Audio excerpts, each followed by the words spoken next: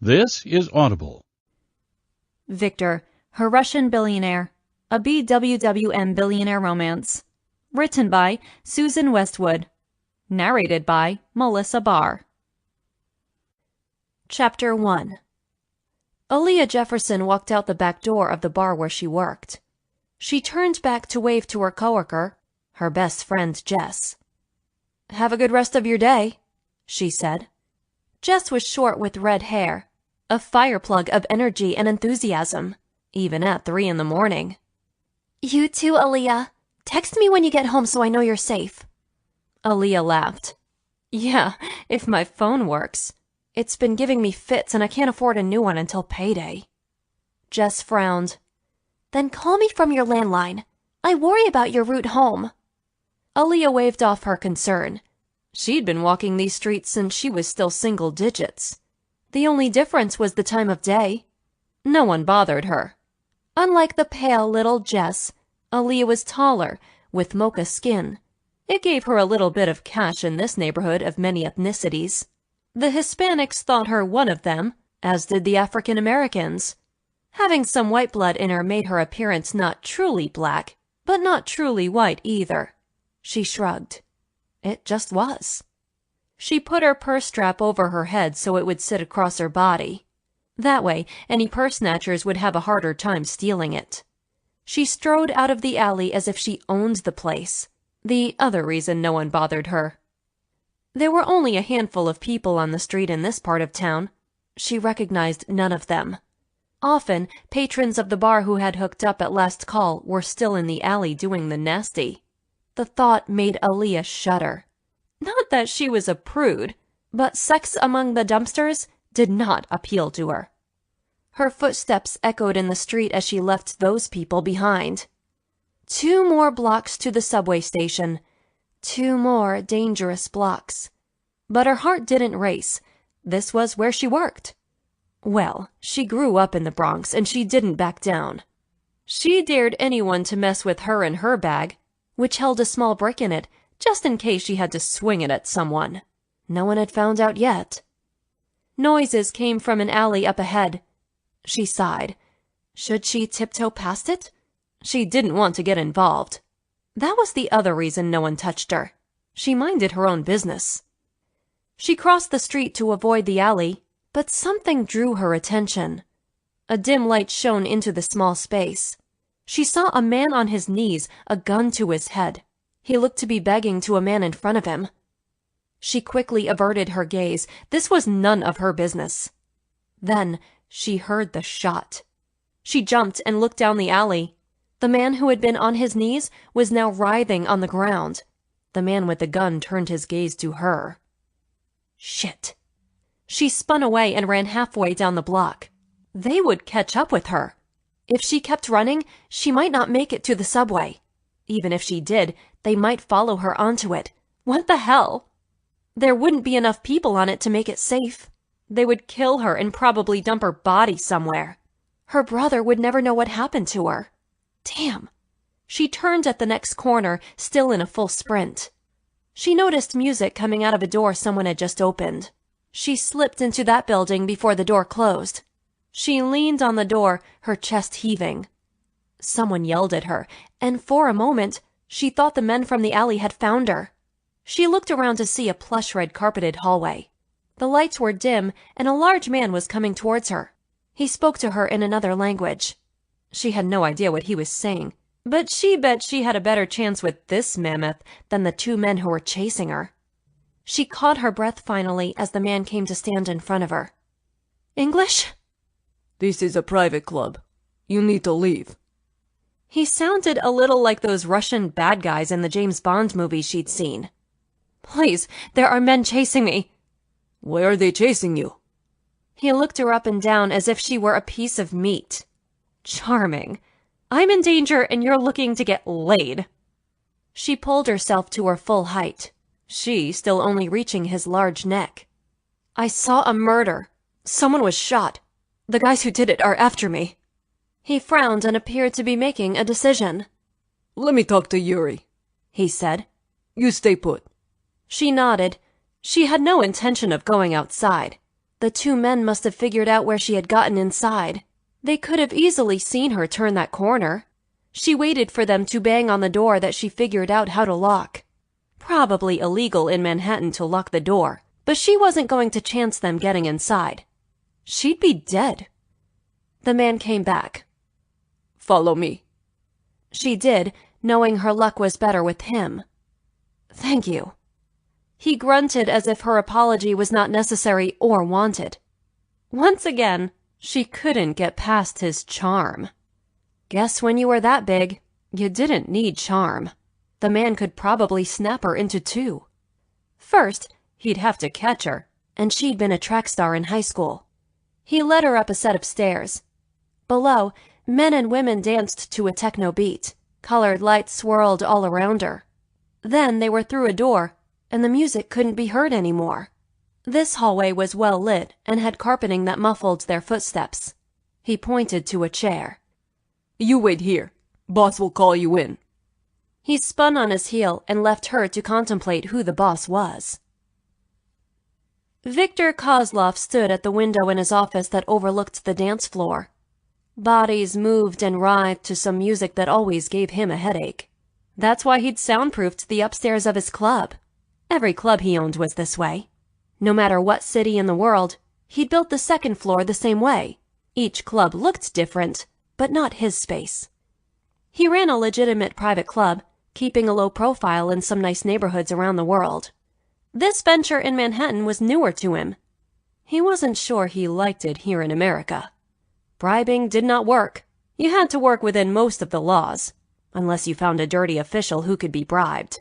Not as simple as Russia, where you knew everyone wanted to be paid off. He sighed. And now this woman was out in the hallway with a story of a murder. He ran a tight ship and didn't let any crime from the outside world invade his place. She's waiting, Sasha, his younger brother and lawyer, said. I know. Just hear her story, then let her loose. No one's knocked on our door, so they have no idea she's here. Viktor frowned, then turned his back to his brother. Let her in and leave us alone. Have someone check around the block to see if anyone suspicious is about. You want to see her alone? What if she says you tried to do something with her? Sasha said. He was always looking at things from a legal angle. Once in a while, Viktor was sorry he'd paid for his brother's schooling. The kid thought too much. Alone. Send her in, Viktor said. He was the oldest. He was the one to be obeyed. Sasha nodded, then left. The girl didn't walk in meekly. No, she strode into his office as if she was ready to take it over. Pretty ballsy for a woman who'd supposedly seen a murder. Then he looked into her eyes and knew her posture was mere bravado. She was scared, and her gaze darted around the room, probably looking for a second escape route. Viktor remembered thinking like that. He was out of practice as his life had been very good since making his billions on nightclubs. He brought the hottest Russian acts in, so for a few hours, expats from that part of the world could feel as if they were home. They paid well to have membership, and in return, he made the place a safe haven. Now, this dark woman stood tall in his office. She might bring crime to his peaceful slice of heaven. Sit down. I'd rather stand, she said.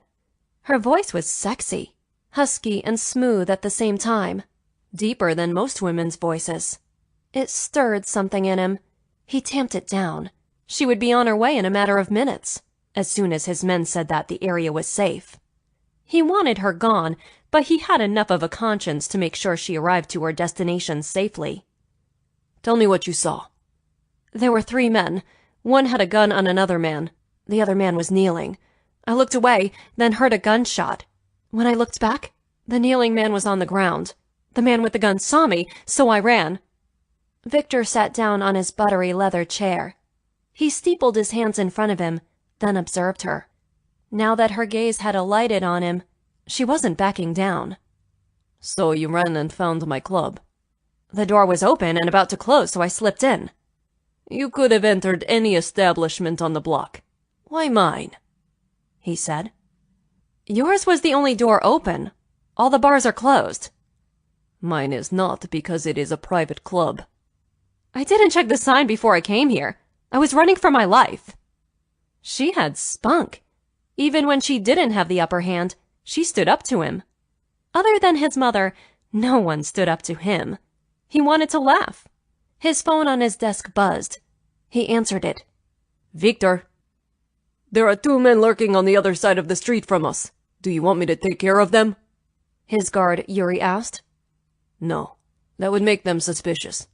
Leave them. I'll deal with the woman. He hung up. Aaliyah, she said. What? My name is Aaliyah. Viktor nodded. The 2 men are still out there. It isn't safe for you. Is there a back way? I can take that and find another subway stop to get home, she said. They have probably called for reinforcements at this point. I can't guarantee your safety once you are out of the club. I'm not asking you to guarantee my safety. He laughed. Why else would you have slipped into my club? I feel you are my responsibility now. She stiffened. I can take care of myself. That may be, but now you are under my protection. I'll just go. She turned to leave. Some part of him didn't want her to go. His mother always preached that sometimes destiny came to you in odd forms. This might be one of those times. No. She stopped, glancing over her shoulder. Am I being detained? He stood, then walked around the desk. He sat on the edge of it. No, but I'm asking you to stay. I can't let you go, knowing you are in danger. Chivalry may be dead among American men, but in Russia, we take care of our women. I'm not your woman. He smiled. No, but you are under my care. You came under my care when you slipped in that closing door. Her shoulders slumped. What happens now? I offer you a bed to sleep in tonight. It's late, or early. Depends on how you look at things. No use trying to furtively make your way home. You're offering me hospitality after I entered your club as a non-member? She crossed her arms. What's the catch? I have to sleep with you? Viktor found that so funny that he laughed for a full minute.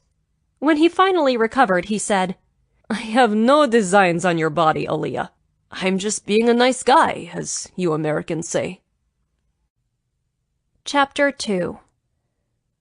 The man finally introduced himself. Viktor, he said his name was. He was one of the most beautiful white men she'd ever seen, pale with dark hair with a little silver at his temple. He'd stand out in a crowd. His gray eyes could probably pierce steel. She wanted to touch that white skin. He led her away from the club part of the building, then up a flight of stairs. He unlocked an industrial-looking metal door. This is my home. She blinked as he motioned for her to go through ahead of him.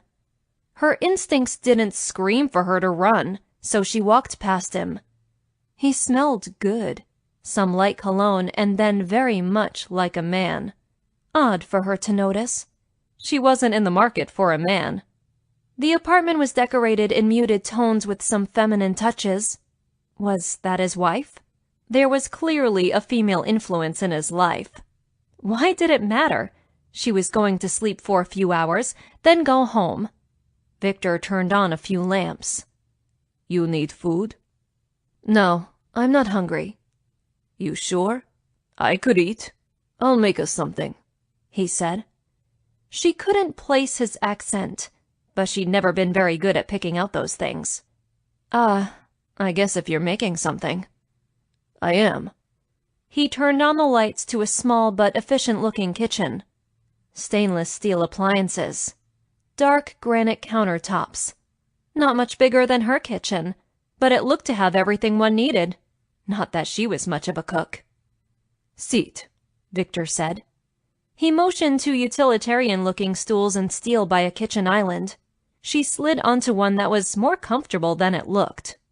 Viktor opened his refrigerator. What can I make you? You don't have to make me anything. I'm asking what you want. Just tell me. I can order out if you want. His hospitality overwhelmed her. Why was he being so nice? I'm not sleeping with you no matter how nice you are to me, she said. He slammed the door closed. I'm not trying to sleep with you. You're probably scared and hungry, and I can take care of the hunger. Then we can see about making you feel safe. Just know that you are safe from me." She frowned as he opened the refrigerator again. She'd hurt his feelings.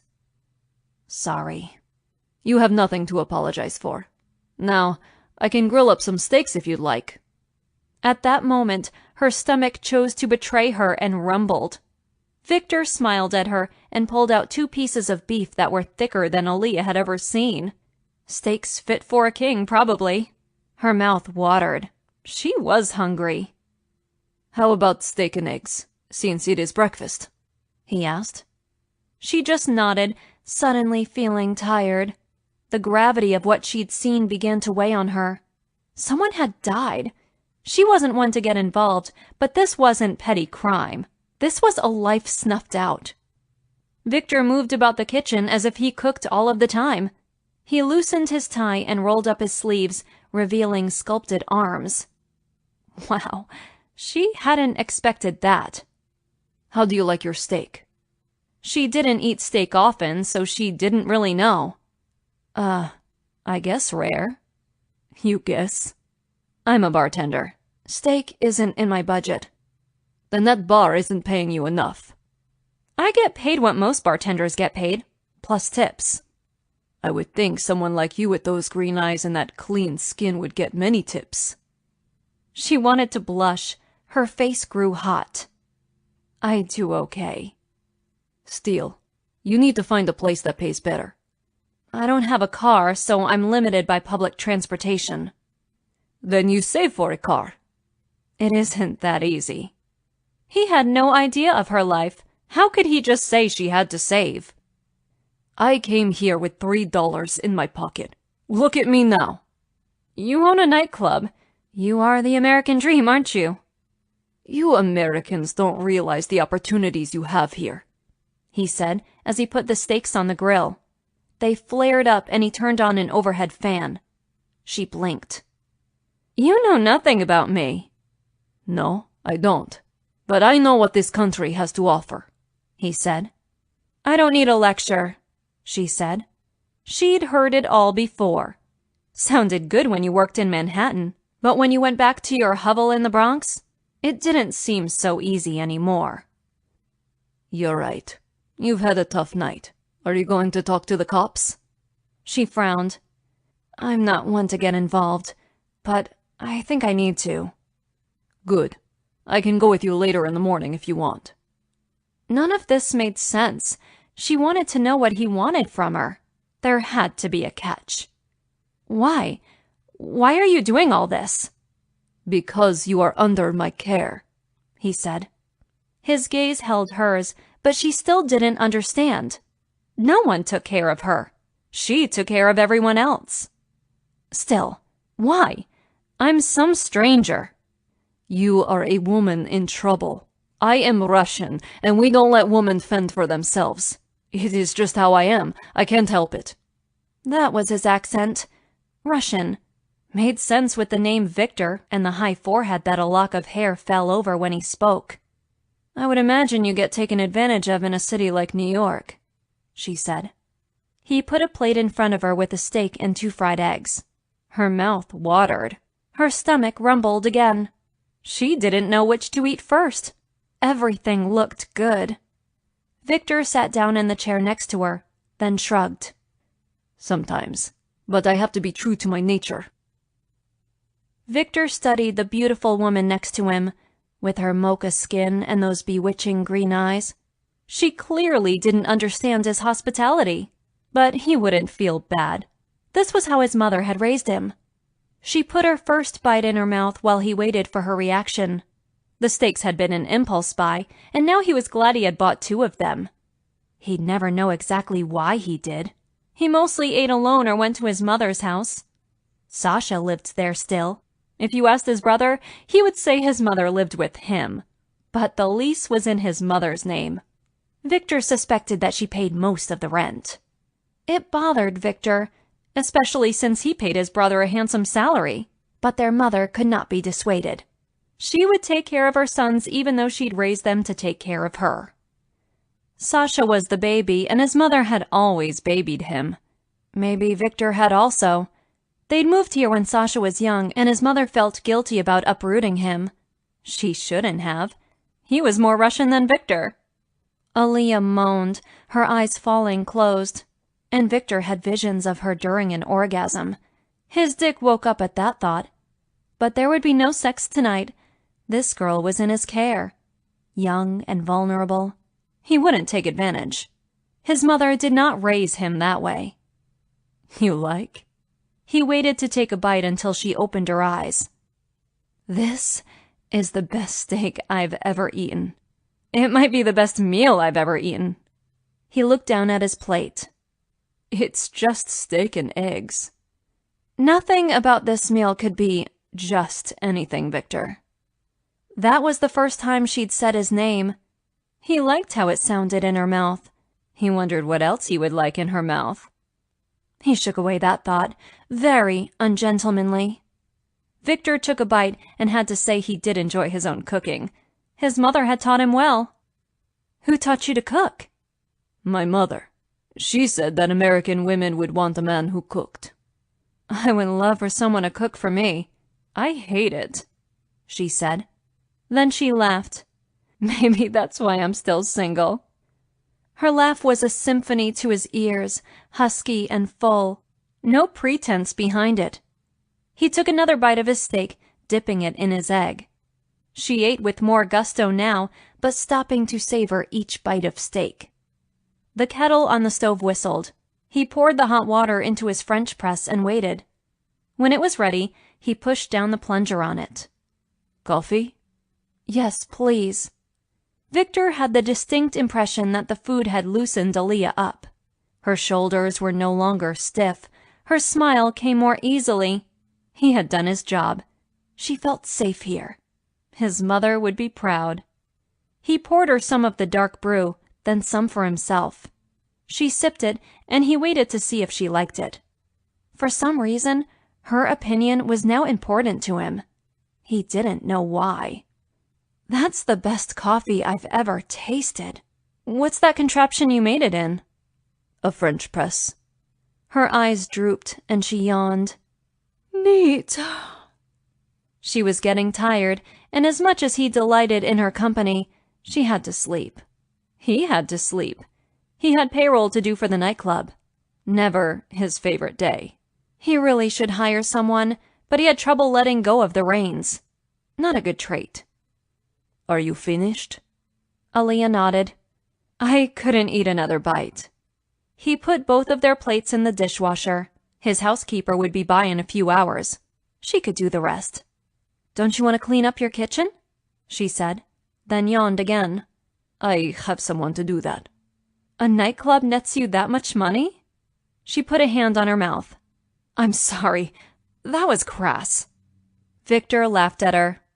"I'm not insulted. I own nightclubs all over the world." Her mouth dropped open. "Oh." "Let me show you to your room." She nodded and followed him down a hall. His apartment had 4 bedrooms. He used one as an office. One was if his mother wanted to stay. He gave Aliyah the 4th one. His mother had decorated it for him. "There's a bathroom off this bedroom, so feel free to take a bath or shower. There are sweats in the closet, I think." Old girlfriend? He hadn't had a woman in months. The last one had been a gold digger. He wasn't interested in doing that again. "No, my mother put stuff there hoping I'd have women over. She wants grandchildren." "You're close with your mother." "Yes. There are towels in the bathroom. When you awaken, feel free to wander the apartment. I'll probably be awake. I don't need much sleep." She nodded. He was about to leave when she said his name. "Yes?" "I haven't thanked you. I really appreciate all that you've done for me. I'm a stranger, and you've been more hospitable than some people I know." "You're welcome, Aliyah. Sleep tight." He left her in the bedroom, but he didn't want to. If he could have convinced her to get into his bed, they'd both enjoy themselves before slumber. But he couldn't. She was vulnerable, and if he was to pursue something with her, he'd want her to respond because of desire. not because she didn't think she had a choice. He showered, then slid into his bed, naked and alone. He frowned and hoped sleep would come quickly. He didn't want to think about Aaliyah in his guest bedroom. Maybe showering, maybe bathing. Naked and soapy. Shit. This wasn't helping. Payroll might get done sooner if sleep remained elusive. Aaliyah awoke to someone pounding on a door. Not her bedroom door. Wait, where was she? The door being pounded on was far away. One of her neighbors? Her place was just one room. When she opened her eyes, she had a moment of panic. She didn't remember where she was. Then all her memories of last night came back to her. She'd slept so soundly for being in a strange place. She yawned, then stretched. The pounding had stopped. Someone knocked softly on her door. Aaliyah, you awake? Viktor. I am. The police need to talk to you about what you saw last night, he said. Her eyes widened. How did they know where to find her? Had Viktor given her up? Okay. She rose from bed. I need to get dressed. I'll tell them that you'll be out in a minute. Thanks. She threw on her clothes from last night, then took a deep breath before opening the bedroom door. She hadn't slept that well in ages, but that didn't make her any more ready to face the police. Not having decided to talk to them, she wasn't sure what to say now. Not knowing a way out, she must face them. Viktor was pouring coffee for them. He was dressed in jeans and a t-shirt. Even in that, he looked put together. Some men were just that way. Every hair was in place. He appealed to her. Maybe because he was exotic compared to what she saw in the ghetto day after day. He was also more real than the metrosexual white boys who hit on her at the bar. He didn't flaunt his wealth, but she could tell from the cut of his clothing that he had money. She bet he didn't tip outrageously, just well. The two men occupied the couch, but didn't look as if they'd made themselves comfortable. They sat on the edge of the cushions as Viktor chatted with them. He looked like he was hosting two friends. Aaliyah cleared her throat before she entered the room. Gentlemen. Both men stood.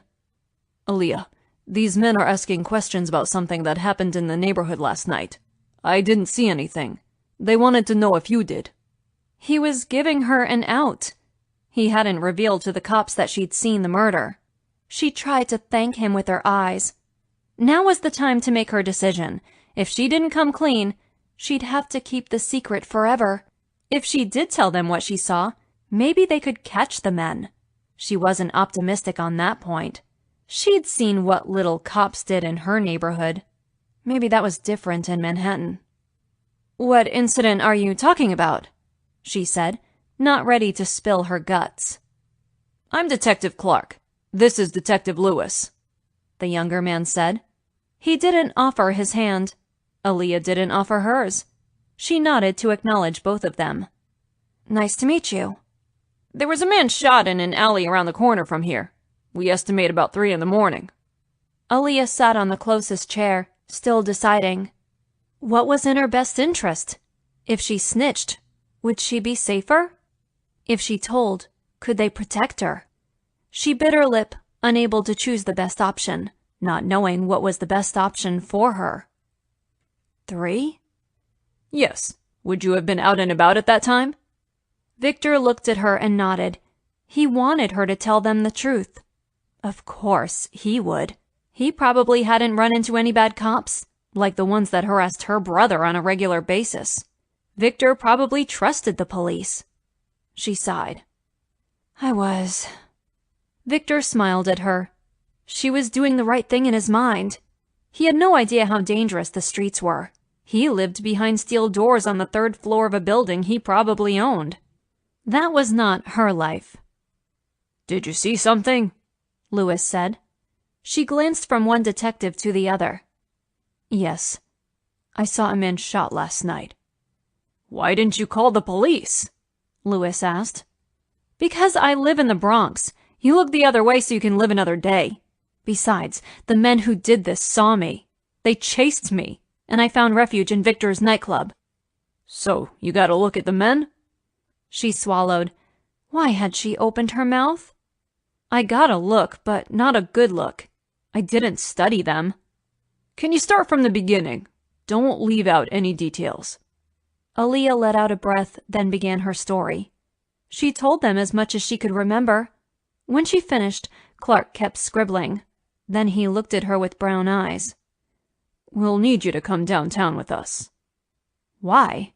I've told you everything. We need a formal statement. We also want you to look at some mugshots. Do you know who did this? We have an idea, Lewis said.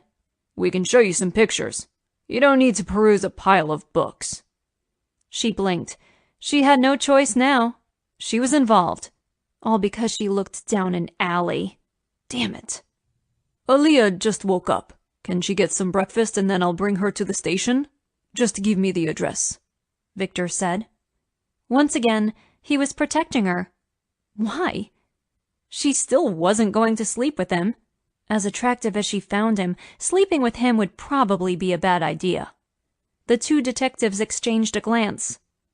That's fine. She isn't a suspect. Can you come down within the hour? Yes, Viktor answered for her. She shot him a look that said she could talk for herself. He shrugged as if it was no consequence. Just what she needed, an overbearing man. Though she was grateful, he'd bought her some time. The detectives left. Viktor went into the kitchen. Go shower and I'll make you something. She watched him for a moment. Why are you being so nice? She didn't trust nice. He had to have an angle, though for the life of her she couldn't figure it out. What was his agenda? If not to get her in bed, then what? Don't be so suspicious, Aaliyah. I need to charge my phone, she said. Plug it in anywhere. She also had to call Jess, who must be worried by now. She'd bet there were a dozen messages on her phone from her friend. That callback would have to wait. As skittish as a colt, Viktor thought. That girl had seen some trouble in her life. He'd come from nothing, had seen atrocities in Russia. He'd refused to let it get him down. He'd always had his family. Maybe that was Aaliyah's problem. She hadn't spoken of any family, and there's been no one to worry about her last night. She hadn't called anyone as far as he knew. No mother home wondering where she was? No boyfriends thinking she should be at her house by now? Viktor would have to probe further. Meanwhile, he called Sasha. Hello, his brother said in a sleepy voice. It was almost noon and the boy was still in bed. Get up, Sasha, Viktor said. I need you somewhere within the hour. Did you get in some kind of trouble? No. Aaliyah, the girl from last night, has to give a statement to the police. I want you there as her lawyer. Aaliyah? Is she still in your apartment? Yes, but it isn't what you think. You old dog, you. As if Viktor was an old man.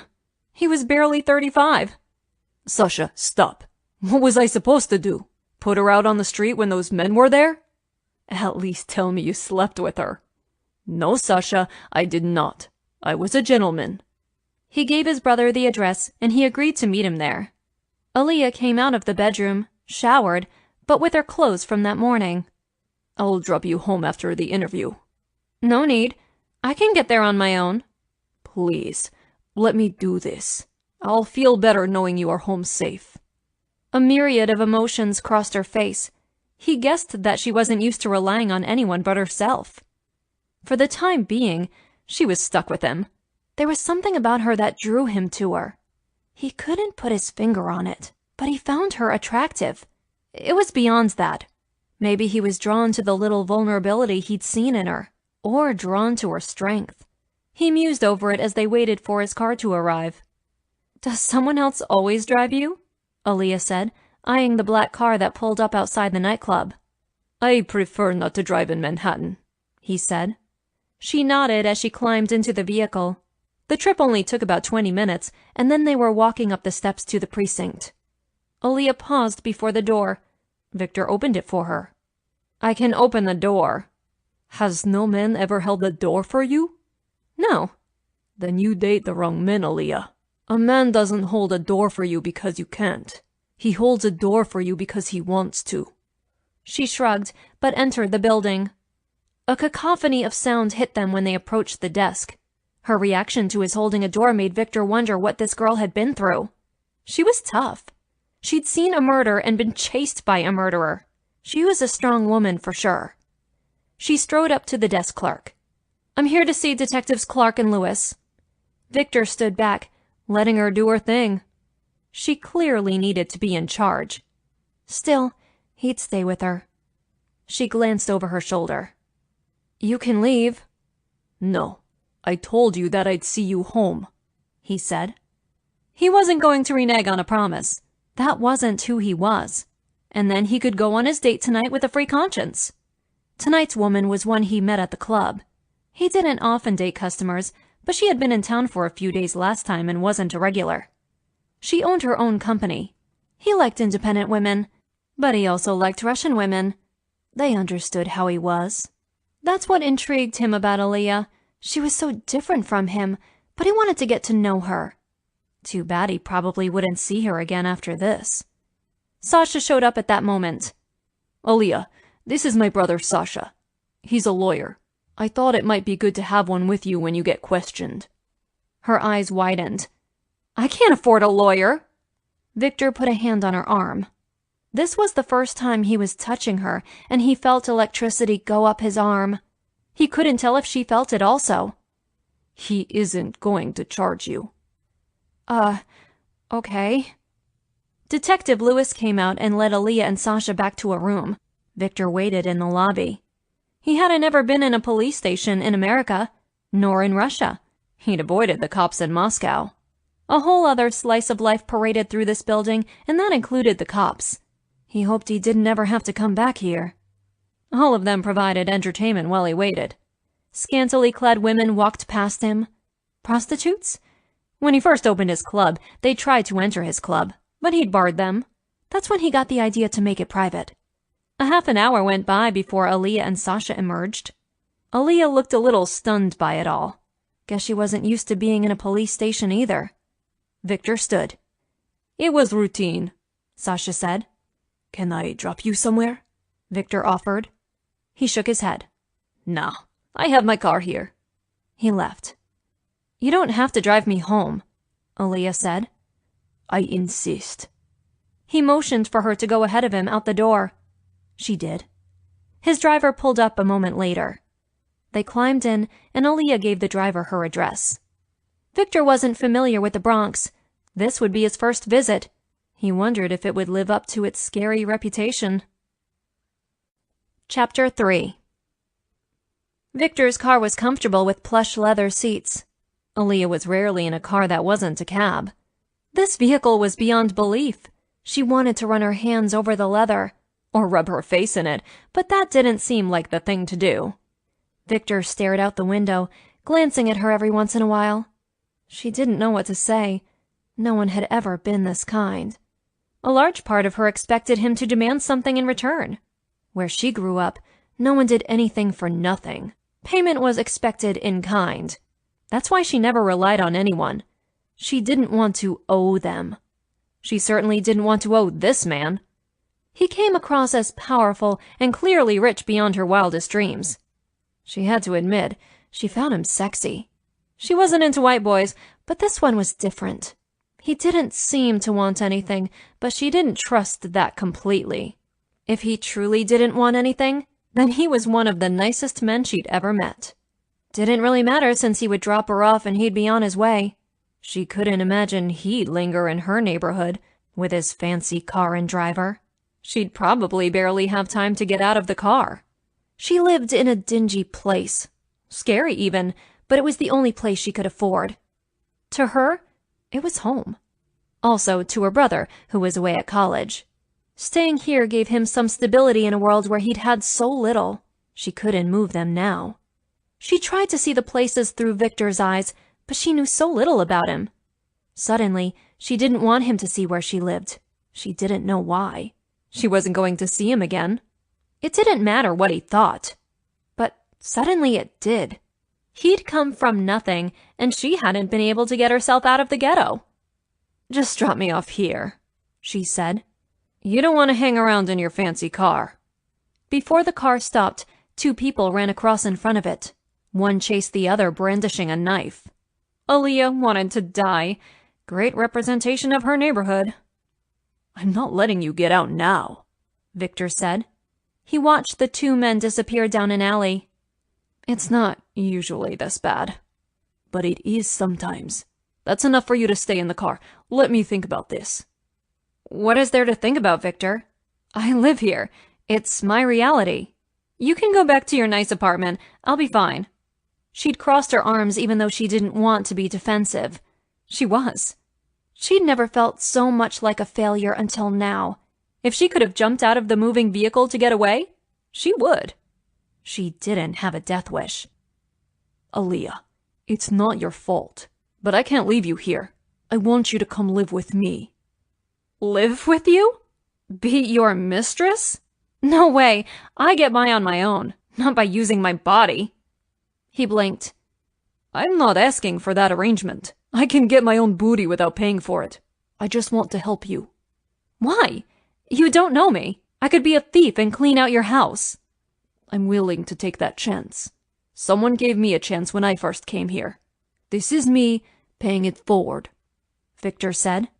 Her instincts didn't tell her he was lying, but he could be good.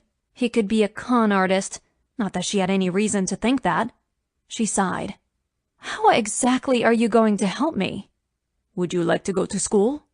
School? She hadn't thought about it. Her brother Dion was in college. She mulled that over in her mind. I don't know. I don't have the money for school. But I do. Why would you give me money for school? I'm investing in your future. She shook her head. I don't know what I'd study. Think about it. Meanwhile, we're going home, Viktor said. His tone rankled her. He was used to people doing his bidding. She wasn't one of his minions. I'm not your employee, nor am I beholden to you. I want to go to my house. Aaliyah, please. I think you are in danger. Why not at least take my protection? No strings attached. Because I don't believe there are no strings. I understand your mistrust, but I'm asking you to believe someone for once. Now let's go home and talk about it. If you feel that strongly after that, I'll have my driver bring you back. Even if I decide to stay with you, I'll have to come back for my clothes. He waved a hand at that. I'll buy you new ones. No reason to go back to that place. I'm right by your work anyway. He did make a compelling argument. Life would be nicer and easier if she lived closer to work. That would save money on subway fare. She was torn. She bit her lip. Okay, let's talk. I'm not saying that I'm moving in. I'm saying that I'll talk about it. That's it. Viktor's smile lit up the whole car. He instructed the driver to take them home. Aaliyah sat back in her seat, watching her neighborhood recede. Was she making a mistake? She wished she could talk to Jess, but her phone was on the fritz. She took it out and tried to dial, but nothing happened. First order of business, we get you a new phone, Viktor said. I haven't agreed to anything yet. Aaliyah, really? You can't even use that. We'll stop on the way home. I'm not taking no for answer. She sighed. Viktor could truly be a force of nature, and right now she was a little tired of her life anyway. Fine. Viktor bought Aaliyah a new phone, with her old phone number. She went into her bedroom to make some calls. She returned a few minutes later. Here I am with a new phone and can't reach anyone, she said. Viktor laughed. Shopping for some clothes? She bit her lip. He knew she was an independent woman, but he wanted to take care of her. Someone had given him a hand up and he was doing it for her. I guess I need some things. I do have to go to work tonight, so we don't have much time. I have my designer on her way, he said. I didn't know what size you were, so she's going to measure you. Designer? I don't shop. I hate it. So I have someone who knows my sizes and buys me clothes that she knows I like. In the beginning it was odd, but I don't have time to shop. She plopped down on the couch as if in disbelief. So, someone is Bringing clothing to me? Yes. She clearly had never heard of the concept, but she leaped into the experience when the woman arrived. Lulu, Viktor's designer and personal shopper, brought a truckload of garments in various sizes. Aaliyah's eyes were wide and her smile large the whole time. He received as much joy from doing this for her as she clearly got from receiving it. Lulu left, promising to deliver clothes the next day. Aaliyah dropped onto the couch. Wow, that was exhausting. Viktor realized that they'd never had a discussion, but Aaliyah seemed to be embracing his gift. I have to go to work, she said. I need a shower, then I'll be off. I can walk you there. I want to make sure you are safe. When does your club open? Why not have one of your bouncers do that? Surely you delegate most things. She had a good point. He was a large man, but his fighting skills were rusty. One of his bouncers would be better suited. I'll call Arkady in early and he can walk you. I'm not sure it's necessary. I think it is. I'm not arguing on this point, he said. Okay, we don't know if those guys are lurking out there. They won't be, but their associates might, and you don't know what they look like. She frowned. True.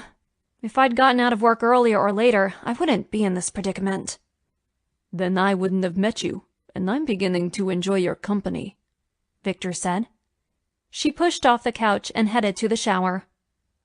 Viktor had a date that night, so when Aaliyah left for work with Arkady, he readied himself. This would be an early date for him. The woman was in town only for a short time, so he'd worked the date around her schedule. He'd be back in time for the nightclub crowd to be in full swing. His associates could take care of things then. Initially, he'd been looking forward to seeing Karina, but now he wasn't so sure it was a waste of time. He wasn't going to bring her back here or go to her place. Sex was off the table for tonight. He wasn't in the mood, which was rare. He had a mocha-skinned beauty on his mind. He shouldn't. She was too young for him, and she was too skittish.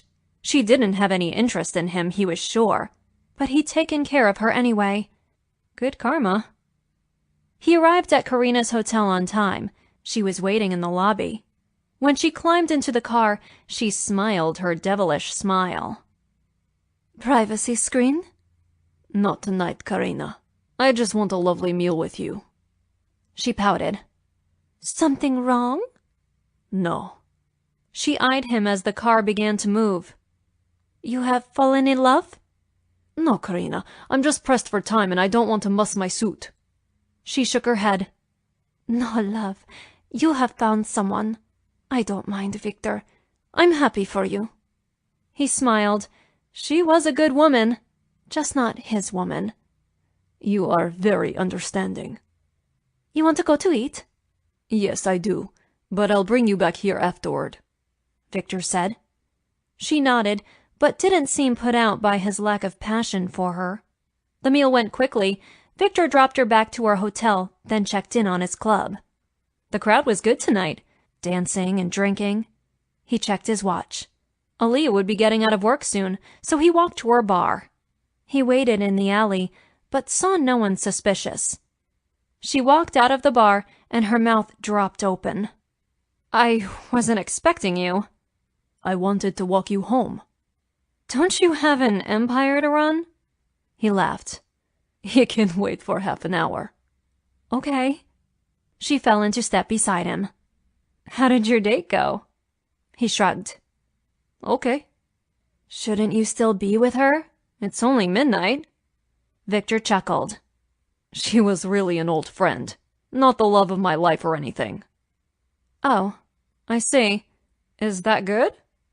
It's good for me because she understood it also. She will stay a friend. That is always good. To have friends. She nodded. I have one good friend, Jess. She called me 5 times last night wondering what happened.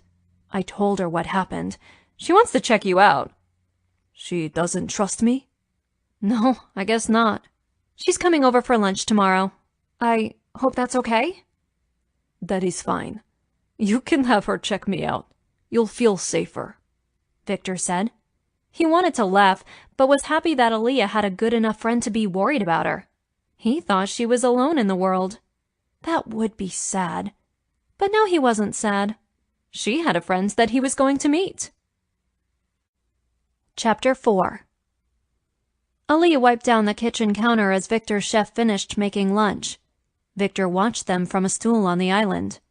What he must think about her and her friends invading his space. Not that it wasn't huge. It was, and they could probably rattle around here for days without seeing each other. Still, it was his home and she'd invaded it. He'd insisted on it, but she still felt odd living here. Maybe she would get used to it. He hadn't asked her about college since their talk the day before. Not knowing what she was good at hindered her ability to choose a major. Have you thought about going to school, Aaliyah? Viktor asked, as if he'd read her thoughts. I have, but I have no idea what I want to study. What did you dream doing as a kid? The usual. Actress, dancer, things like that. What about more recently? She put the cloth she was using in the sink, then turned to face him. I've been taking care of my younger brother for years. Whatever dreams I might have had are gone. I know they never happened, so I gave them up. Would he understand that? Viktor eyed her. Then find them again. You have a chance. I'm offering you a chance. I still don't understand why, Aaliyah said. The chef, Martin, chimed in. Because Mr. Kozlov is about giving back. He's so grateful to be in this country and successful that he wants everyone to be successful. How do you know? Because I once picked his pocket. He caught me and offered to pay for my schooling. It's how I'm a chef. He even gave me my first job, which I've never left, Martin said. Aaliyah blinked, but tried to digest his story. In my world, people hold you down. No one tries to help. The whole world isn't like that, Martin said. He turned to Viktor. You need me to serve too? No. You have another job? I'm testing recipes. I'm thinking about writing a cookbook, Martin said. Viktor smiled like a proud father. That sounds great. Now get out of here. We can handle the rest. Martin left, and Aaliyah mused over what the chef had said. Was it that simple that Viktor just wanted the best for her? At that moment, she found him even more attractive. What would he do if she seduced him? Now do you believe me? I'm getting there. Someone knocked on the door. Aaliyah opened it for Jess. She wore slacks and a flowered blouse. Aaliyah hugged her friend. So glad to see you. This place is pretty neat. You have some large men at your disposal, Jess said. Viktor laughed. I like to feel safe. Jess stuck out her hand. You must be Viktor. I'm Jess. He shook her hand, clasping it with both of his. His smile radiated warmth, and Aaliyah thought she could look at that smile all day. Yes, she was going to seduce him. They ate and chatted, then Viktor left them alone. Holy hot Russian, Aaliyah! Have you tapped that? Jess said when they were alone. Not yet. I'm thinking about it. Please do and tell me all the details, Jess said. Aaliyah laughed. I'm not sure he's interested, but I'm going to test the waters. Maybe tonight. I want one of those guards downstairs. I'd introduce you, but I don't know most of them. This one had those steely blue eyes. Oh, that's Arkady. He walked me to work the other day. I could have him walk me again. Please do, and I'll happen to be outside, looking sexy. Aaliyah laughed. They'd both been single for a while. Aaliyah knew she'd love to get laid soon. What do you think of Viktor besides how he looks? Well, I think you're wrong about him not being interested. He rarely took his eyes off you. Really? Aaliyah hadn't noticed. Maybe there was some interest in her. Her heart leaped, but she tamped down her excitement. This would be just sex. She didn't have time for love. Yes, really. He put his hand on the back of your chair. That's marking his territory for sure. She hadn't noticed that either. Usually she saw these things. I guess witnessing a murder had me off my game. For sure. How are you doing? Have they caught the men? No, but Viktor seemed to think it was a casual killing. Maybe related to the mafia, either Russian or Italian. He has put feelers out, but he doesn't want to draw anyone to me. He wants you safe. That's so sweet. It's like you're in a fairy tale. I wouldn't go that far. Oh, Aaliyah, enjoy it while you can. Not everyone has a billionaire after them. Could lift you out of poverty. He wants to pay for me to go to school, Aaliyah said. What would you study? That's the problem. I have no idea. You're good with numbers. Study accounting. Her idea did have some merit. I'll think about it. You want a tour of the club? Aaliyah said. Viktor won't mind? No, I've been down there a few times. It's private, only for Russian expats. Aaliyah led her down the steps to the club. Arkady was standing by the bar. Arkady, this is my friend Jess. Jess held out her hand again, keeping eye contact with the man. Arkady shook her hand, but didn't say much. Nice to meet you, Jess said. Yeah, sure. Arkady seemed to be nervous. Is something wrong? Aaliyah asked. Should I not be here? No, you're allowed. I just have some things to do. Aaliyah would have to ask Viktor about Arkady. Maybe the man was shy. Aaliyah showed Jess around, then the woman left. She'd see her tomorrow when she was working. She'd drag Arkady to walk with her. Aaliyah returned upstairs to look for Viktor. He was cleaning up his kitchen. Seemed such a pedestrian task for a rich man. Nothing seemed to be beneath him. I showed Jess your club. I ran into Arkady. Is he shy? Viktor laughed. Yes, he is very shy, especially around women. I think Jess has her eye on him. Would that be okay? If I encourage that? Viktor seemed to mull it over. Might be good for him. I think he misses Russia a lot. Then I will be a matchmaker. She changed the subject. I thought about school. Oh? Jess gave me the idea to study accounting.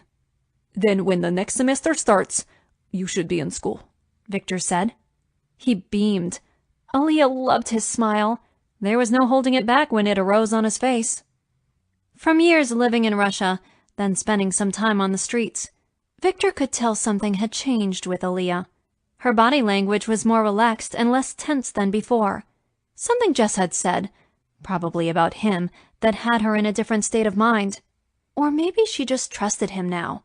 She wouldn't if she knew the dream he'd had about her last night. She'd been bouncing on top of him, naked. He'd woken up in sweat, needy and horny. Thankfully, he had self-control and didn't barge into her room. No, Aaliyah would require a soft hand, a special seduction such that she didn't even know she was being seduced. Why was he bothering? He had women throw themselves at him. They wanted his wallet as much as his dick. Aaliyah didn't seem to care about either. Then I guess that is settled, Aaliyah said. She strode to him, then stood in his personal space. Guess the minx might not need as much seduction, he thought. Settled. I do appreciate all that you've done for me, Aaliyah said. She stepped closer to him and he could smell her. Strawberries, his favorite fruit. Just get good grades and get a good job. That is all of the things I need. Besides, my accountant is nearing retirement. I'll need a new one soon. She was just about touching him, her green eyes full on him, as if he were the only person in the world. What was she doing? If he didn't know better, he'd think she was seducing him. Could he hope? I will. She stood on her tiptoes and brushed his lips with hers. Aaliyah? We've been tap dancing around each other for a day now. Oh? He said. The word croaked out of him. His body woke up. His friend in his pants was awake. If she got any closer, she'd figure that out. I am not sure this is appropriate. Why not? We're adults. You barely. I'm 27. Older than he thought. Not that much younger than he was. Damn, she was going to knock down all of his arguments. Not a child at all. Her lips hovered over his. You thought me younger? He cleared his throat. Her scent and closeness was messing with his brain. Viktor Kozlov did not get seduced. He was always in control. But not with Aaliyah in the room. Not with her this close to him. Close enough to capture those lips and kiss her the way she was meant to be kissed. Yes, but I don't think it changes things. You're under my care. Why can't I be under your care and your lover? Lover? She said it aloud. This girl had big brass balls.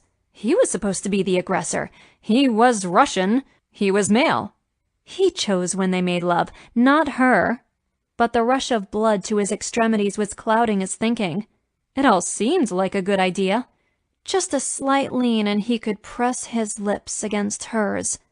What could it hurt? So he did it. Not only did she respond with her lips, but her tongue came out to tease him. Some rational part of his brain implored him to stop. This was madness. He lost control. His body didn't want to stop. Her hands crept up and held his shirt. When he stopped kissing her, her eyes had darkened with passion. I don't want to take advantage of you, Aaliyah. You aren't, I promise. I want this. She looked down at his pants. As much as you do. He laughed lightly. He swallowed hard. We shouldn't. You have yet to give me a good reason. We're so different. So our bank accounts are different. We are human, and we're clearly attracted to each other. What could it hurt? We can have fun until I have to go. When she said the words, she might have been saying them to his dick, which was akin to preaching to the choir. His dick was all in. Damn, Aaliyah. She pressed her lips to his, and he was done. He scooped her up. She weighed nothing as he strode to his bedroom. He put her on the bed while he eyed her. He had to be sure.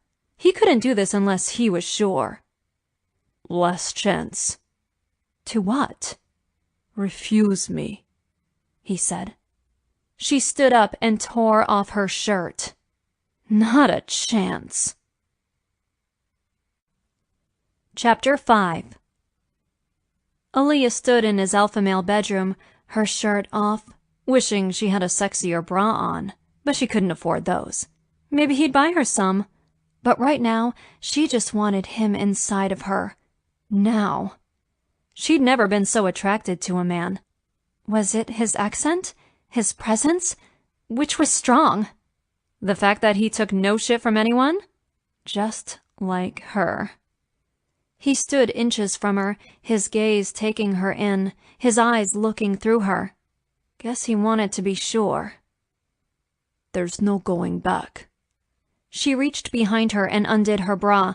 Slipping it off her shoulders, she dropped it on the floor. His eyes widened. No straight man could resist naked breasts. His hands went to them immediately. She slid out of her pants and stood naked in front of him. She didn't feel vulnerable. She felt powerful instead. Like telling a child something is hot and they have to touch it. A man must touch breasts. He weighed both of them in his hands, then he knelt down in front of her. He took one nipple in his mouth, his tongue doing naughty things. She'd brought this powerful man to his knees just by taking off her clothing. Wow. Tingles raced each other down her body as his other hand slid down her stomach. He stopped at her warm center, and she knew she was wet for him. She might have been wet for him the first time she met him. Her head fell back, enjoying all the sensations he provided. Her hands fisted on his shoulders, and she wanted to feel his skin. She wanted to touch him. He'd be warm and hard and all the things a man should be. Her knees became weak, but she held on to him. Some part of her brain thought she could always lean on Viktor. Right now, she just didn't want him to stop touching her. His thumb drew circles around her clit, then found it, applying pressure. She shattered in what could only be described as the best orgasm she'd ever had. She lost feeling in her whole body. Then it jerked back to life as the aftershocks rocketed through her. Viktor scooped her up and placed her on the bed. Then he took off his clothes, and her eyes widened as each piece came off. Under his stained and starched clothing was a body that rocked. He had hard planes and veins in all the right places, and holy crap, was he hung! His erection jutted out as if looking for her. She sat up, energized a little by the sight of it. Reaching out, she took him in her hand. A sharp intake of his breath had her gaze shooting up to his face. His eyes fell closed as she stroked him, all the way to the top, then all the way to the bottom. Her one finger circled the end of his length. Aaliyah. Her name came out rough and raw, as if he could not speak. He grabbed her wrist. It's going to be over too soon if you keep doing that. She smiled. Then what if I do this? She bent down and licked the tip. He let out a strangled cry. Aaliyah! You want me to stop? I want you to lay back on the bed. She let go and flashed him a pout. She liked his penis, long and hard, just for her. She did as he asked and lay on her back, licking her lips. He groaned, then grabbed a condom out of his nightstand. He ripped off the packaging, then rolled it onto himself. She was ready. She'd been ready since she'd walked into his office that fateful night. She'd been scared, but she'd been turned on, too. This lovemaking was several days in the making. He slid his body on top of her. She felt his warmth, his hardness contrasting with her softness. He rubbed the tip of his penis at her opening, and she wanted to jam him inside of her. Nipping at her neck, he said dirty things, as if he needed to get her further aroused. He didn't, but she enjoyed what he said anyway. Then he was over her, sliding inside of her, slowly, as if she would break. She dug her nails into his back as he reached bottom and started a slow rhythm. Torturous. Oh, God. He'd hit the right spot, and whenever he thrust in, she shivered. And then she exploded. Fireworks behind her eyelids, her teeth gritted as the climax just kept going on and on. Ah! Once the orgasm subsided, she opened her eyes. Viktor had a smug smile on his face. She wrapped her quivering legs around his body. His thrusting increased, and she held on for dear life as he grunted and came. She couldn't keep her legs up. She released him. He took care of the condom, then was back beside her. You are one hellcat in my bed, Aaliyah. Is that good? He slumped onto his back, his chest heaving. She played with the crisp curls on his stomach, just the line of them pointing to the playground. Yes, that's good. You might kill me, but I die a happy man. She laughed, shifting so her chin was on his chest. She stared up at him. His eyes were darker than usual, like the sky right before a storm. You weren't too bad yourself, she said. A chuckle rumbled out of him. Not bad, huh? I'm not sure if that's a challenge or not. Take it however you like. She laughed again. He stroked her hair and she wanted to purr. What a lovely way to spend an afternoon. You have to go to the club tonight? I do. You have to work? Yes. I want Arkady to walk me. Should I be jealous? No, it's for Jess. Ah, you are being Yenta. Yenta? Matchmaker. She laughed. Yes, I guess I am. Viktor's phone rang and he groaned. The ring was from his mother. Why would she call right now? Probably because she knew he would be home. He wouldn't answer later in the day because he'd be at the club. He patted Aaliyah on the bottom. Go take your shower. I have to take this. It's my mother. You're going to talk to your mother naked? Yes. Now go. He watched her go, then answered, Hello, Mama. Hello, Viktor. Как дела, сынок? I'm good, Mama. And you? You know how it is. I grow old and I have aches, she said. His mother was the strongest woman he knew. She raised 3 sons while working several jobs to make their lives better. In some ways, he was afraid of his mother. No one could make him sit up and notice. It didn't matter how many nightclubs he owned or how rich he was, she would always be his mother. And she would always know when he was lying and always know when he was hiding something. Not that he told her everything. She didn't need to know about the women in his bed. That was off limits, including the current wild animal he was fucking. He glanced at the bathroom door and smiled. You're going to outlive us all. This was their usual conversation. Are you coming to see your mama anytime soon? I'm hoping I can get there in a few days. Are you bringing your new girlfriend? I don't have a new girlfriend, Mama. He shifted so he leaned on the headboard, a pillow behind his back. He crossed his legs at his ankles. This might be a long conversation. No reason not to be comfortable.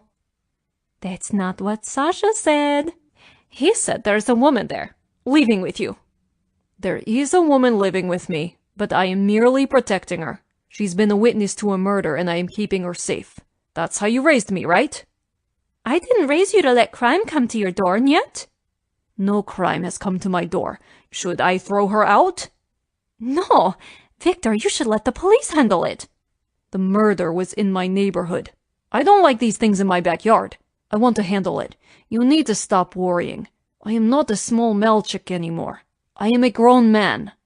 I don't care how old you are, Viktor. I worry.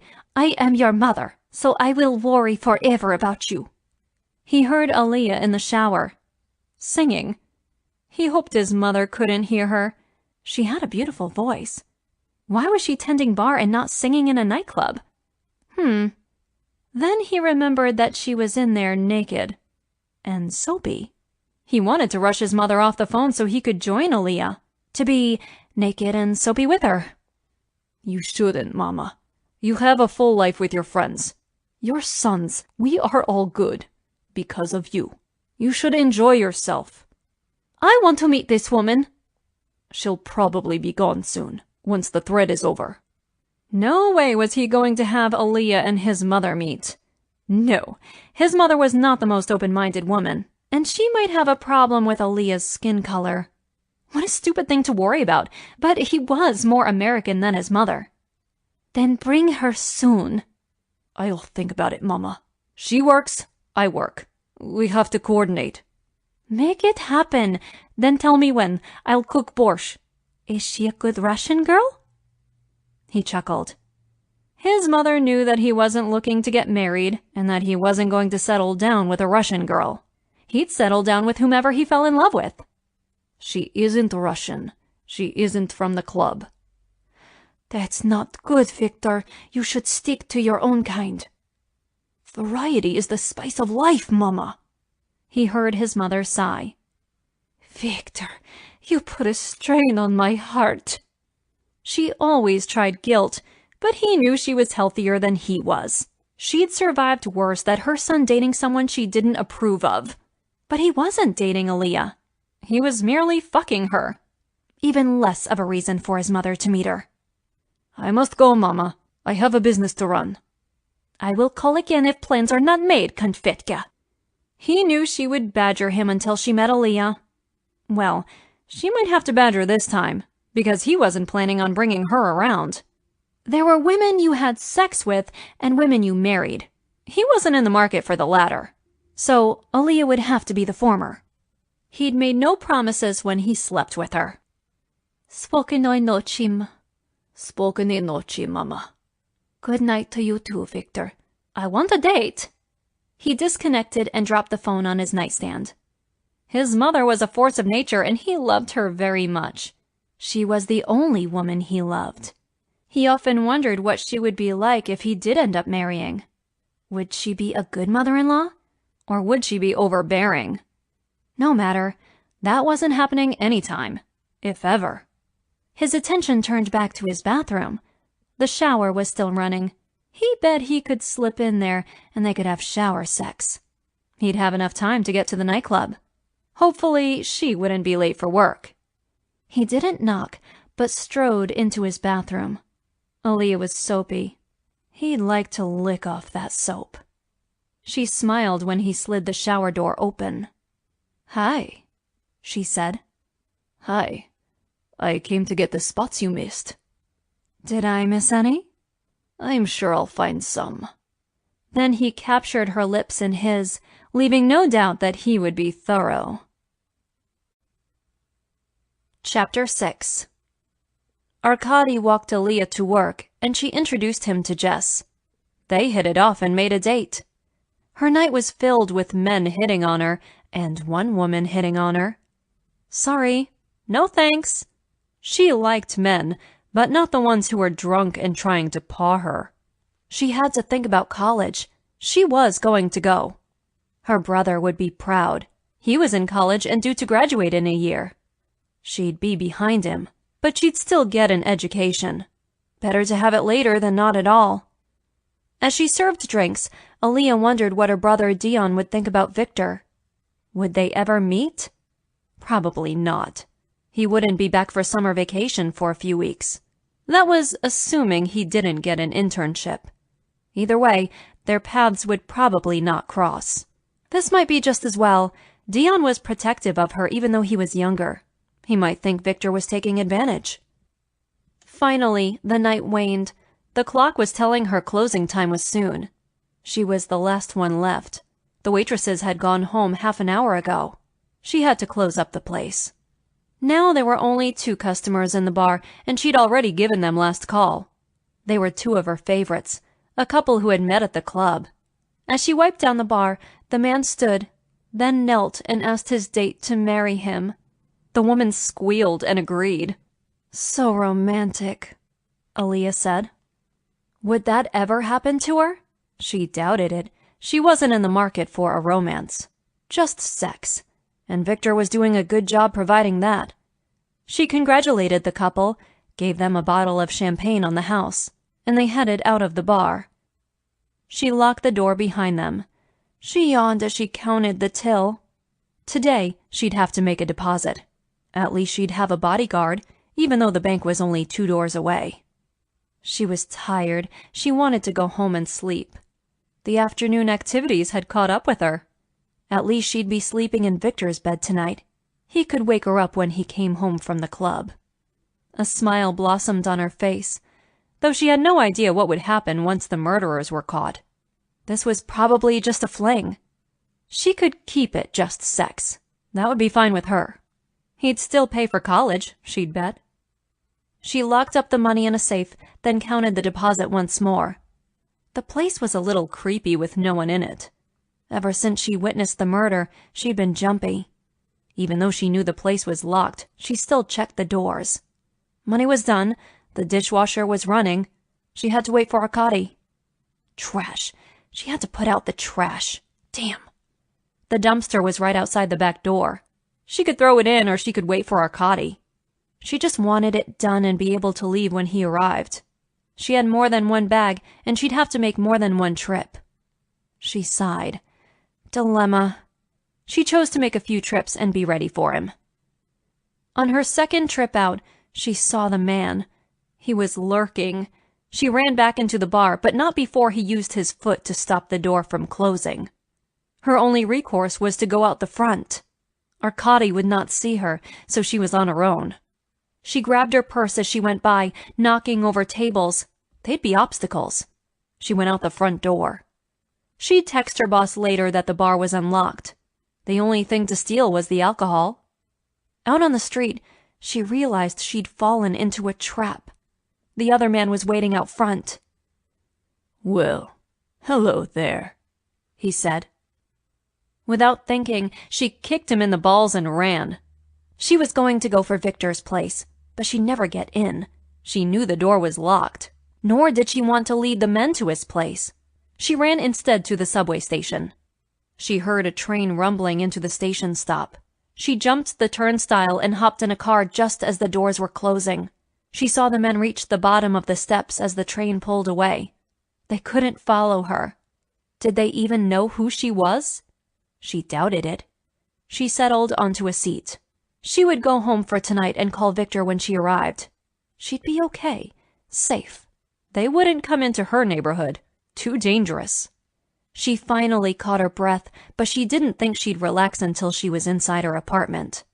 Yes, there were shootings and muggings, but it was home to her. She walked half the block from the station to her building. No one bothered her. No one followed her. Her apartment smelled a little musty as it had been closed up for a few days. She wanted to take a shower, but didn't feel safe enough yet. She waited to see if anyone found her. Would there be a knock on the door? And then there was. She looked out the peephole. It was them. She gathered her stuff and climbed out on the fire escape. Didn't they have anyone out here? Nope. She ran back to the subway and took it back to Viktor's. Hopefully she hadn't worried him. Arkady must be frantic by now. Her cell phone rang, but she was afraid to stop and answer it. She turned it off and then boarded the next train. How did those guys know where to find her? She puzzled over that as she returned to Viktor's. Viktor whistled as he walked to the bar where Aaliyah worked. He wasn't out this time of night very often. The club was in full swing, but he knew he could count on his employees to take care of any problems. He left Sasha in charge. His brother couldn't screw this up. The back door to the bar was ajar. Oh shit. He opened it fully and listened. He couldn't hear anyone. Damn, where was Aaliyah? He tiptoed into the back of the bar and still heard no one. When he looked at the front of the house, he saw tables and chairs knocked over. What the hell had happened? Where was Aaliyah? His heart rate ratcheted up a notch. Something had happened here. Aaliyah? No answer. He checked the bathroom in case she was hiding. No Aaliyah. He checked his watch. He had a meeting in half an hour. He couldn't go look for her. Damn. He glanced out the front door, but saw no sign of her. He wasn't ready to call the cops, but he would if he didn't find her. He strode back to his place. He barked for Arkady. I can't find Aaliyah. Go find her. Arkady didn't hesitate. He went out the door. Viktor hadn't given him any idea where she might be. He didn't know. Viktor knew he'd pace. If he could have postponed the business meeting, he would have. Instead, he met with the man who supplied him with the best Russian vodka to serve in his club. If Viktor ran a normal bar, this wouldn't be important. But his club members wanted to have a taste of home. They didn't care what it cost. But in order to have it supplied, Viktor had to meet with the man and give him cash every month. He'd postponed once before, and the man refused to deliver any vodka for a month. His members had been unhappy. He looked over the dance floor. The party was in full swing. Russian techno music. Viktor didn't understand it, but he knew what his customers wanted. He paced around his office. You are very worried about some girl who is going to leave soon, Sasha said. He didn't need his brother's input on this. You're not helping. I am helping. You need to put your dick back in your pants and think about your club. What if those guys decide to make trouble for you? What trouble can they make? I run a clean business. A little cash here and there with some distributors. I report all of my earnings. I pay taxes. I have correct licenses. Still, remember the stories of cops in Russia? He settled behind his desk. He didn't want to appear nervous to the person he was meeting. This is America. I doubt it is different. You see too many criminal cases in your job, Viktor said. Why else would his brother be so cynical? Viktor's phone buzzed. He answered it. Hello? He'd hoped it was Arkady. It wasn't. The man he was meeting with was here. Send him up. He hung up and looked at his brother. Time to go. I know. You don't want me to see in case anything illegal happens. I'm protecting you, Sasha. Fine. There's a lovely woman at the bar, and I want to introduce myself. Good luck. His brother glanced over his shoulder as he left. Luck plays no part in it. To be 20 again and so sure of himself. Viktor was well past 30 and wasn't so sure of anything anymore. Well, maybe his prowess in bed. In that, he knew he was legendary. A soft knock sounded, and then a man stepped into Viktor's office. He was a short man who liked his vodka and his borscht. Too much of both, from the man's stomach and his permanently red face. He was known as Oleg. Still, he imported the best Russian vodka around, and only a few clubs could get it. Viktor had felt it a victory when he'd scored an account with this distributor. He suspected the man had Russian mafia connections, but he wasn't sure. He wouldn't ask either. The less he knew, the better. He shook Oleg's hand. Привет, Stevie. Good to see you, old friend. Oleg smiled. Da, stary drug. Good to speak the mother tongue. Yes, but we are American now, right? We speak English, Viktor said.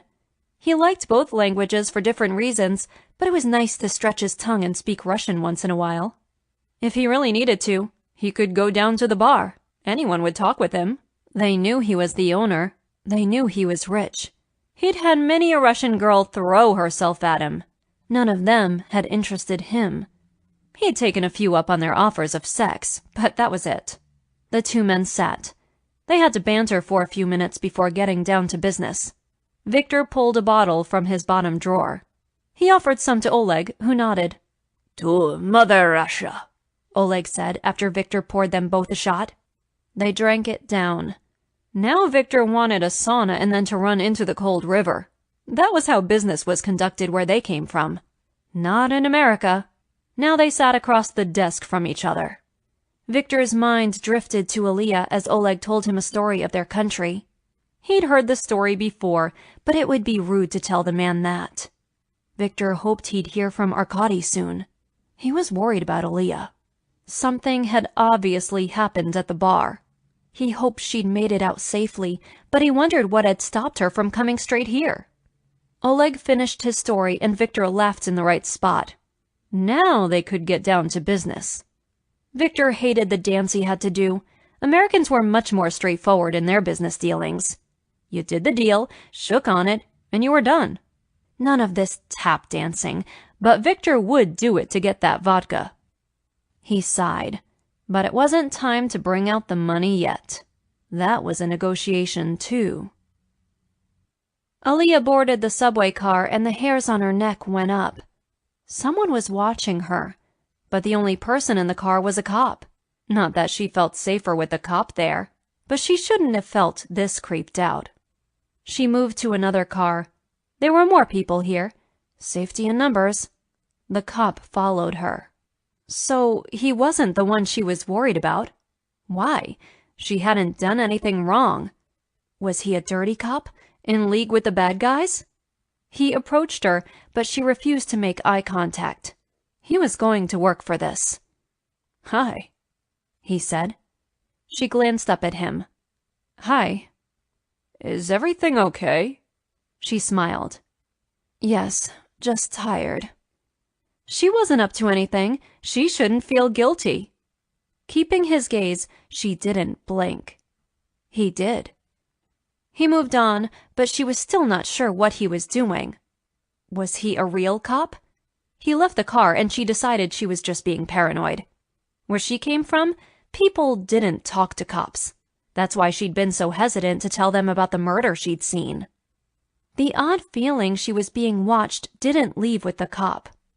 Looking around, she couldn't see anyone interested in her. 2 stops later, she ran off at the last second. No one followed. No one could have. She waited on the platform for the next train. She was jumpy. Had been since leaving Viktor's place earlier. Maybe she needed to take a few days off. She texted her boss about the bar. He wasn't happy, but she couldn't help it.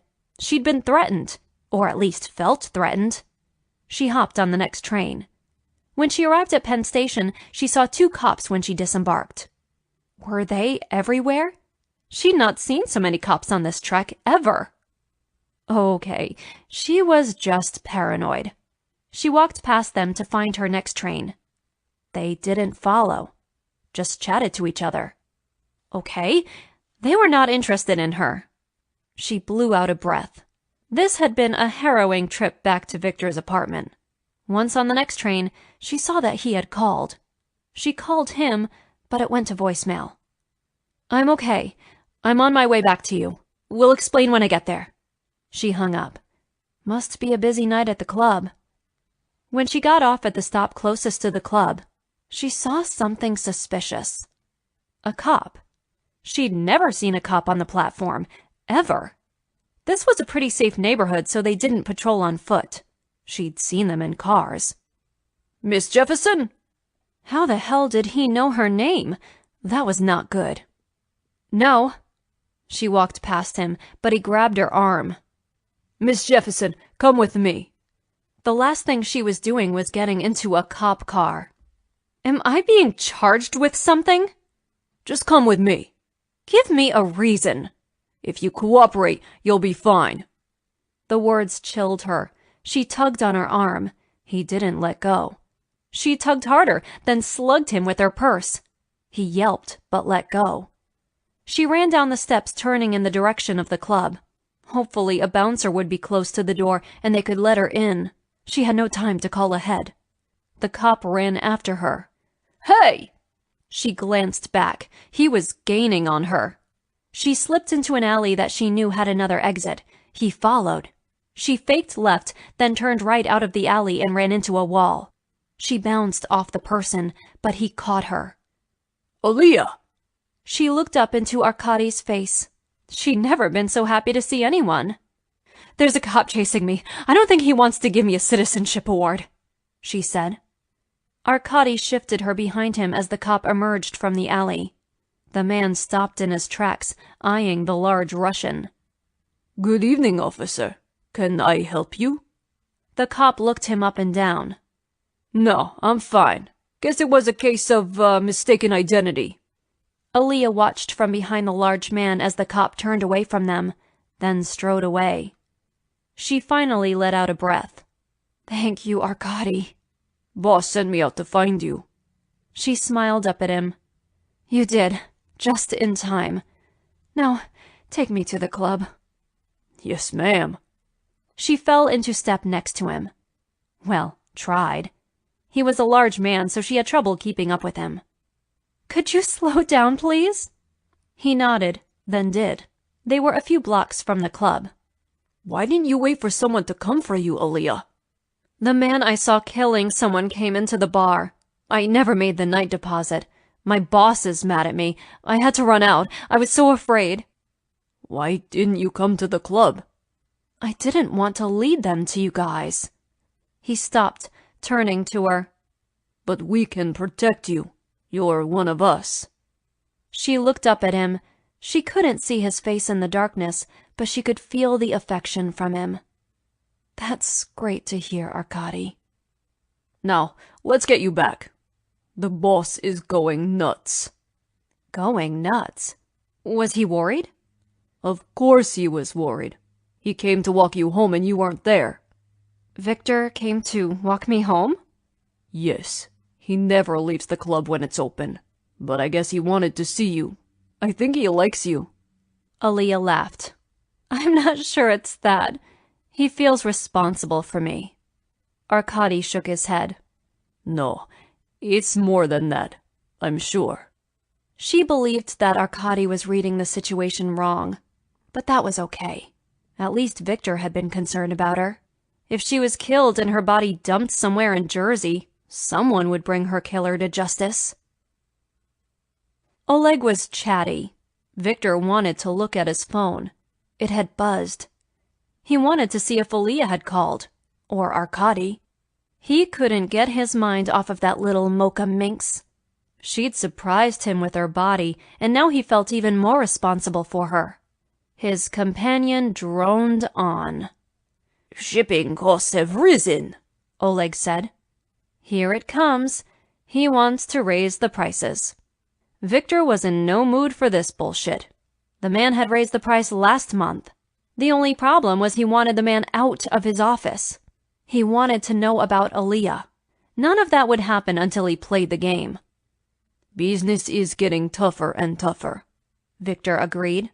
Maybe if he offered sympathy, the man might not gouge him too much. Well, you don't really want to hear my tale of woe, Oleg said. You want to hear my price. He gave him the price. Not much over what it was last month, but Viktor had to balk a little. Not sure that's a fair price. Viktor knew that not many clubs were willing to pay a premium of the true Russian stuff. Oh, they all bought the usual vodka. But this was made in smaller quantities and was what the natives drank. That's what put his club above the rest. Viktor wanted the authentic alcohol, not an Americanized version. What? My costs are rising. You know this? The dollar versus ruble, not so good. Yeah. He should have made Oleg buy him dinner before he screwed him. Viktor didn't blink. He stared at Oleg, but the man was not backing down. Without a word, Viktor reached into his desk drawer and pulled out an envelope. He'd anticipated the price increase. He didn't even look at the bills, just slid them across the desk. Hopefully, Oleg would get the hint. He did. The man tucked the envelope into his pocket, then rose. I'm getting the impression you are done with me? You have a woman waiting, eh? No man would rush a business transaction for anything less. Viktor rose. The men shook hands. Oleg left. Viktor let out a sigh. Finally, he could look at his phone. Arkady had sent him a text. He had Aliyah. He was bringing her up to the apartment. As much as he wanted to run upstairs to see if she was safe, he knew it wasn't very manly of him to be so eager. So, he counted to 10, then left his office for his apartment. His staff could still get a hold of him if necessary. Arkady walked down the steps as Viktor walked up. She okay? A little shook up, Arkady said. I'll be here for the rest of the night if anyone needs me, Viktor said. Arkady nodded and gave him a lopsided grin. Guess everyone knew what he was doing with Aliyah. She was in the kitchen, holding a glass of scotch in her hand. He strode to her and took her in his arms. She felt like she was in one piece. You okay? I'm just a little shaken up. I had some men chase me. He scooped her up and sat on his couch, with her on his lap. Tell me, I saw the bar. Arkady said you were coming to walk me home, Aliyah said. Yes, I was. I can take care of you almost as well as Arkady. Trust me. I trust you. She burrowed into him further. He liked the feel of her, soft but strong. Good. Where have you been? I went to my apartment. I figured I shouldn't lead them here, Aliyah said. He put a finger under her chin, then pushed her head up so she could look at him. We can deal with them. I can keep you safe, Aliyah. Don't ever doubt that. Okay, Viktor. He leaned down to kiss her, and she responded. He lifted her up and took her to his bedroom. He set her on her feet by his bed. He needed to feel her, skin to skin. He'd been so worried about her. Yes, Viktor, she said as she unbuttoned his shirt. I need this. Guess she needed to feel alive. Her hands roamed all over him. She ignited fires with each touch. He didn't think he could ever get enough of Aliyah. She was young, smart, and vibrant. She awoke something in his soul, something he didn't want to lose. With a flurry of clothing being removed, they were finally naked. She knelt down in front of him, taking his already erect penis in her mouth. Oh, Aliyah. Her mouth was warm and wet, and, oh my God, what was she doing with her tongue? His eyes were going to roll back into his head if she didn't stop. I want to be inside of you, Aliyah, not your mouth. Well, he was enjoying being inside of her mouth, but he wanted to feel her breasts against his chest, feel her skin on his skin. She stopped her ministrations and stood. She hopped onto the bed. He snagged a condom, rolling it onto himself. He covered her body with his, then with his kisses. She moaned and writhed, and he couldn't wait any longer. He entered her, her nails scraped down his back. She wanted this too. He was hard and excited, and he couldn't wait. He thrust into her again and again. She matched him, her body arching into him each time. Damn. Her legs wrapped around him, and he was gone. Then she came, her head thrown back, her legs tight around him. He thrust to get his own climax. Lights exploded behind his eyes. Her moaning spurred him on, and he thrust until he was spent, then flopped onto her.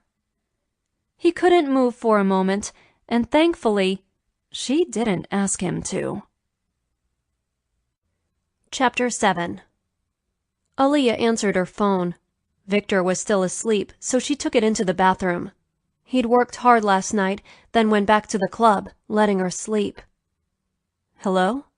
This is Detective Clark. We think we've found the body of the man who you saw being killed. We need you to identify it.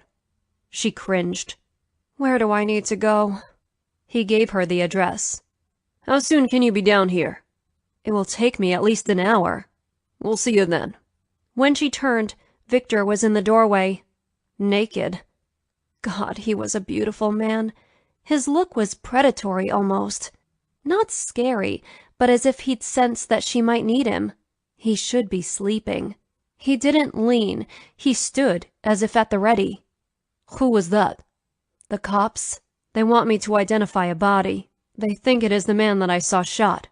She settled on the edge of the tub, the porcelain cold on her naked butt. She didn't care. She needed to sit down for this. Looking at a dead body. Last night, she'd forgotten about the murder, forgotten about being in danger. Viktor was good at redirecting her, and he was damn good in bed. If he kept treating her like this, she might fall in love. She shouldn't do that. He sat down next to her, putting his arm around her shoulders. I can go with you. She let out a breath. Some part of her had been hoping he would say that. She couldn't ask. It wasn't in her nature. She'd been on her own with her brother for many years. I'd like that. He kissed the side of her head. Get in the shower. I'll get the coffee started. He left her. She watched him walk away. He had a nice butt. Firm and round. She suddenly wanted to bite it. She shook herself. When she left the shower, Viktor took his and Aaliyah sipped coffee. She was making eggs when he finished. His shirt was undone and untucked. This was the most casual she'd seen him except when he was naked. They ate breakfast, then left for the morgue. His driver drove them, of course. Aaliyah didn't think she'd get used to that, but it beat public transportation. The morgue was quiet. When they entered the lobby, a man sat behind a window. Viktor took charge. Of course he did, but in this instance, Aaliyah didn't mind. She sat on a plastic chair. We're meeting Detective Lewis here, he told the man. He'll be right out. Viktor sat on the chair next to her. He took her hand in both of his. You okay? You up to this? I'd rather get it over with. He nodded as if he understood. She appreciated that. Guess he was her silver lining in all of this. She suspected he would tire of her and she'd be gone. Time to enjoy herself while she was still in his good graces. A door opened and the detective looked out. He motioned for them to follow. Aaliyah didn't let go of Viktor's hand. She held it as if it were a lifeline. Right now it was. Her breathing became shallow and the smell wrinkled her nose. She hadn't thought about the smell. Her stomach wanted to give up its contents, so she breathed through her mouth. The detective stopped in the hallway. He pulled out a jar of something that smelled of menthol. Here, put this under your nose. Aaliyah took the jar and did as he directed. It helped. She offered it to Viktor. I'm fine, he said. She handed the jar back to the detective. She would do this now. The smell wasn't in her nose anymore. He led them into a chilled room that had drawers in the wall. Aaliyah tried not to think about all the dead people in there. An attendant opened one, and she looked at the guy. She thought he was going to get shot in the head, but the shooter had shot him in the chest. His face was more intact than she'd thought. Is this the man you saw? The detective asked. Yes. She turned away and into Viktor's body. He held her tight. Is that all you need? Yes, someone said. Viktor led her out of the room. She wanted to throw up, but was better when they reached the outside. The sun was high in the sky. Do you work tonight? Viktor said as he led her to his car. No. Can we just stand in the sunshine for a moment? She said. You want to walk? I think there's a park down the road. Yes, please. He signaled his driver that they'd be right back. He put his arm around her shoulders and led her to a green space on the next block. They sat on a bench that faced some flowers. I guess I'd forgotten the reality of my situation. She looked up at him. You've made your home such a sanctuary. I really do appreciate it. I know. You're welcome to stay as long as you like. I enjoy having you around. She wondered if he'd still pay for her college. He'd offered it before they slept together. I was thinking about taking an online college course. That way I could get started sooner. That way she'd finish sooner. Now that she knew what she wanted, she could begin working toward it. That would be fine. Tell me what I need to do to pay for it, he said. Are there strings attached? He chuckled. No, my offer stands whether you spend your nights in my bed or not. Good. She blew out a breath. I'm better. We can go home now. You hungry? Not yet. Okay. Since you aren't working tonight, we can have dinner together. I can have Chef cook something special. She smiled. That would be nice. Chef outdid himself. Viktor surveyed the food on the table. Aaliyah sat across from him, and he didn't want to be anywhere else. Okay, not true. He'd rather be between her thighs, but they did have to eat sometime. She talked to her brother on the phone, and Viktor wanted to know more about the young man. Viktor poured Aaliyah some wine. She sipped. What is this? It's a Bordeaux. Nice. Fruity, she said. He'd have to teach her about wine. The club is closed on Sunday. I wondered if you'd be interested in going for a wine tasting. There are a few vineyards outside the city we could hit. We have a driver, so no worries about how much we consume. I've never been. That sounds like fun. He smiled as her eyes lit up. He could share so much with her. It would be fun. He'd never wanted to do that with anyone he'd taken to bed. Usually, he took them out to dinner or had dinner in. Not much else. The women never seemed to mind, but all of those relationships had expiration dates. He felt in his heart that Aaliyah was different. She was more independent than any Russian woman. He didn't think she'd put up with his Russian ways, but that was okay. This was America, and his mother had taught them to retain some things from their heritage, but be American also. That's why he could still speak Russian. Good. We'll do it. You don't mind leaving the city? She said. Once in a while. I do like the country. I just couldn't live there. I enjoy the hustle of Manhattan. Do you get out of the city much? No. I've lived my whole life in one of the boroughs of New York. Then we'll have to expand your horizons. She nodded. The food looks amazing, Viktor. Thanks so much for this, especially today. He flashed her a grin. I'm happy to do it. You have a sadness in your eyes. You've probably seen more life than most. She rubbed the stem of her wine glass. He'd made her sad. He shouldn't have reminded her. Tell me about your brother, he said. Dion is smart. He's studying engineering. He got a partial scholarship and thankfully gets some aid. I help him with books and extras, she said. He'll be home soon. You miss him? I do. You'll go back to your apartment? I don't know. It depends on if he has an internship. He's up for one that will provide him housing since it is out of state, she said. Her face became animated when she talked about her brother. He'd like to keep that look on her face, maybe forever. Aaliyah was getting under his skin. He just hadn't decided if that was good or bad. He never thought about marrying or even having a permanent girlfriend. Those thoughts entered his mind the more he spent time with Aaliyah. He didn't know what her plans were other than college, so he should probably wait to mention anything else. He didn't want to scare her away. She was smart and beautiful. What does he want to do? Viktor sipped his wine as he waited for her answer.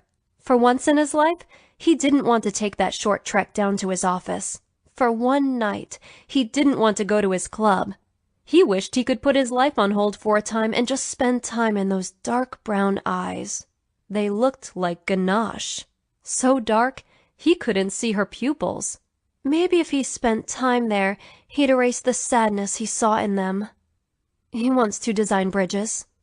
That's a noble calling. Someone has to, right? Yes.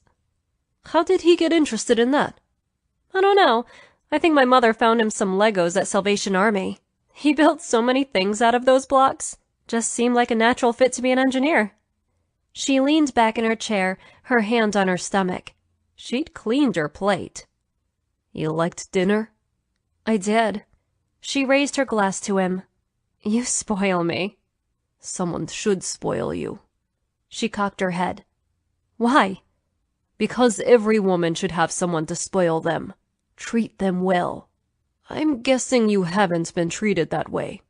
She shook her head. Not really. I haven't had too many relationships. I've been busy raising Dion. Sounds like your job is almost over. He will get a good job and be on his own. I know. I'll miss him. Part of me will be relieved. Does he have plans to move? He should. Then what will you do? She shrugged. I'll still be going to school. Hopefully I'll be able to get myself out of the Bronx when I graduate. He admired her ambition. Russian men treated Russian women as if they could only be wives. He preferred a woman to be a partner, not a dependent. He'd been dating Russian women, which his mother preferred, but clearly he didn't. He didn't want a woman who just wanted to stay home and pop out babies. He wanted someone to go through life with him, have a career that she could give up or get back to after she had kids. A woman who has never had a job wouldn't understand his. That would lead to tension. I have no doubt, given the right opportunities, you'll do well in life. You're still young. College will give me options I didn't know I had, Aaliyah said. Yes, it will. Aaliyah stood, taking her plate with her. Sit. I'll clear. She looked at him with an odd look on her face. I'd rather help. I'm not used to someone waiting on me. He shrugged. You wash. I'll dry and put away since I know where everything goes. Fair enough. Did you look into online college? He asked as she filled the sink. Yes, I did. I can show you what I've chosen after we're done. Aaliyah's phone woke her. Viktor must have gone to work. They'd made love again, and he left her sleeping. Hello? Aaliyah. Dion? He didn't sound good. She was fully awake that second and sitting up the big bed. What's wrong? I had a visit from someone. Who? 2 men. They gave me a message to give to you, he said. Her blood chilled. That meant the men knew who she was. If they connected Dion to her, they had more resources than she'd given them credit for. She was safe because of Viktor, but now her brother wasn't. What did they say? That they would find you and kill you if you testified. What do they mean? She hadn't shared the story of the murder with her brother. He didn't even know she was living with Viktor. She sighed. Guess she had to come clean. Let me tell you what's been going on. She told him the events of the past few weeks. He listened in silence. How much do you know about Viktor? He said. Of course he'd feel protective. I don't know much, but he's been keeping me safe. He's the good guy in this, Dion. So where should I go when I'm done here? That's a good question. I don't think the apartment is safe. Not if they found you at school. Did they hurt you? He paused. She didn't like that pause. Nah, I'm fine. I was more worried about you, Aaliyah. I'm okay. I'm safe. Did you get that internship? Yes, I did. It's in New Jersey. Then you should be safe there. She hoped. Dion had to get away from all of this. She didn't want to ask Viktor for help, but she might need to. She didn't have the funds to help him. What do I do with my stuff? Good point. Let me ponder this and I'll call you back tomorrow. I might have a solution. They disconnected. Aaliyah dressed and wound her way down to Viktor's office. He was staring out over the club when she entered. No one else was in the room. He smiled when he saw her. Couldn't sleep? I got a call from my brother, she said. She sat in the chair in front of his desk. She wasn't good at asking for help. This was hard. And? 2 men visited him and threatened me if I testified, she said. You do know that you are safe here. I know that. I'm worried about Dion. They were able to track him down in Massachusetts. They went all the way there to get to me. Viktor rubbed his chin. I see. That's an issue. I'm guessing that this killing was not random. That it was an organized killing. Guess they didn't expect anyone to be walking by at that moment. If only she hadn't looked that way, they might have waited until she was past and she'd never have known what happened. On the other hand, she would never have met Viktor. No, they didn't. Now they're trying to tie up that loose end. By going through my brother, I'm scared for him, Viktor. He has an internship in Jersey, but I have nowhere to put his stuff. I can't trust the apartment anymore. Viktor walked around the desk, then leaned on it. We'll figure this out. I have a friend who has a storage facility. We can put your brother's stuff there. I can have it moved there when he's done. She let out a breath. Of course, Viktor would jump in and save the day. What would I do without you? He leaned closer to her. I'm hoping you don't find out anytime soon. She laughed. I'm sorry to bother you while you're working. My door is always open to you, Aaliyah. It's fine. Thank you, Viktor.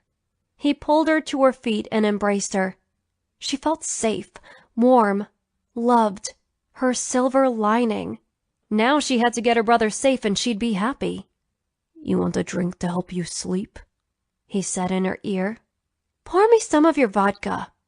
Yeah? Let's try this stuff. He let her go, then pulled 2 shot glasses out of his desk. He poured from a bottle into the glasses before handing one to her. She sniffed it. Smells potent. It is, but we drink this from a young age, so we are used to it. They put it in your bottles? He chuckled. Something like that. Drink it slowly at first. Not wanting to be a wimp, Aaliyah drank the whole shot. It burned all the way down to her stomach. She was sure she'd probably feel it in her intestines, too. She coughed, then coughed again until it was a full-grown fit. She couldn't help herself. Viktor put a hand on her arm, but there was nothing he could do. She had to cough it out. Damn, she said finally. I told you to drink it slowly. I know, but I didn't want to be a wimp. You were rewarded by coughing, he said. He took her glass from her. Refill? She put up a hand. One was enough. I think I'll sleep now. He leaned down and kissed her cheek. Sweet dreams, Aaliyah. She didn't stop smiling until she crawled back into bed. Even then, she kept thinking about how wonderful Viktor was. Then someone knocked on the front door. Aaliyah hesitated before she walked into the living room. How had someone gotten up here? Must be a drunk who is lost.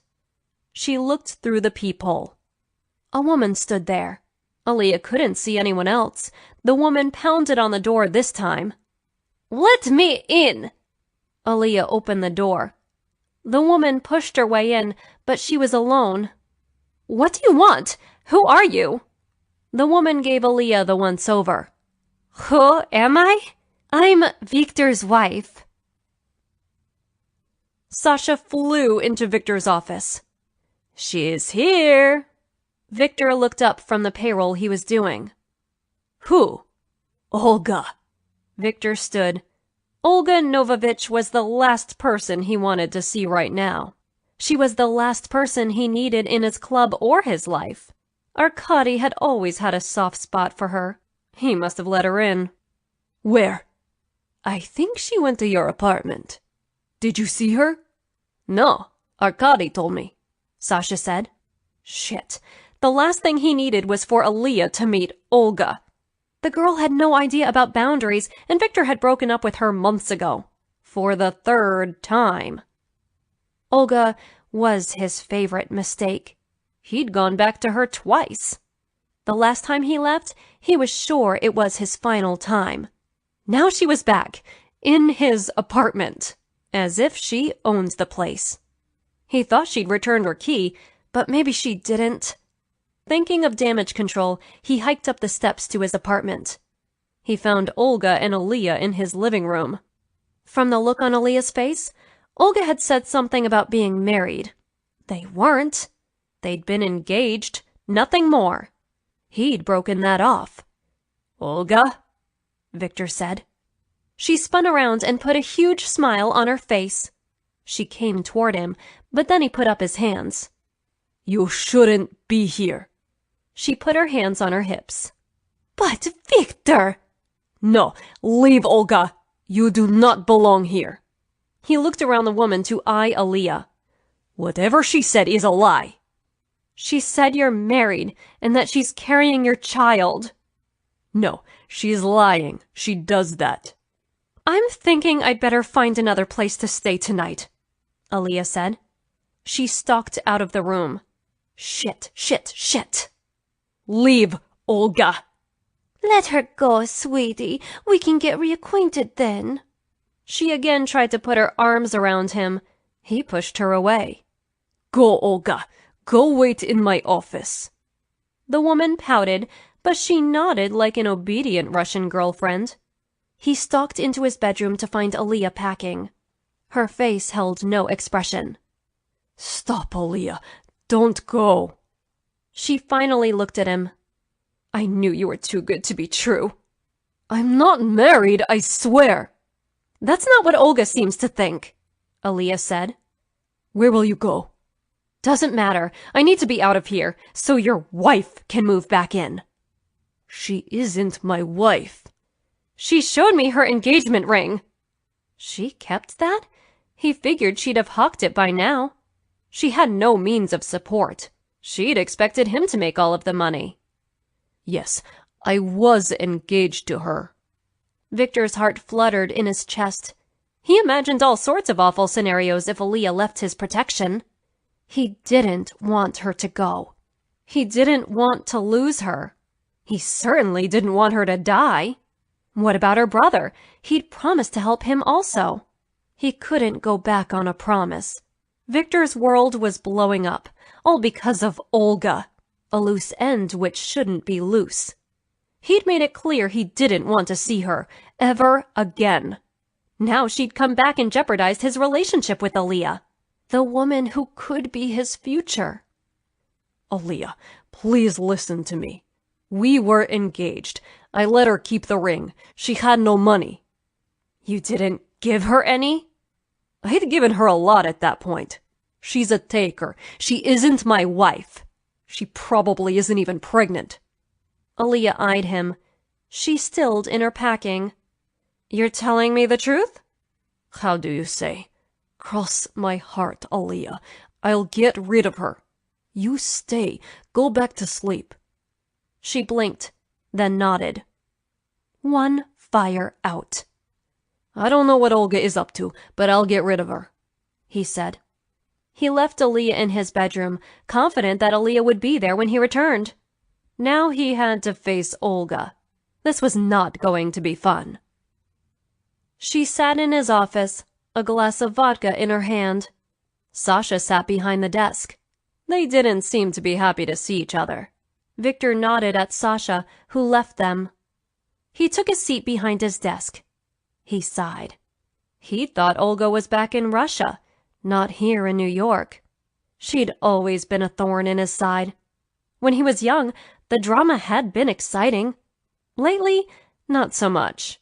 He craved a little more stability since he entered his 30s. "Is that your flavor of the month? I've never known you to go for the dark chocolate." "There are many things you don't know about me, Olga. You were only ever interested in my bank account, not in the person I am." She shrugged. "You Russian men want someone to dominate. It's a trade-off." He wasn't going to explain himself to her. "You can't be here. I'm not giving you any money." "Who says I want money? I'm with child. It's yours." "Do the math, Olga. Even if you got pregnant the last time we had sex, you'd be showing by now." She flipped her hair over her shoulder. "I'm tall. It'll be a while before I show." "I'm not buying it, Olga. You may be pregnant, but it is not by me." Viktor said. She wasn't getting a cent out of him. She pouted. I need some money, Viktor. Come on. For old time's sake. He might not deny her in the end, but she was going to work for this. The best I can do is give you a job. A job? Russian women don't work. Take it or leave it. He knew she wouldn't take him up on his job offer. Okay. His mouth fell open. Shit. Now he'd lose Aaliyah for sure. You actually want to work? It'll keep me close to you and I'll have money. Sasha stuck his head into the office. Bad news, Viktor. Aaliyah just left the building. Chapter 8. Aaliyah has had enough. Something rang true about Olga's statements. Even if she wasn't Viktor's wife, Olga thought she was. Aaliyah didn't need that kind of drama in her life. She had a place she could go, one that not even Dion knew about. She slipped out the back door of the club. She checked, but no one saw her. Whoever was looking for her didn't know about this door. She only discovered it by accident. Now she walked the alleys to the subway to get to her volunteer job at a shelter. She arrived earlier than usual. Sometimes she helped them with their books, sometimes she served food. It was one place that was her own and no one could take it from her. She opened the front door and was greeted by a few hellos. Some of the regulars had shown up early for the night. Dinner wouldn't be served for a few hours. Aaliyah noticed a boy and his mother. She introduced herself to them before she went into the office in the back. She could stay there for a few days. She thought that maybe she'd bunk with her brother when he went to his internship. She didn't know. Her apartment was out of the question. Viktor had lied to her. Well, not lied. He hadn't told her everything. He hadn't mentioned Olga. She was done, tired. She would go back for some clothes when she knew Viktor was at the club. She had enough for a few days. "Hey, girl, been a while," Kristen Maxwell, the woman who ran the shelter, said. Aaliyah sat down in front of her desk. "I know. I'm sorry. I've had some issues." "Yeah, I know. I need to stay here tonight." The shelter provided beds for its staff in an emergency. If it were to snow or for some reason the staff had to stay more than one night, they could use the beds. "There are several beds free. Is something wrong?" She didn't want to explain the last few days. They didn't seem real to her. "Yes, but nothing I want to talk about. I haven't seen that Jeffrey and his mom in months." "I know. It's been great. The man who is the big brother for Jeffrey has been helping them financially. Guess he's been busy and she couldn't get a hold of him. He's supposed to pick up Jeffrey. I'm sure he'll help them." Nice to see such generous people here. "You look a little ragged. You want to talk? I'll listen without judgment." She smiled at Kristen. "Might be nice to get it off my chest. I witnessed a murder." "Holy shit!" Kristen reached for the office door and closed it. "We need privacy." Aaliyah nodded, then continued her story. "The killer saw me. I hid out in a nightclub and the owner took me under his wing. We ended up becoming lovers, and then this woman showed up insisting she was his wife. Seemed like a good time to get out of there." "Did you take any clothes with you?" "Just what fit into a backpack. I'll go back later for more, when I know he isn't there." "Won't someone see you?" "They will, but hopefully I can charm them into giving me a head start. I don't really want to hear this man lie to me." "I'm so sorry, Aaliyah." "What's worse is he offered to pay for college for me. I would study accounting. I doubt he will now, but I don't want to be beholden to him," Aaliyah said. She already missed Viktor even though she was mad at him. Why hadn't he told her he was married? She might still have gone to bed with him. She could have at least made an informed decision. Men. "I'm back to square one." "You should try to find financial aid again.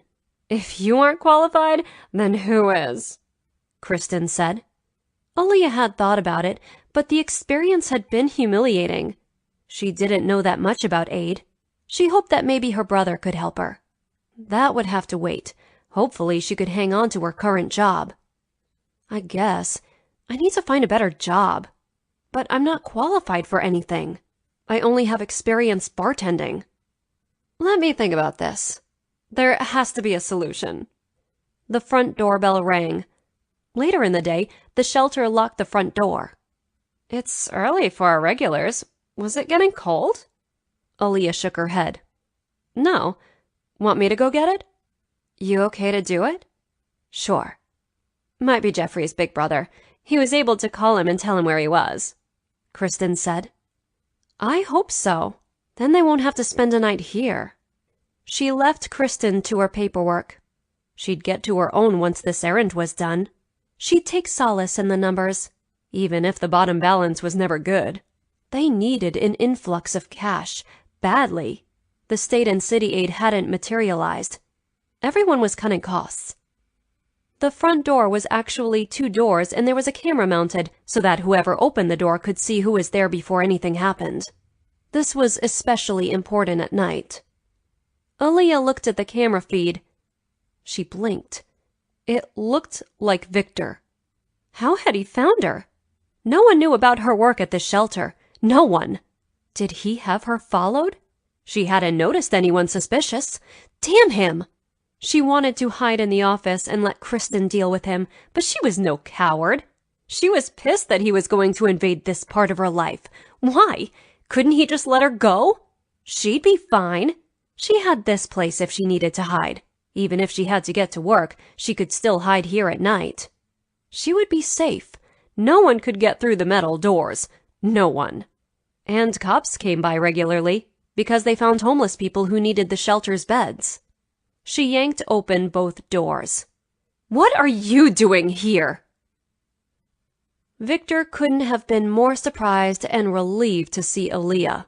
He'd been going out of his mind since he realized that she'd left. Damn Olga, claiming to be his wife. Viktor had sent everyone he could out to look for her. She'd disappeared, and now she reappeared at the shelter where he was picking up his little brother. Jeffrey's mother had called and told him that they had been evicted. Besides looking for Aaliyah, Viktor had to find a place for Jeffrey and his mother. He'd secured a small studio apartment, and he'd paid the security deposit and the first month's rent. They would have a roof over their heads while waiting for subsidized housing. I'm here to pick up Jeffrey. Jeffrey? Aaliyah glanced over her shoulder. You're Jeffrey's big brother? Yes. She stepped back to let him in, a puzzled look on her face. So, you didn't find me here? No, that is a coincidence. A happy one. He took her hand. I'm glad you're here. I have to get Jeffrey and his mother into their new apartment, but I want to bring you back home. Home? Back to my place. She crossed her arms. And Olga? Your wife? He stepped towards her, but she put up her hands. Olga is not my wife. She seems to think so. Please believe me, she isn't. When I was a younger man, we were engaged.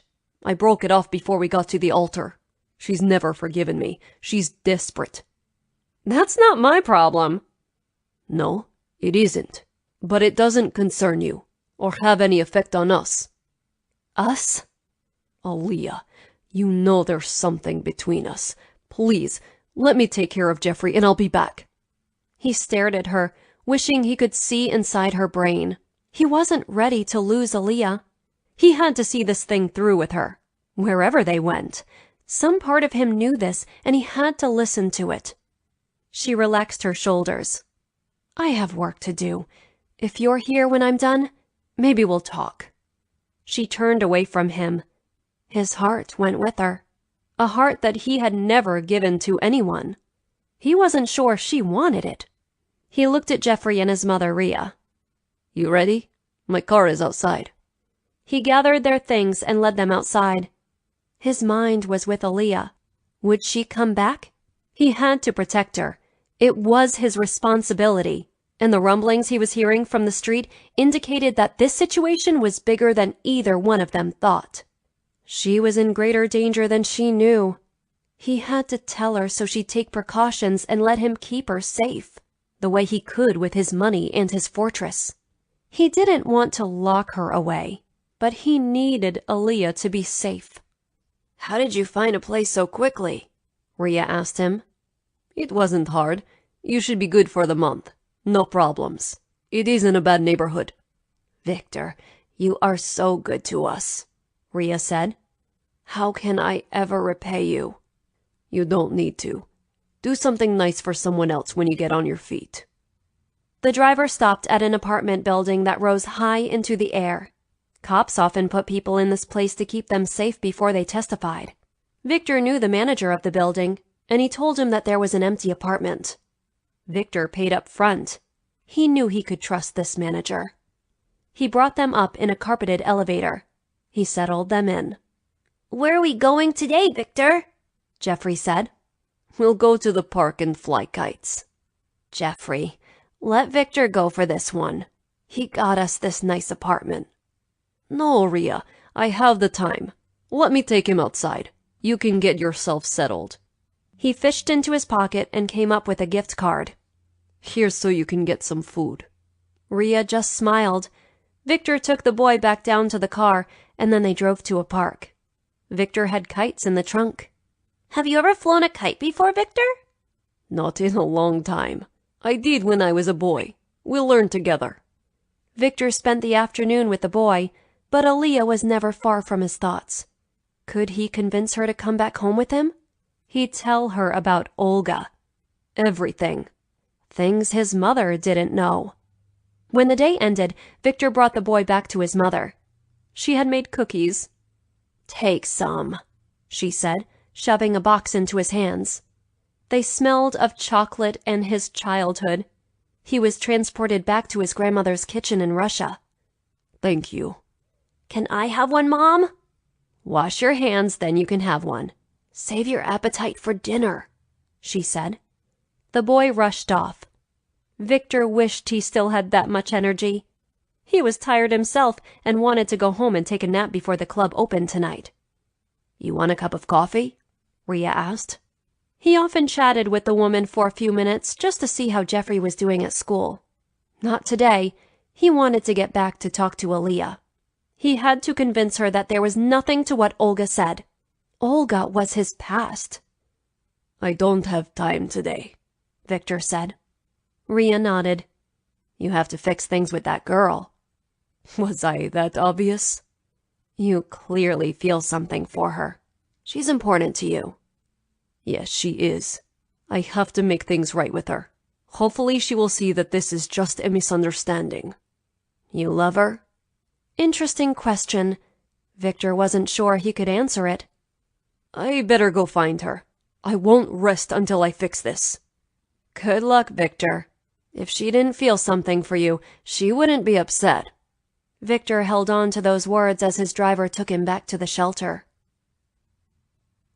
Aaliyah spent the afternoon doing the books for the shelter. It took her that long because her mind kept straying to Viktor. Had she misjudged him? Had she overreacted to Olga? Aaliyah felt a little foolish for just leaving. Viktor opened his home to her, and she wasn't acting very grateful. Kristen looked up from her computer. "Not a criticism, but I think you've spent more time staring into space than actually typing." Aaliyah nodded. "No offense taken. You're right." "Is it that hunk of a man who was here before? Because if you want to pass on him, I'll take him. He was hot, and that accent? Wow." Aaliyah couldn't help laughing. Kristen loved men. Sadly, she'd probably chew up Viktor and spit him out. She went through men like most women went through underwear. Viktor deserved better. "I just don't know about him. He seems too good to be true." "He might be. Or he could be a really great guy. In our neighborhoods, we have so few examples of that. We aren't sure when we actually find a man if he is really good. Trust your instincts. Those we have in spades." Kristen had a point. Her instincts were telling her that Viktor was the real deal. What did our mothers tell us?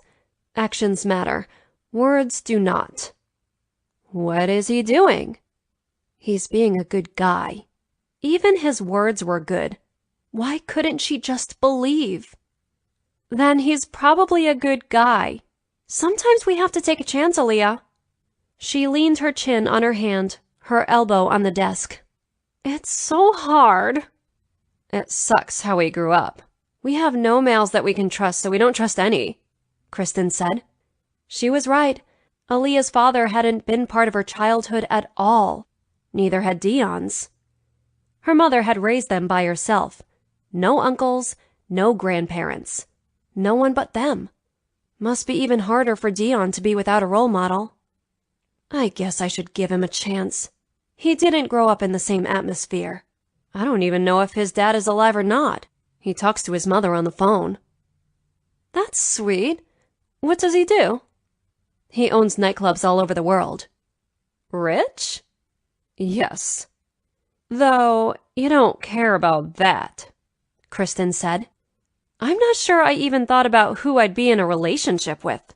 I've been busy raising my brother. Maybe it's time. Dion's almost out of school. It's time for you. Aaliyah never thought about what would happen once Dion was on his own. That day seemed as if it were so far in the future that she shouldn't make plans. Even deciding to go to college had been a big deal. The last few years, she'd just been keeping her head down, working her butt off. Dion only had another year in school. That time would go fast. She might find herself all alone and no idea what to do with herself. She'd been so busy for so long that having nothing to do scared her. She might go stir crazy. Viktor was offering her another option. Go to school now. And he was offering that whether she was in his bed or not. She had to believe him. He was out finding a place for someone to live. Someone he probably didn't even know that well. I guess I better figure out what I'm going to do. I feel foolish that I just left him. I didn't give him a chance to explain. You just walked out? Yes. I waited until he was gone and packed a small bag. He clearly wasn't mad at you. That's a good thing. I bet I'll take you back. Aaliyah hoped so. She did a stupid thing. She threw away the first person who helped her, the first lover who stayed the night, and, dare she dream it? Maybe the first man she could possibly fall in love with. What an ass she had been. When she opened the door, he'd been relieved to see her. Not mad, not angry at all. Relieved, as if he had been worrying about her. No one had worried about her since her mother died. Aaliyah worried about everyone else. No one thought that Aaliyah might need something. Until Viktor came along. He took her in as a stranger. He fed her, kept her safe, and at the first sign of trouble, she booked. Still, he'd been glad to see her. I can see on your face that you regret what you've done, Kristen said. I do. He's the first person who ever worried about me. At least since my mother, Aaliyah said. She wasn't sure what to do next when the front door rang. Maybe that's your Prince Charming, Kristen said. Aaliyah strode to the door. She didn't expect to see Viktor, but there he was. She opened the door and pulled him inside so she could close the door. You could get yourself killed being on the streets at this time of evening, she said. Then she bit her tongue. She shouldn't yell at this man. He stood there with a grin on his face. So, you do care what happens to me? Of course she did. Yes, and I owe you an apology. For? Running out on you. You are the first person in a long time that has done something nice for me, and I left, without a word. He put a hand on her face. You'll come home? We can talk about Olga? Yes. Let me turn off my computer and get my stuff. Is your driver here? He's got the car idling with the doors locked. Good. I'll be just a few minutes. I'll wait right here, Aaliyah. Viktor's heart leaped. Aaliyah was with him and they were heading back to his place. He never wanted anyone so much in his life. He would open up to her. Even a little bit might help her understand. Olga didn't mean anything to him. He didn't love her. Viktor wasn't sure he was capable of loving anyone. You hungry? Need something to drink? He asked when they returned home. She sat on his couch. No, I'm fine, Viktor. He sat on the couch near her, but not touching her. He had to tell the story of Olga, and why, even though he didn't love her, he couldn't just cut her out of his life. Okay, here goes the Olga story. Please, listen without prejudice. He took a deep breath. Olga was my first girlfriend. I was a teenager. We were crazy in love. That wildfire of emotion that only teenagers can have. Okay. I was 19 and trying to make my way in the world. I wasn't planning on college, but a Russian man took me under his wing and taught me the restaurant business. I had big plans. Here we were in America, the land of opportunity. I couldn't turn that down. I had to make myself into something. A Russian man feels responsible for his family, especially the women. In this case, your mother. And Olga to an extent. I thought she was the woman I was going to marry, so I had to be able to provide for her. You take that seriously, Aliyah said. Yes, very. It's part of being Russian. It leads to some men being chauvinistic, but I didn't get that part of it. Good. He took her hand. She didn't resist. Her hand was soft and warm, and he wanted to rub it against his face. So, there we were, teens in love. Me trying to learn this business. Then we found out that Olga was pregnant. Wow, that's young. Yes, we were young, but I was determined to do right by her. She was carrying my child. We were to be married. Okay, what happened? He licked his lips. This was where the story turned dark. He hesitated to tell her this. He hadn't ever told anyone.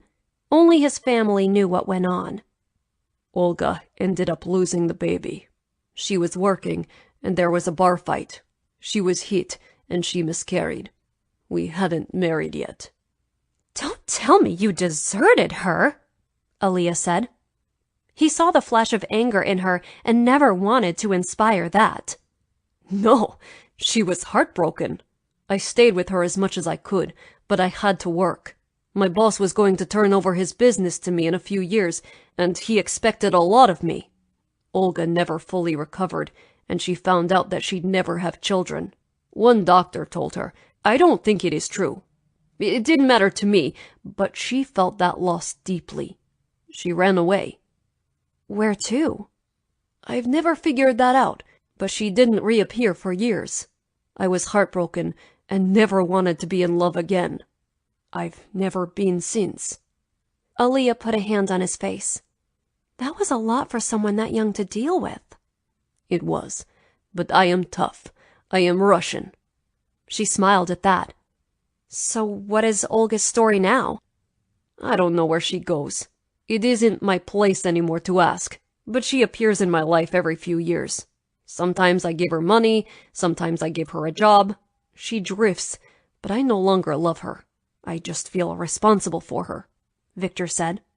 He waited for Aliyah's reaction. So she isn't right. She has some problems. That's why you won't ever abandon her? She clearly understood him. Yes, I still feel responsible for her. As much as she'll let me help, I do. He cleared his throat. I hired her at the club, so she will be around. I feel sorry for her. Is she really pregnant? Only time will tell. But the child is not mine. I can promise you that. We haven't been together in years.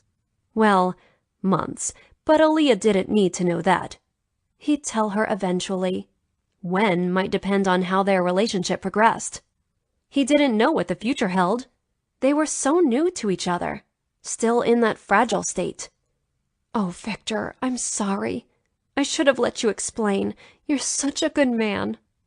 Her faith in him filled him with pride. He tested the waters and kissed her lips lightly. She pulled him closer to deepen the kiss. He was ready for her, his tongue darting in and out. Her tongue met his in a graceful samba that had them both panting. Her eyes were dark with passion.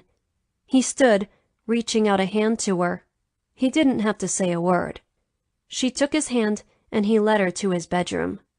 She smiled up at him, then stood on her tiptoes to kiss him. He put his hands in her hair, holding that kiss as long as he could. Her lips set him on fire, and it spoke of the future. Not just the near future of them in bed. No, that kiss assured some promises that he wasn't ready to make. He kept kissing her anyway. He couldn't have been happier that Aaliyah was back and that they were heading to bed. She unbuttoned his shirt, then rubbed her hands down his naked chest. She spent time making his nipples stand at attention. He'd have to return the favor. She was amazing. And his. For now. That's all he needed. He didn't need forever. Just now. Her in his bed, that was all he wanted. The future could take care of itself. They'd work it out when the time came. Right now, he had to make love to her. Let her know how he felt.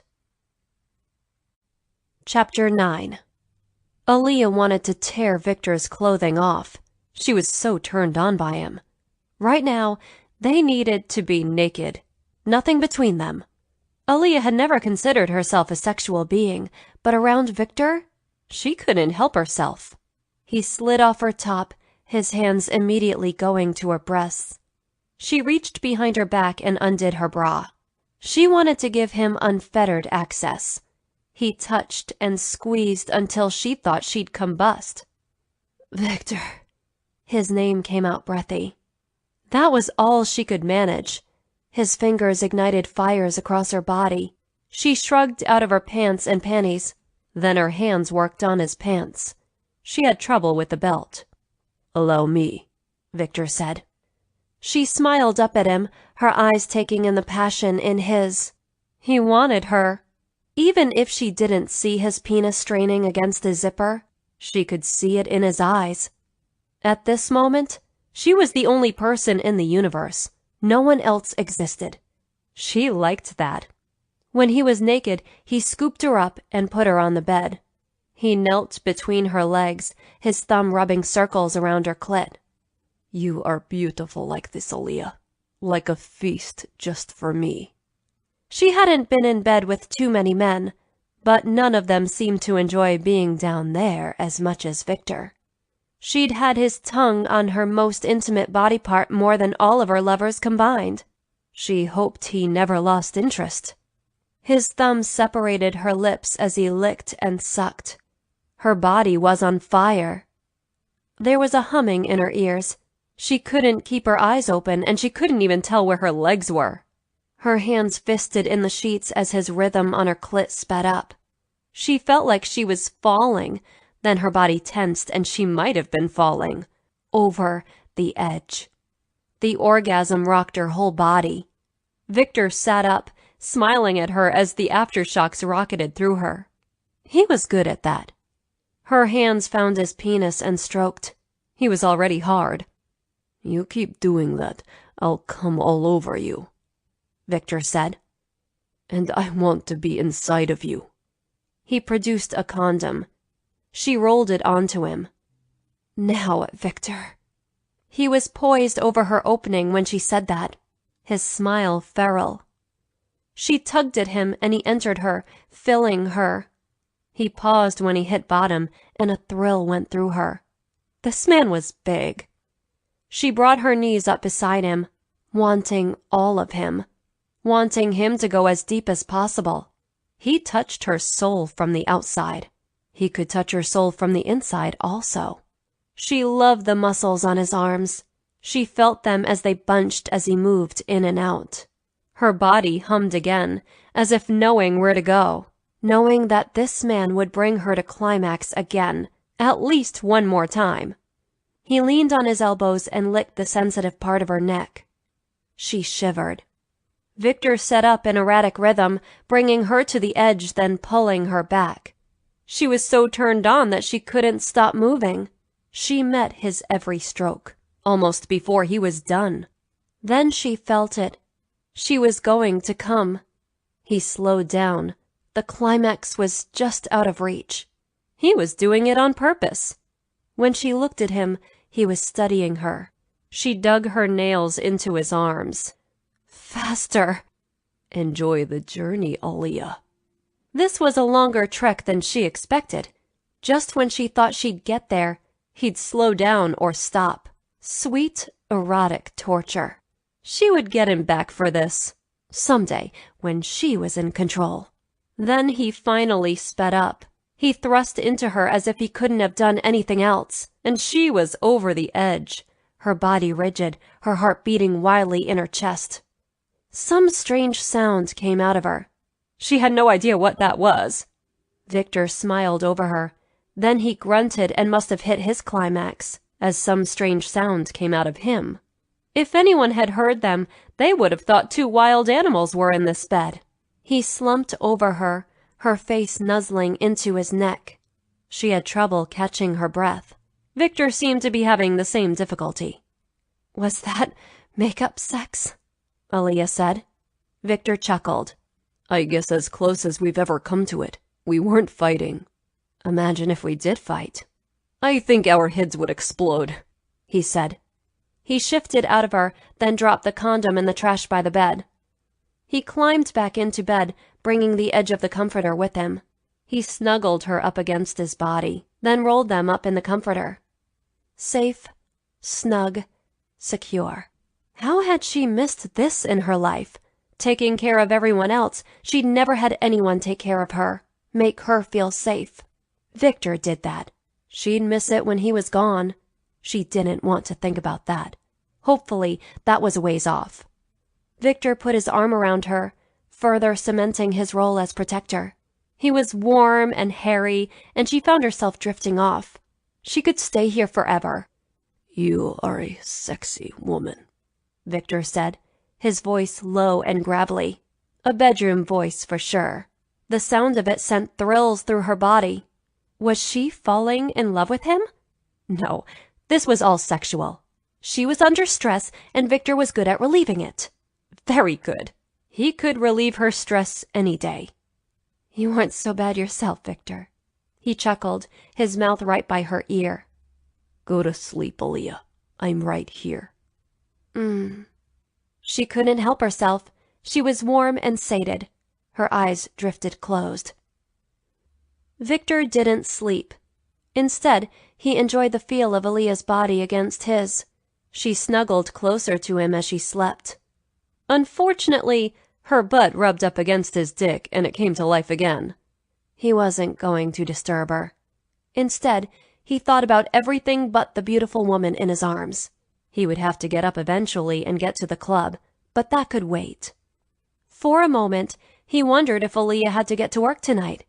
She snored softly. Even her snore was sexy. Damn. He had it bad for her. He'd never been so attracted to a woman in his life. Just the mere thought of her made him hard. He found himself thinking about her at random times during the day. In a way, that scared him. Aaliyah would eventually leave. She was a young woman. She'd go to college, meet someone more her age. He'd be sad, but it was the circle of life. She'd keep in touch. He'd be left with memories. Hopefully, he could convince her to stick around. He had to tell her what he'd heard. That had been forgotten in their lovemaking. Viktor heard a phone buzzing. He knew it wasn't his. He kept his ringer on all of the time. Must be Aaliyah's. She didn't stir, so he didn't bother to wake her. The person would call back. Viktor's arm was asleep. Still, he didn't want to disturb her. She must need the sleep. Besides, if she slept now, she might be awake later when he arrived home. They could make love again. Would he ever get enough of her? As soon as he was done making love, he wanted to do it again. No one had sparked this much of an appetite in him since Olga. But part of that might have been his age. Shouldn't his sexual appetite be waning a little? He was well into his 30s. He didn't have quite the stamina he had, but he was still keeping up with this young woman. That made him proud. Aaliyah began to stir. Thankfully, as Viktor's hand was completely asleep. He'd get feeling back some point tonight. He didn't have to do payroll, so no computer work tonight. She slid around to look at him. Hi.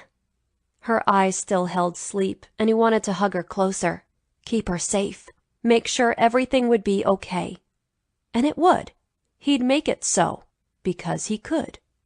Hi. I'm sorry. I fell asleep. It's okay. He brushed some hair out of her eyes. I'm glad I made you that tired. She laughed. Of course. As a guy, you would be proud of that. What can I say? I am proud I am a good lover. She kissed him. Then her eyes grew wide. What time is it? Not sure. He hadn't been paying attention. He ran his own business. If something important had come up and they couldn't get a hold of him, they'd knock on his door. He made his own hours. She hopped out of bed and dug into her pants pocket for her phone. Shit! He sat up. What? I'm late for work. As in, I should have been there a half an hour ago. She began to pull her clothes on. I'll walk you over. He slid out of bed and also got dressed. Damn, my boss called. Call him back. She did, and the look on her face said it all. She plopped her butt onto the bed as she disconnected the call. She dropped the phone on the nightstand. He fired me. Fired you? He can't fire you without cause. Being an employer, Viktor knew the rules.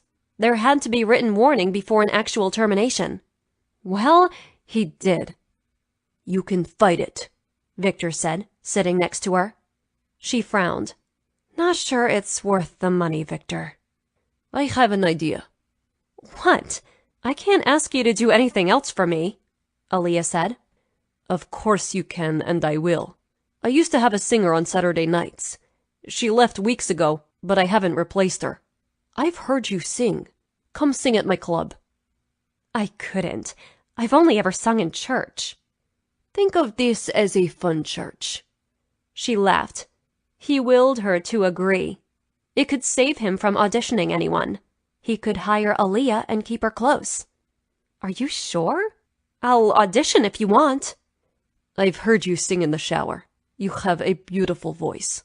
You're hired. You might just have to learn a few Russian songs. I can do that. He held out his hand. Deal? What are you paying me? He laughed. Good to be shrewd. He gave her a number, as much as he was paying the other singer. From the look on her face, it was a generous amount. She took his hand and shook it. Deal. Her stomach chose that moment to rumble. Let's get you some dinner, and then I need to go to work. Think about what you want to sing, and I'll get the sheet music for it. Okay. You're so generous, Viktor. He kissed her nose. I have an ulterior motive. Oh? I keep you close and keep you safe, and you keep me warm in my bed. That's a deal. He took her hand. Let's find some food. I'm starved. So am I. I feel as if I worked out this afternoon, he said, leading her to the kitchen. He perused the refrigerator. There were some leftovers, so he heated those up. Come down later in the night if you want. We can do the paperwork, Viktor said. Make this all official. Wow, this is surreal. I never really thought about singing for a living. It's not a stable career, so you should still go to college. He realized he still hadn't told Aaliyah what he knew about the killing. At this point, it would have to wait another day. Aaliyah was nervous for her first day of rehearsal. She'd have a person playing the piano for her. She had to meet that person. She trekked down the steps to the nightclub. Someone had turned the lights on for her. Her heart fluttered in her chest. She was excited too. Viktor had so much faith in her. No one had ever had so much faith in her. In her entire life. Her mother had been too busy. Her brother too. Of course, he was younger and only just now becoming a man. What if she let Viktor down? Would he forgive her? She'd just have to work hard and not let him down. She entered the club, but no one was there. She waited at the bar, which was cleaner than any bar she'd ever seen. It was also beautiful. Dark-stained wood and polished brass. All looked to have been scrubbed within an inch of their lives. The floor also didn't hold a speck of dirt. They were scratches most likely from high heels, but that was it. She'd never cleaned a bar this well, and she did a good job. Guess Viktor's employees took pride in their work. He must inspire it in them. What a good man, but she knew that. The more she found out about him, the more she liked him. She bet women threw themselves at him. He was a catch. She didn't know his plans, but why would he settle for an inner-city black girl? A tendril of insecurity crossed her heart. How long would she last here? She couldn't imagine that he'd kick her out of his protection. Would he kick her out of his life when he was done with her? That didn't sound like Viktor. But who knew? He seemed to take care of Olga. She heard footsteps and spun around to see Sasha enter the bar. She hadn't had much chance to talk to him, but she got the impression that he didn't like her. At all. She wondered if he liked any of Viktor's girlfriends. Or if it was just her. Was it because she was black? Who knew? She smiled at him. Hello, Sasha. Your pianist called. He's running late. Thanks for the message. Sasha strolled behind the bar. He put a glass on the counter, then poured himself some vodka. He drank half of it down. He motioned the glass at Aaliyah. You want? No thanks. We have to rehearse. Right. Viktor hired you. He sneered at her. Guess her instincts had been right. He didn't like her. Oh well. This was Viktor's place. She would just be sure to avoid Sasha as much as she could. Didn't he have a job, or did he just work for Viktor? As it wasn't her place to ask, she kept quiet. He drank more of his vodka, his gaze not leaving her. You're not Russian. No, I'm not. I think that's obvious. You have smart mouth. She chose to remain quiet again. You are not good girlfriend for Viktor, Sasha said. Was she even his girlfriend? She didn't know. They hadn't discussed it. Why not? You shouldn't be working in his club. You should be home, keeping house. Good Russian women keep house for their men. We're not in Russia, and I'm not Russian. I make my own money. Why was she explaining herself to him? Viktor knew all about her, and he was happy she was here. You only here for sex. You won't be who Viktor marries. That would make his mother have a heart attack. He'll marry Russian girl when the time comes. That may be, but she was here now. I don't know about Viktor getting married. I do, and he'll marry Russian girl to keep our mother happy. Seems like Viktor is a grown man. He'll do what makes him happy. Sasha pointed at her. Don't get too comfortable. He will not marry you. Who says I want to marry him? Sasha laughed. Black girl marries rich man to get out of poverty. Not a strange story. I can get my own way out of poverty. Now he was just pissing her off. Viktor isn't your gravy train. I don't expect him to be. It isn't as if I'm not earning my keep here. I will be singing on Saturdays. Sasha snorted, finished his drink, then strode out. What an odd man. More old-fashioned than his brother, who was older. A few minutes later, the pianist entered the room, a little flustered. Sorry I'm late. No problem. I don't have anywhere to be. She stuck out her hand. I'm Aaliyah. I'm Ken. Nice to meet you. Do you have a playlist? I do. Kent had nice brown eyes, but he didn't look at her with any sort of attraction. He was all business, and that made Aaliyah feel better. He probably knew what he was doing, and he would help her through this. I have a confession, Aaliyah said. I've never done any public singing other than church. That's fine. That's why we practice ahead of time. You don't go on until 9, and the crowd might be a little tipsy by then, so any minor mistakes you make will go unnoticed. Mr. Kozlov might notice. Yes, he might. That doesn't make me nervous at all. Kent laughed. No worries. We'll get you in shape.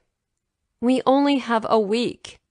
I'm that good, Aaliyah. Trust me. She wanted to. He had that presence about him. It reassured Aaliyah that she was in good hands. She even forgot about what Sasha had said about Viktor.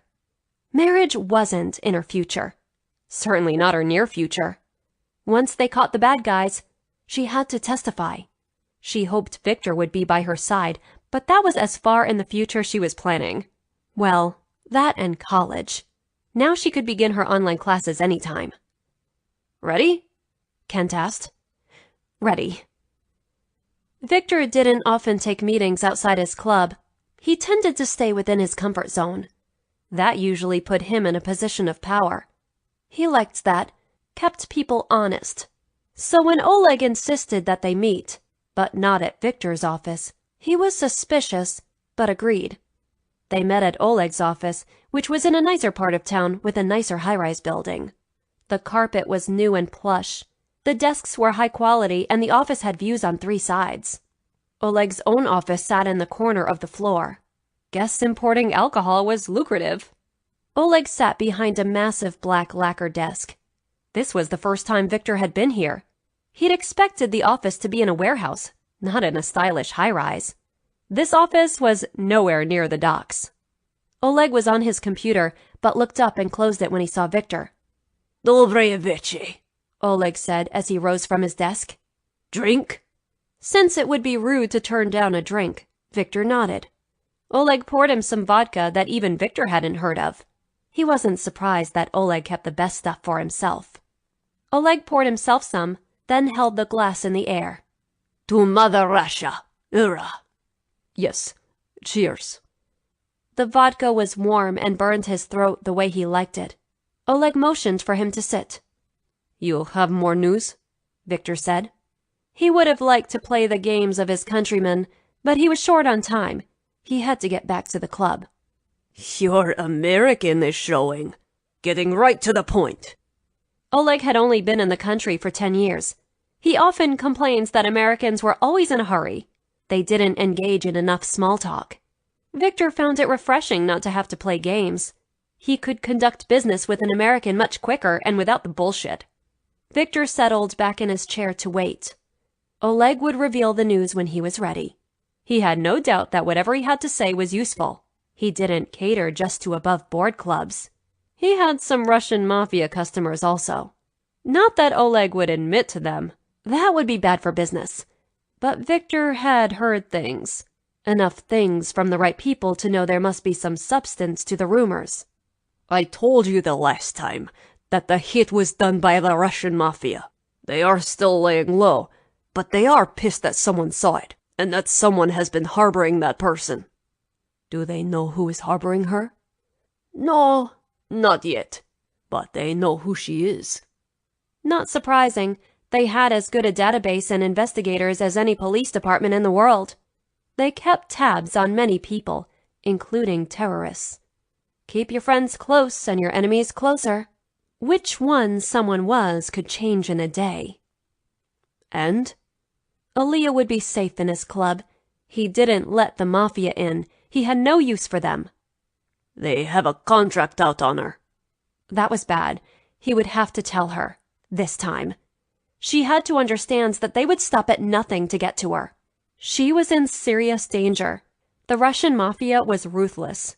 They wouldn't make her death easy. They'd draw it out and find out what she knew, who she told. Not tonight. Her debut at the club was tonight, and she was nervous enough. How much? Viktor asked.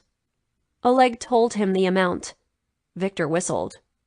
They are serious. Who was the guy they killed? He was a mole in the organization, a cop. So the cops will be gunning for the guys who did it, and the mafia will be gunning for Aaliyah and whoever she came in contact with on the police force. Dermo. What a mess, but there was no way he was letting Aaliyah loose. She was going to stay under his protection. That's how he was raised. You are not in a pretty situation, my friend. Viktor nodded. Oleg would understand this need to protect Aaliyah. That's how they'd been raised. They cherished their mothers and protected any other woman they met. It was a code of honor and the part of being a Russian man that he took very seriously. I am, but there is no choice. We have to protect our women, but is she your woman? That was the question. Close enough. Oleg laughed. You have slept with her, you dog. You have a dog in this race. Viktor shrugged. Even if he hadn't slept with Aaliyah, he would be protecting her. But there was no use arguing that with Oleg. He wasn't married either, for a reason. Viktor stood. I must go. Aaliyah is singing at the club tonight. He stuck out his hand. Thank you for meeting me on a Saturday. No problem, my friend. I will let you know if I hear anything else. He left Oleg in his office. Viktor took the elevator down. The building was empty except for Oleg and a security guard in the lobby. He nodded at the man, who nodded back. His driver had waited for him outside. He climbed in and pondered the situation with Aaliyah. Was there a safer place for her? His club was a fortress. His apartment was one also. Hard to get into unless you had the key. He had other doors he could close and barricade himself upstairs with her. He'd bought the place from a drug dealer.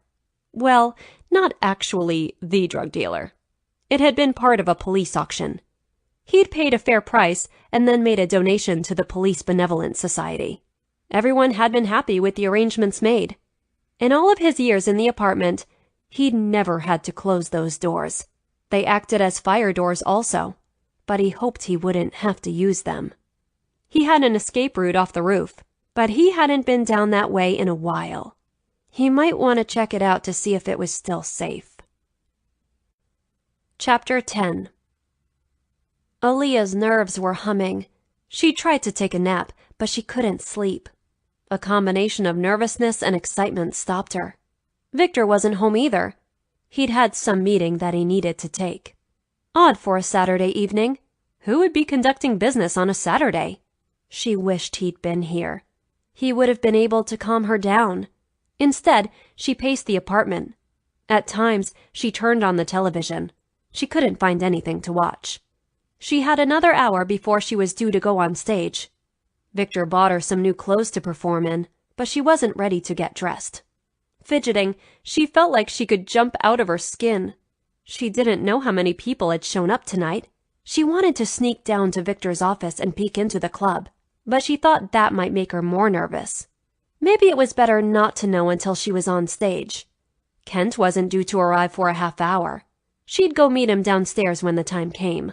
She hoped Viktor would be back in time. He'd promised he would be. Aaliyah thought she was going to explode from all that she was feeling. She'd sung in church, but that was different. She was getting paid, and that fact put more pressure on her.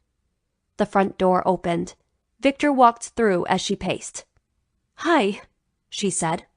She strode to him, then gave him a kiss. His return kiss was lackluster, but she may just be sensitive at the moment. "How was your meeting?" Okay. Did you eat? "I can't eat. I have butterflies," she said. You should have something in your stomach. "I'll come up between sets and eat." He frowned down at her. Okay. "You going right to work?" I need to shower, then I'll go down. "You'll be down when I start?" He put his hands on either of her arms. Yes, Aaliyah, I'll be there. No worries. He kissed her nose. I wouldn't miss it for the world. He left her in the living room. She watched him go. He was clearly preoccupied. Had she done something to make him mad? She frowned, then followed him into his bedroom. He was picking out a tie for tonight. "Why not the blue-striped one?" she asked. He put it on the pile of clothes on his bed. Odd that he had already been in a suit, but felt the need to shower. What had happened at the meeting? Was she crossing a line by asking? It was never fun walking on eggshells. He took off his clothes as she watched. If she wasn't 5 minutes away from getting dressed for her show, she'd take advantage of him being naked. He strode to the shower that was already running. He stepped into it. She sat on the edge of the clawfoot tub. "You okay, Viktor?" I'm fine, Aaliyah. Just a lot on my mind. I do run a large empire. Yes, he did. And she should give him some slack. "Right, sorry." She heard him sigh. Then he poked his head out of the shower. Sorry. I'm sure you're nervous. I just do have a lot on my mind. "You can talk to me." I'm not ready to share, but it is nothing you have to worry about. She nodded. "I need to go get dressed." She did, and Viktor was tying his tie when she was ready to go downstairs. He looked handsome, of course. All of his clothes were tailored so they fit perfectly. He had a nice body to wrap them around anyway. The butterflies began in her stomach again. Viktor smiled at her. You look beautiful, Aaliyah. Thanks.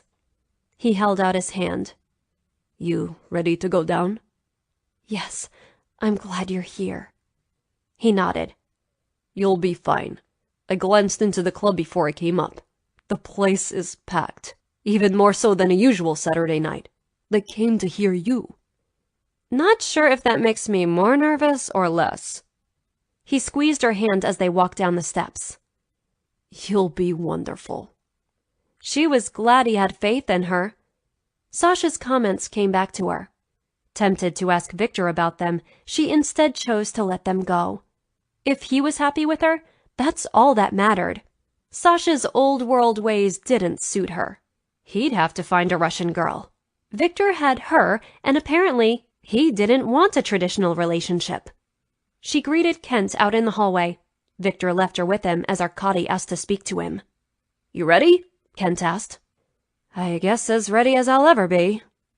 You are going to knock them dead, Aaliyah. You are such a natural singer and a natural entertainer. I've met so few in my career, Kent said.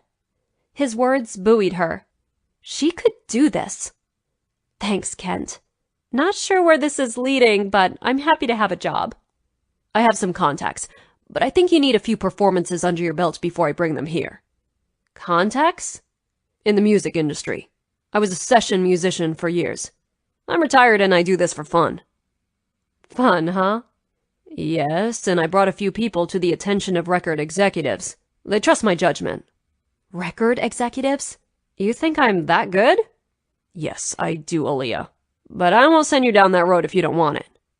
Let me think. It's a lot to digest. I'm sorry. I should have waited until after your performance. I've made you more nervous. I appreciate the sentiment, Kent. I'm going to get the stage set up. 10 minutes to curtain. Aaliyah couldn't wait to get on stage. Viktor entered the bar for the second time, just as Aaliyah was finishing up her second set. She sang like an angel. The crowd had been enthralled with her all night. Even her between-song banter was spot on. Viktor's skin tingled with the idea. She was going to be a star. There was no doubt about it. Someone just had to discover her. He hoped she'd remember him when she was rich and famous. First, he had to talk to her about the mafia and the contract out on her. It could wait a bit, but he wanted to tell her before they went to bed tonight. It was too important to wait, but he didn't want to kill her obvious buzz from performing. She had a job as his singer for as long as she wanted it, even if they weren't together as a couple. She hadn't signed any contracts, but he didn't think it fair to lock her into one with him. He couldn't hold her down if her star was rising. She'd have more money than she'd ever dreamed of having. She could take care of herself if she wanted. That left a little hole in his heart, but he ignored it. He walked toward the stage, but he was stopped on the way. She's amazing, Viktor. Where did you find her? She's the best act you've booked. Some people shook his hand. Some spoke to him in Russian. All praised him for hiring Aaliyah. Everyone felt the same as he did. He hoped he wouldn't lose her because of this, but he couldn't hold anyone down. If she was to be a star, he'd let her. Their time together would always be precious to him. Finally, he reached the stage. The applause was just dying down. Aaliyah's smile couldn't have been bigger. He held out a hand to help her off the stage. Can I buy you a drink in my office? Or would you rather drink it out here? Office. I think this is all overwhelming and I need a moment of quiet. The club would be closing in 15 minutes. The bartenders had asked for last call. With the energy running through the place, no one would want to leave. That's why he always had the act finish well before closing. Aaliyah would have been done 15 minutes ago, but the crowd had chanted for an encore. He'd never seen that happen. He was pleased. The subtotal for the night was good. He expected the final total to be his best night ever. All because of Aaliyah. As he walked her out of the club, Many well-wishers stopped her to compliment her. Her face beamed, and that made Viktor happy. This moment was priceless. After a few more minutes, Viktor was able to get Aaliyah out of there. She breathed a sigh of relief when they entered his office. That was unreal, she said. She plopped into the chair in front of his desk. Vodka? Sure. You don't need to mix it with something? He said. I'll take it straight. He handed her a small glass, then poured his own. He sat at his desk, raising his glass. To you. Damn. No? Just drink, she said. I'm still processing it all. I've never done anything like that in my life. He smiled, then took a sip. She did too. I've never had a reaction like that from this crowd. No? She slipped off her high heels, then tucked her legs underneath her. Never, Aaliyah. They loved you. They don't give out that affection easily. I've seen them boo people off that stage. Really? Really. You are a hit. You can sing here anytime. That is what you hired me for, she said. He chuckled. She had no idea of her potential. She could be big, bigger than anyone around today. Yes, it is. You going to be able to sleep tonight? I don't think so. I have to finish up some accounting, then make out the deposit. You going to the bank tonight? No, I have a pretty secure safe. I don't like to carry money at this time of the morning. If I'm worried, I have Arkady and Sasha do it for me. I see. Go take a shower or a bath. I'll be up in an hour or so. I'll wait up. She came around the desk. He shifted his chair back. She straddled his lap. This night was the best of my life. Thank you, Viktor. She kissed him, and he wanted to take her right there, right on his desk. She had that look in her eyes, but he needed to talk to her about the contract on her life. Now was not the time. If he made love to her knowing that information, she might not forgive him. Instead, he kissed her back, then nudged her off of his lap. Let me get my work done. I'll be up. She kissed him again and slid off his lap. Okay. She picked up her shoes and slunk barefoot out of his office. The news of the contract on her life weighed on him. He didn't know if he should kill or buzz tonight or wait until morning. What a dilemma. She had to know. She had to be told. But he didn't want to ruin the best night of her life. Tomorrow. It could wait until tomorrow. He finished up his work quickly and was heading upstairs before anyone else needed him. The deposit was safely secured. Everyone was doing what they were supposed to do.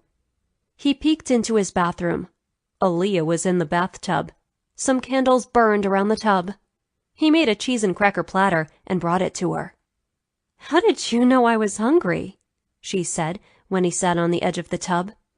I could hear your stomach all the way in my office. Do you always know what your lover needs? I pay attention, unlike most men. Aaliyah received a text message from her brother a few days later. I'm on my way to my internship. Would love to see you. She did a happy dance. Viktor walked into the living room just as she was doing it. Good news?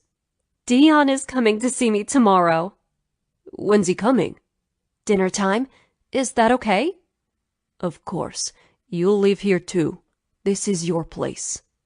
That thought warmed her. Really? That's how you feel? He rubbed his hands down her arms. Of course. This is your home. You can invite whomever to visit you. Then his face became serious. I do need to talk to you about something. Concerning Dion? No, concerning you. I didn't want to ruin your night singing in the club, so I've waited to tell you. She sat on the couch, pulling him down with her. What is it?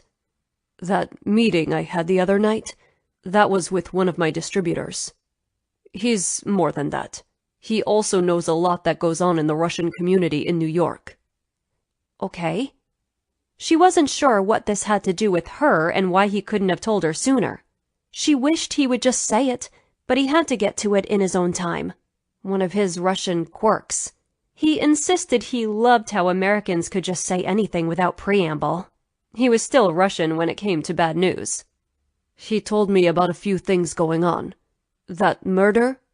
She shivered. Yes? It was a mafia hit. Russian mafia. Which makes the Italian one look like kindergartners. Oh? She wasn't sure why it mattered who killed the man. He was killed. She witnessed it. She wasn't safe until they were caught. They are still looking for you. Okay, I think I knew that. Or assumed it. Well, they now have a contract out on your life. Contract? What the hell did that mean? They have put a price on your head. If someone brings you in dead, they get money. She gasped. People do that? This seemed so surreal that she didn't even know if she should be scared. I can keep you safe here. What about when I go to the shelter? You'll have a driver and a bodyguard. I can't take any chances with your safety. I'm sorry, Viktor. For what? I brought all this on you. He took her hands in his. Do not think like that for a minute. I'm glad you are here. I'll keep you safe. It's part of my job. That warmed her, but she still felt guilty. But if I hadn't come in here... No, Aaliyah, don't think that. You don't have to protect me. You don't have to save me. You've made me very happy, and I want you to be safe. She'd made him happy? It's the first time they talked about how they felt. You make me happy too. Good. Then no talk of leaving, please.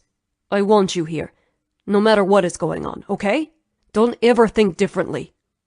Okay. He'd certainly always made her feel welcome. He'd done many things for her. Would she ever be able to repay him? She couldn't worry about that yet. Someday, when she was a success, she could pay it forward. I mean it. Don't go running away on me.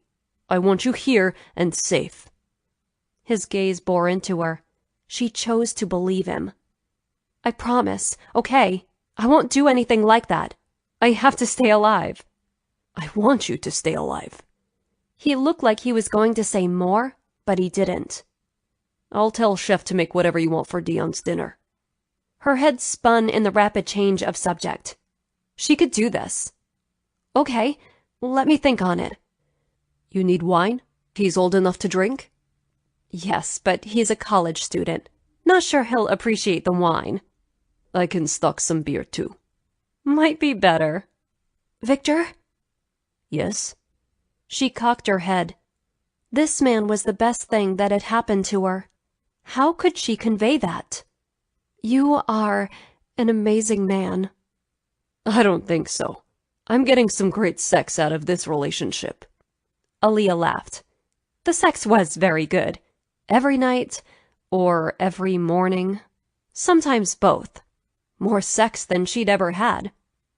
I have to make a doctor's appointment, Aaliyah said. You sick? No, women stuff. But I'm thinking I'm going to ask for birth control. His face lit up. No more condoms? Well, it'll take a month if I go on the pill. That's okay. I can be patient. You're a good man, Viktor. He smiled. You're just saying that to get me into bed. She laughed. You have time? For a quickie. She stood and then pulled him to his feet. Let's go then. She wanted him. Each time he reached for her, she wanted him. No one had ever been this good to her. Take off your clothes and lay on the bed, she said. Oh? I'm doing all the work this time. He did as she asked.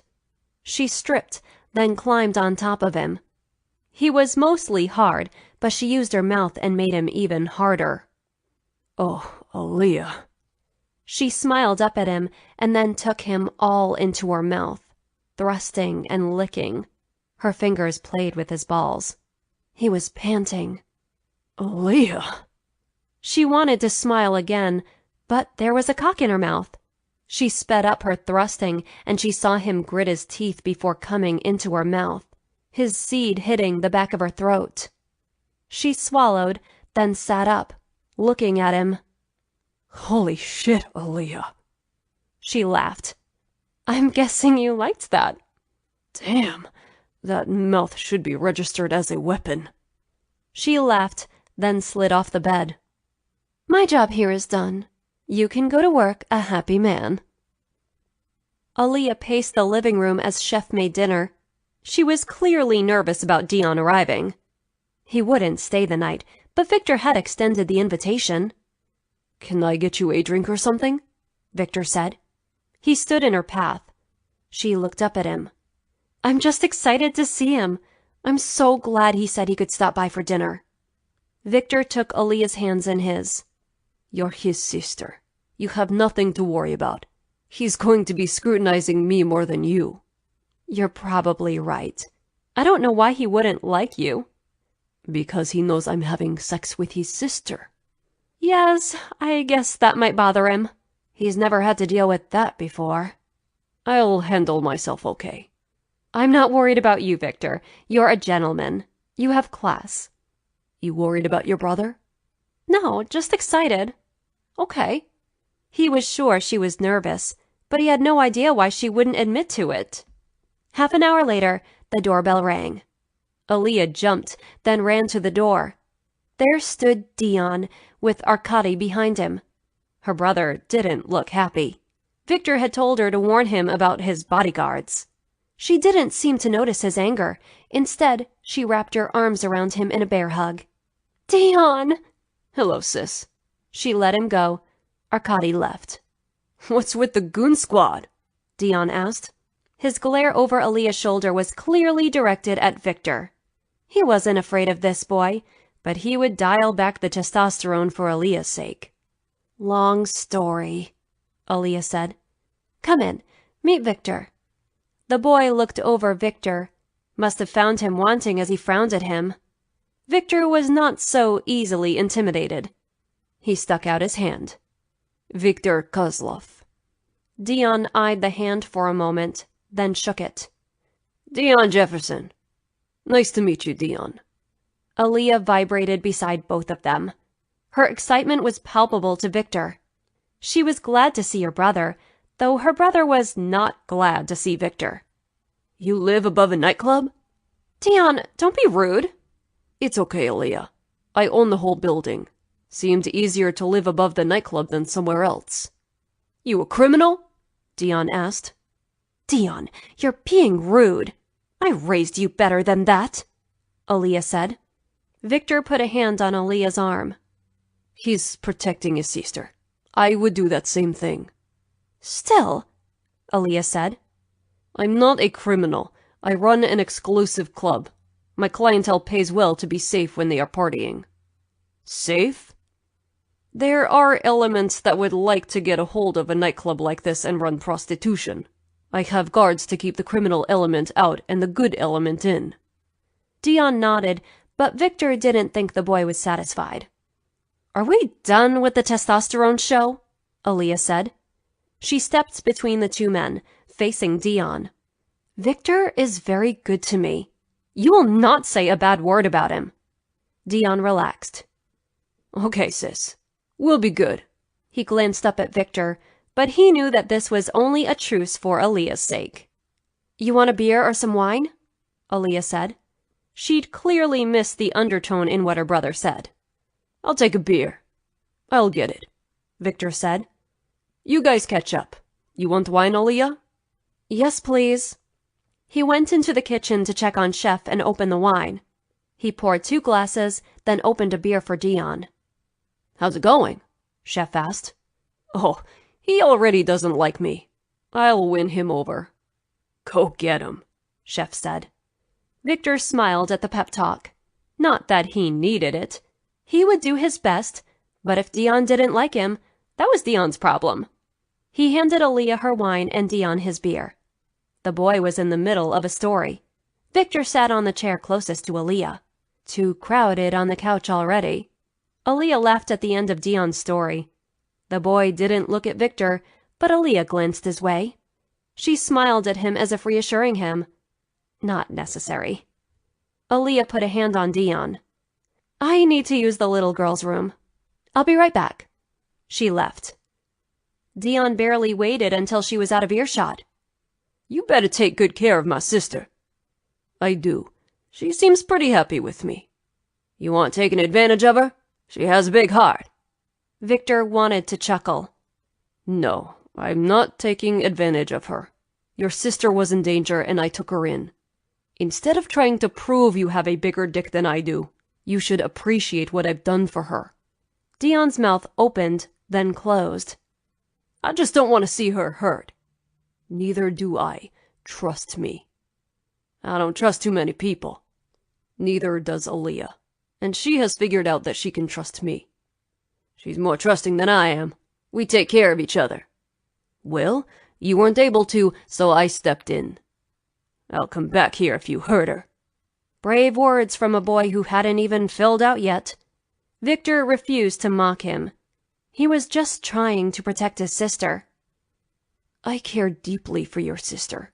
I don't want to hurt her. I want to take care of her and keep her safe. I still don't like this arrangement. Tough. Your sister is a grown woman. She can make this decision for herself. She's chosen to stay here. You need to respect that.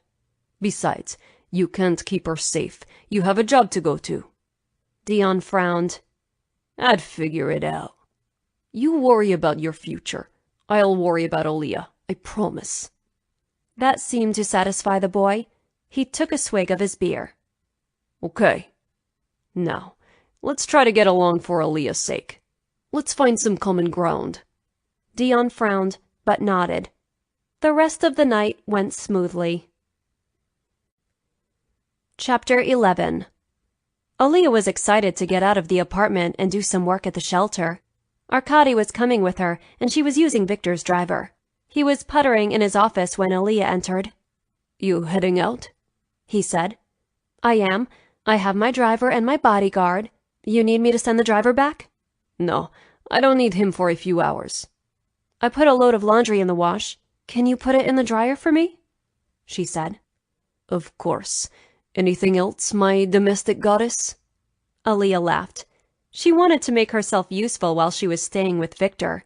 He had a cleaning service, and he sent his shirts out to be pressed so she couldn't do any of those. No, that's it.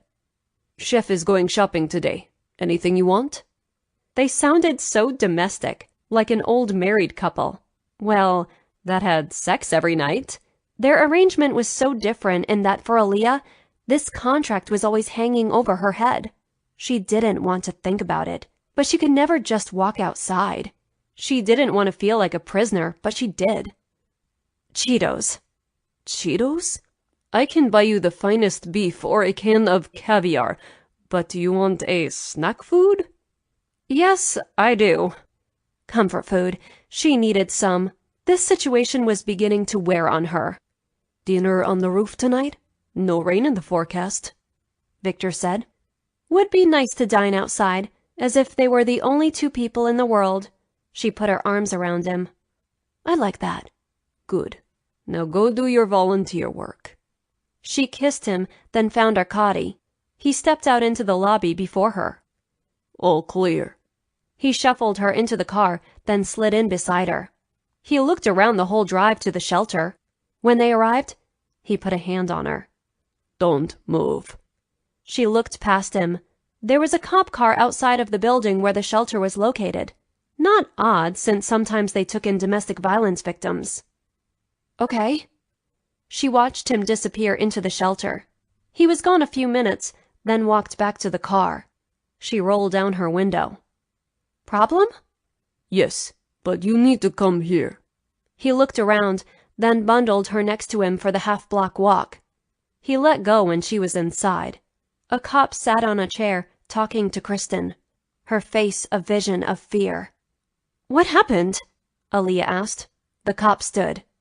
Who are you? Aaliyah Jefferson. I do the books here. Could you wait in the office? Then I'll come talk to you. She nodded, and Arkady led her to her office. She booted up her computer, but her mind was on the situation, which she didn't know about. The cop came in a few minutes later.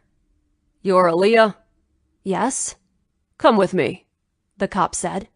Arkady stayed close as the cop led her to the back door of the shelter. Scrawled on the wall in the alley were words that chilled Aaliyah. "You've been warned. Recant your story, Aaliyah." Aaliyah's breath caught in her throat. Arkady put a hand on her arm and she was warmed by him. He really seemed to like protecting her. "You're the Aaliyah in question?" the cop said. "Yes." They returned to her office, and the cop asked her questions for the next half hour. She told him the story of the murder and the contract out on her life. "Well, Miss Jefferson, your presence here might bring danger to the shelter." "I know, but someone has to pay the bills." "It probably shouldn't be you," the cop said before he left. Arkady stood in the doorway. "We should go home." "Let me tell Kristen," Aaliyah said. The woman was still sitting on a cot, her face a mask of disbelief. Aaliyah sat down next to her. "I'm leaving, and I'm not coming back until this is done." "Oh, Aaliyah, we love having you." "But it isn't worth it if I put everyone else in danger. I don't know how they found out about me being here. I'm so sorry." "This isn't your fault, Aaliyah." "It is." "No, don't think that. We'll manage," Kristen said. "You go home and be safe." Aaliyah nodded, hugged her, then left with Arkady. The ride home was in silence. Arkady scanned the alley before he let her out. Aaliyah felt so guilty for bringing that danger to Kristen and those who just need a place to sleep. She didn't go find Viktor at first. She needed a moment to regroup. She took a shower feeling dirty from it all. Then she found Viktor in his office. "You're back early," he said. "Arkady didn't tell you?" "No. Did something happen?" He was sitting behind his desk. She walked around the desk. She needed to be in his arms. "There was some vandalism." "Vandalism?" "At the shelter. Basically a warning to me to recant my story about the murder." He pulled her closer. "Oh, Aaliyah, I'm sorry." "I can't go back there. I'm putting everyone in danger." She let some tears flow down her face. She felt sorry for herself. Volunteering at the shelter had filled her soul. What was she going to do with herself? "That's a smart choice. I know it won't be the same, but let's get out of the city this weekend. On Sunday, the club is closed and I can make sure I get my work done." She put a hand on his face. He was so sweet. "That would be nice." "I'll make all the plans," he said. What a sweet, sweet man. What had she ever done to deserve him? He was going to spoil her for anyone else. She'd never put up with the attitude a brother gave a woman. No way. White boys from now on. Viktor held Aaliyah for a little while longer, and then she seemed a little better. She sat on the chair opposite him. His heart went out to her. She really liked that place. "I'm sorry, Aaliyah." "I know. Not your fault. All because I didn't mind my own business." "You did the right thing. These people have to be brought to justice." "Are you sure I'm not putting you in danger? I'm feeling very guilty," she said. How was he going to get through to her? He wanted her here. Even if the Russian mafia knocked on his front door, which they wouldn't do, he didn't want her to leave. "Can we stop having this conversation?" "What do you mean?" "I want you here. I want to protect you. And even if we weren't lovers, I'd still protect you." "Okay, I'm just a little uncomfortable with all of it, I guess." "Uncomfortable? Did I do something?" He'd done his best to make her welcome and make her feel as if she belonged. What else could he do? "No, Viktor. I've just spent most of my life taking care of everyone around me. I'm not used to someone taking care of me. It's a little unnerving." "But you deserve to have someone take care of you." "I guess some part of me knows that, but I never thought it would happen. You are so good to me, Viktor. It's almost scary." "Scary? Explain." She looked up to the ceiling as if the words were there. He waited patiently. He wanted to know what went on inside her head. "Because you seem too good to be true. I feel as if someone is going to wake me up and I'm back in my crappy apartment. And I have no one." "Never. I'm real, Aaliyah. I'm going to be around for a while." That was as far ahead as he could make plans. He didn't know what was in his future. He would have to go away on business soon. Should he bring her? "I guess I'm just feeling insecure." He came around the desk, then sat on the edge. He took her face in his hands. "I'm here, Aaliyah. I'm real. I promise I am. No one is going to wake you up." "Thanks." She smiled up at him, and he kissed those luscious lips. They were warm and soft and invited him to do more. But he couldn't. Or could he? He broke away. "How about I give a donation to the shelter, so they can hire an accountant until this is over, and you can get back there?" Her face lit up. "You'd do that?" "Yes, this is important to you." "It is. I've stayed in that shelter in the past, Viktor. It's very important to me." "Then that's settled. I'll write a check tonight." "Viktor, I could do you right here." "What's stopping you?" She eyed him. "Lock the door." He did, then came back. He had a vision of Aaliyah bent over his desk, him pounding into her. And now it might come true. She began to undo his tie. He pulled off her shirt. She had a sexy red bra on. Her breasts spilled over the cups just a little, just enough to make them tantalizing. He wanted to taste them, so he did. She gasped. "Viktor." He nudged one out of the cup and latched on for dear life. She squirmed under him while she undid his belt buckle. He undid her bra and let them spill out onto his hands. They were soft, and he wanted to stick his face in between them and live there for a few days. He took off her pants and panties, licking and kissing as he went. She panted. She was wet for him. "Turn around and put your hands on the desk." She cocked her head at him, but did as he asked. Her amazing booty was in the air for him. He took a condom out of his desk, putting it on as he walked behind her. He could just reach her tits, so he squeezed them. "Oh." He nudged her legs further apart with his feet, then slid into her, holding onto her hips. Damn, he was deeper into her than he'd ever been. He thrust and she moaned, so he thrust harder. He couldn't hold on much longer as she was slick and warm. This was incredible, maybe the best sex ever. Her moaning became louder, and he was thankful for thick walls in his office. Then her vagina clenched around him, and he was gone, thrusting with all his might until his seed spilled out of him. He caught his breath as he rested a hand on her back. That was an amazing ass on her. "Wow, Viktor." He helped her up, and she kissed him. "I like when you say wow, especially after sex." She laughed. "I never thought you'd do it in your office." "I'll have fond memories of this desk now. I'll think of you whenever I conduct business in here." "Good." "Good?" She put a hand on his chest. He was still naked. "I'll never be far from your mind." He scooped up her hand, then kissed it. "You are never far from my mind, Aaliyah." She smiled, and he wondered if he'd revealed too much. Whatever emotion he felt for her was new and raw. He wasn't ready to label it or share it with her. She hadn't expressed anything to him either.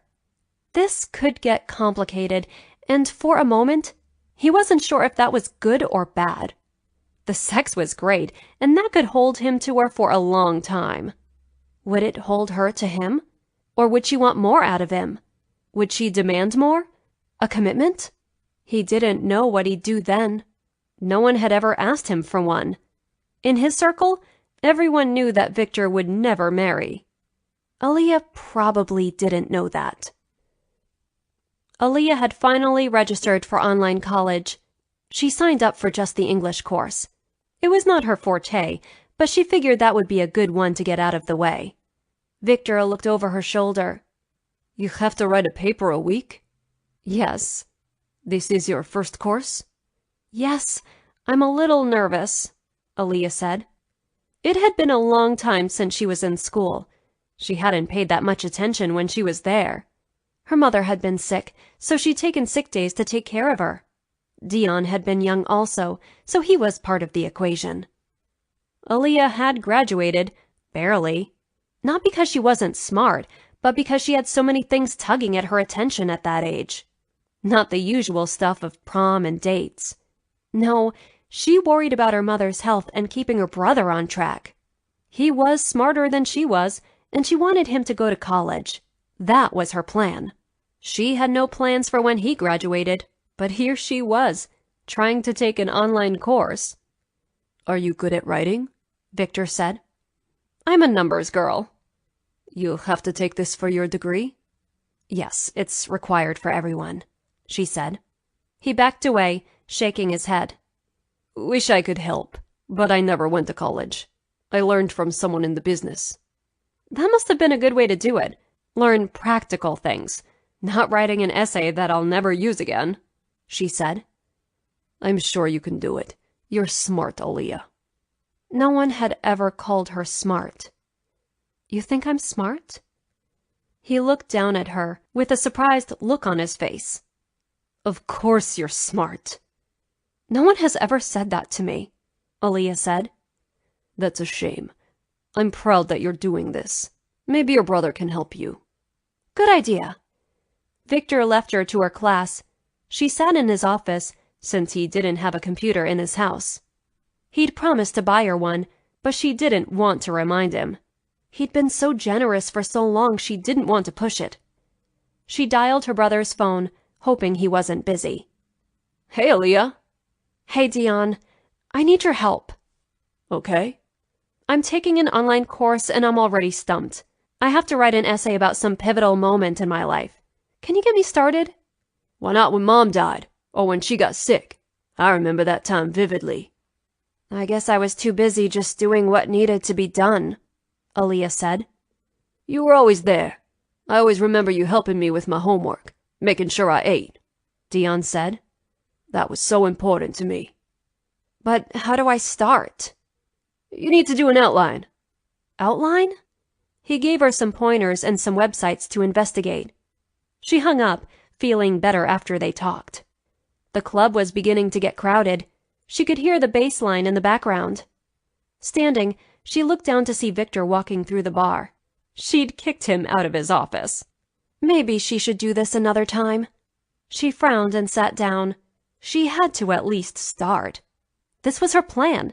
She had to do this, and she had her first step lined up. Surfing around the sites that Dion had given her, she had a better idea of how to get started. She hoped that her brain was willing to work tonight. She wasn't tired, but she was anxious to produce something. She paced. Viktor looked in on her. How's it going? Okay. Was your brother any help? He was. I think I have an outline. Now I just have to write. But I'm a little nervous. What if I fail? What if you succeed?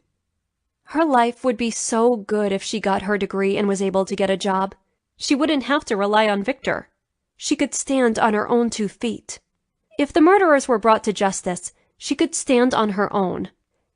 I guess I've just not done this in a long time. Did school come easily to you? In some ways, yes, but I was never able to enjoy it since my mom was sick, Aaliyah said. She didn't have those wonderful memories of high school. Those days were not carefree for her. She had to be the mother for Dion at that point, and nurse to her mother. Just put your mind to it, Aaliyah. With determination, you'll be fine. You make it sound easy. It isn't, but I have faith in you. She frowned at him. How could he have so much faith in her? He barely knew her. He came around the desk, then kissed the top of her head. Take a break. Maybe if you come back to it tomorrow, things will be more clear. You'll let me kick you out of your office again? No need. No need? I can't leave right now, but go upstairs. I have a present for you. It's on the coffee table," he said. She kissed him, then raced up the steps. There was a box with a ribbon on it. She stared at it for a moment, then tore off the bow. Inside the box was a laptop and a card. For Aaliyah. Of course it was from Viktor. When had he bought this? He was the best. She raced back down to his office with the laptop in her hand. "Oh, Viktor." "You like?" "Yes, thank you." "Now make me proud and get good grades." She kissed him, then went back upstairs. She bet she could get her work done now. By the time Viktor came up to check on her, she had her essay done. "I can't believe you did this," she said as he sat next to her. "You need the proper tools. I just provided it for you." Since they both had been working hard, Viktor closed the club on Sunday. Aaliyah had turned in her paper and had once again wowed the crowd on Saturday night. He took her out of the city for the day. With a driver and a bodyguard, they headed out of Manhattan. Viktor was excited to get out of the city and spend some time alone with Aaliyah. Well, as alone as he could be with his entourage. Better safe than to have anything happen to Aaliyah. He was growing more and more fond of her as the days went on. He couldn't decide if that was a good idea or not. Many things could take her away from him, including college or the end of the murder investigation. She held his hand as she gazed out the window. "I haven't been out of the city in years, probably since I was a kid." "I don't get out as much as I should. I'm a city person." "I guess I'm a city person. I've never seen a reason to leave," Aaliyah said. He studied her for a moment. She was a beautiful woman. Out of his league, if he wanted to be honest. Congested streets gave way to smaller tree-lined avenues. They didn't have to drive too far outside of Manhattan to be in the country. The cool thing about New York State. "You don't go to the beach?" "No, I've never been much for water." "I love the water, and would love to take you to the beach when the weather is warmer." "I'd go. Probably different when I'm an adult, and when I can drive there instead of taking a bus or a train," she said. He'd never thought about how limiting life was without a car. He hadn't needed one when they first arrived, but he'd obtained his license as soon as he could afford it. Then, when he was making money, he bought a car. Sometimes he missed that clunker. It had served him well. Now he had his driver take him everywhere. He'd have to get a car again and brush up on his skills. It had been years since he drove. "Or be driven," Aaliyah said. "Since I don't have a license." "You don't have a license?" She shrugged. "Never had a reason." "I guess not, if you can get anywhere you need on public transport." "I've relied on it my whole life, Viktor." "I can't remember the last time I was on a bus or train." "That's because you have someone to drive you through Manhattan traffic." "That's true. I'd miss it," Viktor said. Despite having been poor, Viktor had forgotten what it was truly like. The day-to-day frustrations that can come with having no money and no options. "You have a bright future ahead of you, Aaliyah. You won't have to rely on things like that, or, I bet, even me in the future. You'll get a degree and a great job, and things will be better." "I hope so. You're certainly optimistic about my future." "You will remember me when you're successful?" She laughed. "I'll owe it all to you." "Only part of it. You'll be doing all the work," Viktor pointed out. He'd bet that part wouldn't be hard for her. If she raised her brother, then college would be a snap. "How old were you when your mother died?" "I was 16. "That's young. And you raised your brother? How come social services didn't help you?" "We fell through the cracks. At least we were together. I think Dion would have taken a darker path if I hadn't been there to guide him and keep him accountable." "He's a lucky boy to have a sister like you." "Not sure he always thinks that." "He's still young," Viktor said. The driver parked in front of the distillery. Viktor held Aaliyah's hand as they walked in. He liked her hand in his. She was his. What was he going to do with their future? He had no idea. He still wanted to do some traveling. He actually needed to for business, But would Aaliyah be with him? He wasn't ready to give her up yet. He had feelings for her, and he wanted to see where they were going. And she was so amazing in the sack, responsive and willing to try anything. He had no idea how long they would last, but he was going to enjoy Aaliyah's presence until he no longer had it. This place is really beautiful. The tasting room had barrels that stuck out of the wall. The bar was made of cherry and had some wear to it that gave it character. A short blonde woman greeted them as they entered. Welcome to Jackson Distillery. You here for a tasting? Yes, we are. I'm Viktor. This is Aaliyah. She put a paper in front of them, and they spent the next half hour tasting whiskey. Aaliyah's face was a little flushed at the end. I'm a little buzzed, I have to say. He laughed. In Russia, kids drink vodka on special occasions. Teens are allowed to drink. Sadly, there is a lot of alcoholism. But I don't think it is due to supply. I think it is due to the conditions. You never talk about Russia, she said. She lounged at the bar, her head against Viktor. She was relaxed, which had been the point of this trip. He felt relaxed too. They hadn't talked about the murder, and hopefully Aaliyah wasn't thinking about it either. It was a long time ago. You make it sound like you're ancient. Some days I feel ancient. How old are you? He looked down at her. Would his age bother her? He hoped not. 38. That's older than I thought you were. Problem? No. You're still the same Viktor as before I knew your age. He laughed. No, I haven't changed in the last few minutes. Chapter 12. Aaliyah woke a few mornings later. Viktor was not in bed, but she wasn't worried. He didn't seem to need as much sleep as she did. She stretched and yawned. The weekend had been wonderful. Getting out of the city had been just what she needed. She stretched, then yawned, in the most comfortable bed she'd ever slept in. Leaving this apartment and this bed would be hard. It would eventually happen, she was sure. He would tire of her eventually. A man who could have any woman he wanted would get bored with her. She wasn't that pretty. Her body had curves, and sometimes men didn't like those curves. Viktor seemed to enjoy them. You're thinking too much, he said from the doorway. He was dressed in jeans and nothing else. He looked sexy that way. He also looked sexy because he had a mug of coffee in his hands. Is that mine or yours? I'll share, he said. He strode into the bedroom and sat on the edge of her side of the bed. Her side. Might be a little presumptuous, though they had sorted out who slept on what side. She wasn't sure she could take full ownership of it. Why do you think I'm thinking too much? Because you're frowning. You get a wrinkle between your eyebrows when you do. Try to enjoy the now. But I've spent most of my life planning for the future. I need to know what's going to happen next. Well, how about this? I'd like you to meet my mother. Meet his mother? That was serious, wasn't it? That meant a bunch when a man wants you to meet his mother. Wow, okay. You ready for this? I don't want to assume anything. Would he just come out and tell her how he felt? She didn't want to say it first. I think I can handle it. What's your mother like? She's a tough woman, but loves me a lot.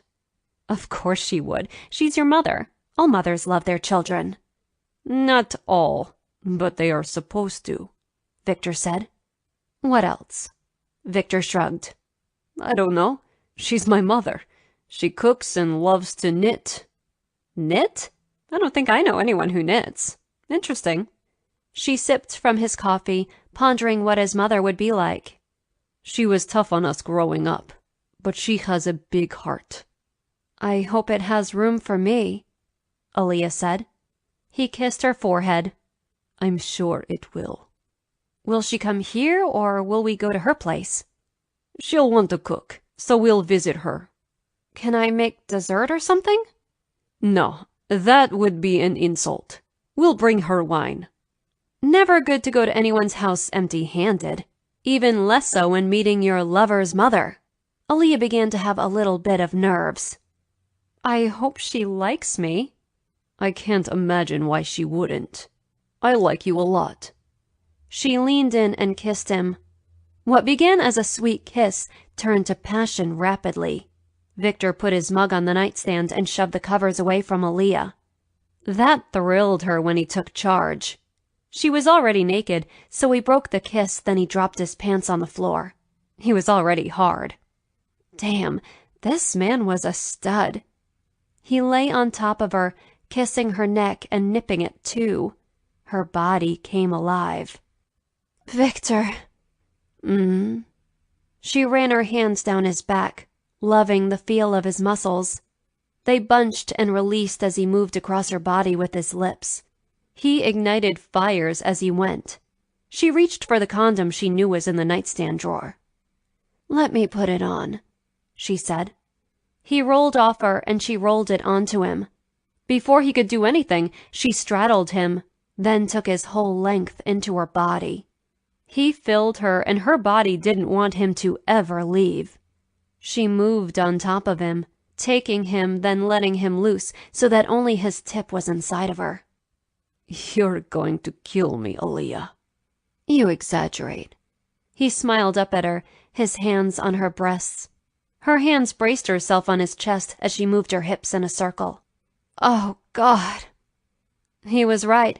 She sped up as her body was on the verge. She liked being in control some of the time. There it was, that edge. She could see it, feel it. Then she was over it, and Viktor was pushing into her, his hands on her hips. She slumped onto his chest, her breathing ragged from the effort. Viktor ran his fingers through her hair. So, we're good to see my mother tonight? Yes, but I'm a little insulted that I'm naked on top of you and you're thinking about your mother. Viktor laughed. No, I'm thinking about you and what we're doing later. It just happens to be going to my mother's house. I'll forgive you. Good. What's on your agenda today? I have another paper to write, and I want to see if I got my grade for the other one, Aaliyah said. Hard at work. What are you doing? Working? Always? Yes. I run a large empire. Yes, I know. He nudged her off him, then he got rid of the condom. She would be glad to be done with them. Viktor had never protested using them. He was too much of a gentleman to complain. She really loved him. The thought made her go still. She didn't say that out loud, did she? What's wrong? You went tense all of a sudden. Nothing. She couldn't say that to him. No, she needed to hear it from him first. That's the natural order of things. Men say it first. Women already know they love the man, but she has to be sure he feels it before anyone says it out loud. Viktor paced as he waited for Aaliyah to get ready. He was as nervous as she'd been when her brother was coming to visit. Now he understood how she felt. This was important. He'd never brought a woman to meet his mother. None had been this significant to him. This was a huge step, and he hoped his mother would like Aaliyah. He'd still date Aaliyah. He was a grown man who didn't let his mother choose his dates. But during the holidays, he spent a lot of time with his mother. His maid and his mother getting along would make it all better. Make it easy. He didn't ever want to have to choose between his mother and his girlfriend. Aaliyah finally emerged from the bedroom. She looked wonderful as always. She had a nice sense of style. Ready? He said. Ready, though I have the sense that I'm going into a wolf's den. It won't be that bad. I hope not. He held out his arm and she took it. He led her down the steps. The car was waiting outside. Viktor had opted not to have Arkady come with them. He was pretty sure his mother's high-rise building was as secure as the Pentagon. They drove, and the driver parked the car in the underground parking lot. Then they rode up to the 8th floor. Aaliyah had the wine in her hand. Viktor squeezed her other hand. You'll be fine. Thanks. He knocked on his mother's door. She answered it as if she'd been waiting on the other side. Of course she would know he was in the building. She was that way. Viktor! She gave her son a hug and a kiss. Hello, Mama. He kissed his mother back on both cheeks. She smiled up at him. You'll look healthy, Viktor. He reached behind him, tugging Aaliyah. I've brought someone for you to meet, Mama. Aaliyah smiled at her. Hello, Mrs. Kozlov. This is Aaliyah, Viktor said.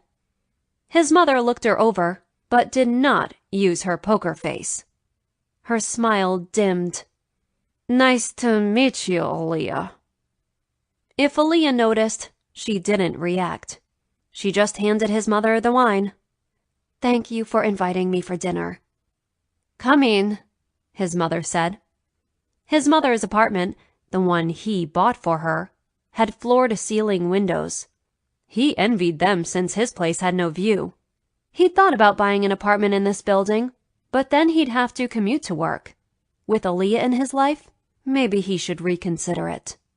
Though he spent a lot of time at work, he liked the flexibility of living upstairs from the club. A decision for another day. His mother led them to her living room. You have a beautiful home, Aaliyah said. My wonderful son gave me this, she said. What a generous son, Aaliyah said. She smiled at Aaliyah. Sometimes too generous. I asked Sasha to join us, his mother said. Oh? Was this an ambush? He liked to have his mother to himself for their dinners.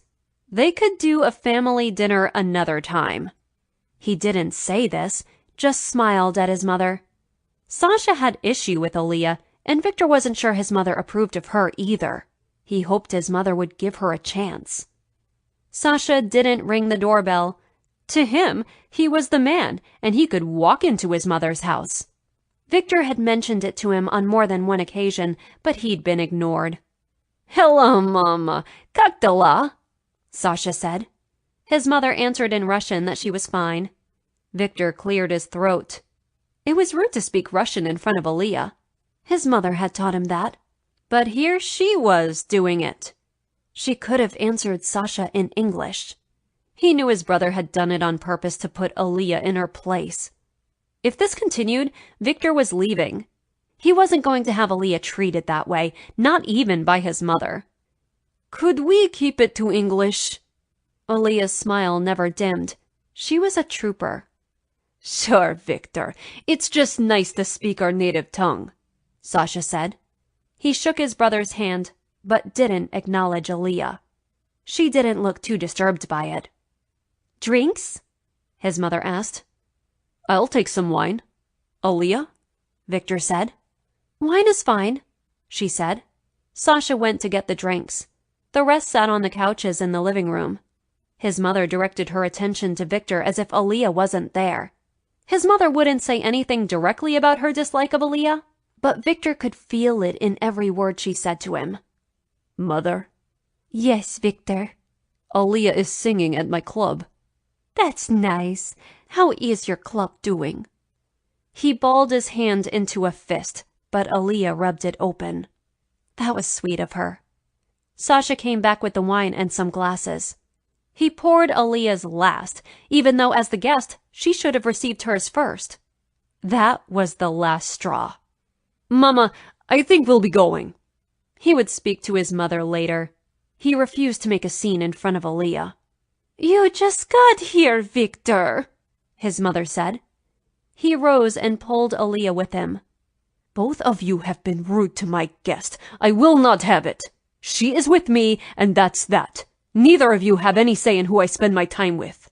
He pulled Aaliyah out of there. Once on the elevator, he turned to Aaliyah. I'm sorry for that. I don't know what to say. You stood up for me. With your family. Why would I do anything else? I'm a grown man. They cannot tell me who I can see.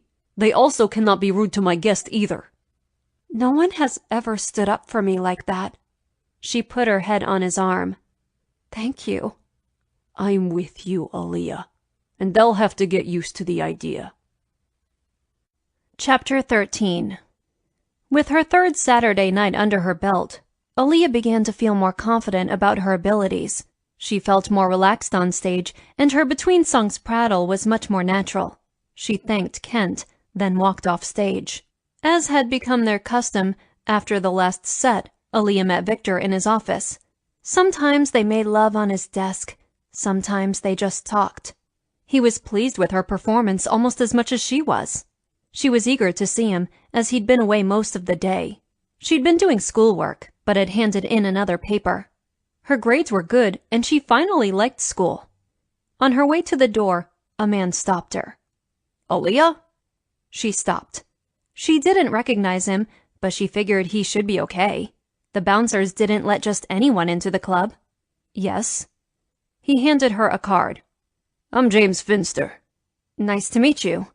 His card said he was a booking agent. She wasn't sure what that was. "I heard about your singing, and the person who said you sang like an angel didn't do you justice." She wanted to blush. "Thank you." "Is this your first professional gig?" "Yes." "Can I buy you a drink? I'd like to talk to you about the future." Future? So far, she'd been such a sparkling conversationalist. "Yes, I book acts for concerts and fundraisers. I also hire musicians and backup singers for session work. I'd like to have you under contract." "I don't know what that means." He put a hand on the small of her back and guided her to an empty table. The waitress came by. James ordered a drink. She asked for some club soda. The waitress left. Aaliyah was tired and exhilarated and wanted to just see Viktor. He always made her feel better. "I think you have a lot of talent, and I think you can be a star, but you need some more experience. I book acts for various venues, as I said. I'd like you to be in my stable of talent. I wouldn't be your agent. I would deal with your agent." She didn't have an agent. She didn't know where to get an agent. "Or you could have a manager. Either one." This man might have been talking another language. She blinked at him a few times. "I know this is all confusing, but you check out my website, you'll understand. I'm not asking for an answer now, but please consider my offer. You're talented, and people would pay you well to hear you sing." What kinds of venues? She didn't know what to ask. This was all sudden, and she was tired. "Fundraisers, conventions, larger clubs." Viktor appeared at her side. She didn't see him, just felt his presence behind her. "I'm Viktor Kozlov, the owner of this club." James stood and shook Viktor's hand. "I was just talking to Aaliyah here about some business." "It sounds like you are trying to poach my talent," Viktor said. He was smiling, but she could see the tension in his stance. "Not exactly. I want to expand her horizons. She doesn't have to make any decision right now." "Good. How did you get in here? This is a private club." "I was given an invitation by Kent, her piano player. I hope that was okay," James said. "Yes, that was fine. What do you do?" "I book acts for various venues. As I told Aaliyah, it would be conventions and larger clubs." "I see. You have a card?" Aaliyah handed hers to Viktor. He perused it. "You seem legit, and you have an invitation to be in my club. But I'd prefer Miss Adams not make any decision right now," Viktor said. Was he speaking for her? "I'm not making any decisions now. I'll look into what you do and contact you another time." "That's all I'm asking," James said. Their drinks arrived. When James went to pay, Viktor waved away the waitress. "The drinks are on me." "Thank you, sir." Aaliyah's drinks were free, so the gesture wasn't that magnanimous. She chose not to point that out. She wanted Viktor to leave. This was her business. "Do you often come into clubs to recruit talent?" Viktor asked. "No, but Ken said that Aaliyah was an amazing talent. He wanted me to hear her. He wasn't wrong." "Yes, she is talented." "Could we not talk about me like I'm not here?" Aaliyah said. Both men looked at her, surprised. "Viktor, how about you wait upstairs? I'll be up when I finish my drink and my talk with Mr. Finster." Viktor's one eyebrow went up. She'd never spoken to him like this, but she did have a brain in her head. She was safe, so he didn't need to be all Neanderthal on her. He nodded at them both, then left. He's protective of his investment, James said. Something like that. Tell me a little more about your business. He spoke for the next half hour. Good. Aaliyah was happy to make Viktor wait. She knew he was at the window upstairs, his temper getting the best of him. She'd done nothing wrong, so he had no reason to be mad. If he was jealous, he'd just have to get over it. The man left after that. Aaliyah eyed his business card. She'd check it all out in the morning. Olga came by with her tray. Can I get you something else? No thanks. You going to see Viktor? When I'm good and ready, Aaliyah said. She'd grown to like Olga. Good for you, Aaliyah. Russian men can be so overbearing. Viktor is better than most, but still, you put him in his place. Olga left, laughing. Aaliyah wasn't playing a game. She was composing herself. She didn't want to fly off the handle. But Viktor had made her mad. Yes, he was protecting her, and yes, they were lovers. That didn't give him the right to rule her life. Viktor was sure steam was coming out of his ears. Aaliyah had dismissed him. Sasha came into his office. He had no desire to talk with his brother. I saw that, Viktor. Are you going to let her get away with that? You are the man. Viktor's anger dissipated. If Sasha thought he should discipline his girlfriend, then clearly it was wrong. Sasha had a mean streak and was that old-style Russian man that Viktor had refused to become. He would have a civil conversation with Aaliyah. Aaliyah, who was still sitting at that table, alone, making him wait. He did not play games. He should go down and get her. Before he could, she rose from her chair. Leave, Sasha. She needs to be put in her place. Go, Sasha. I don't want you here. Your old-fashioned values here, Viktor said. He still held the man's business card. He didn't care that the man had spoken to Aaliyah. He didn't even care that he'd come into his club to do it. He didn't want Aaliyah taken advantage of. It was his job to protect her. She didn't need to be reckless. She finally appeared in his doorway, clearly not repentant.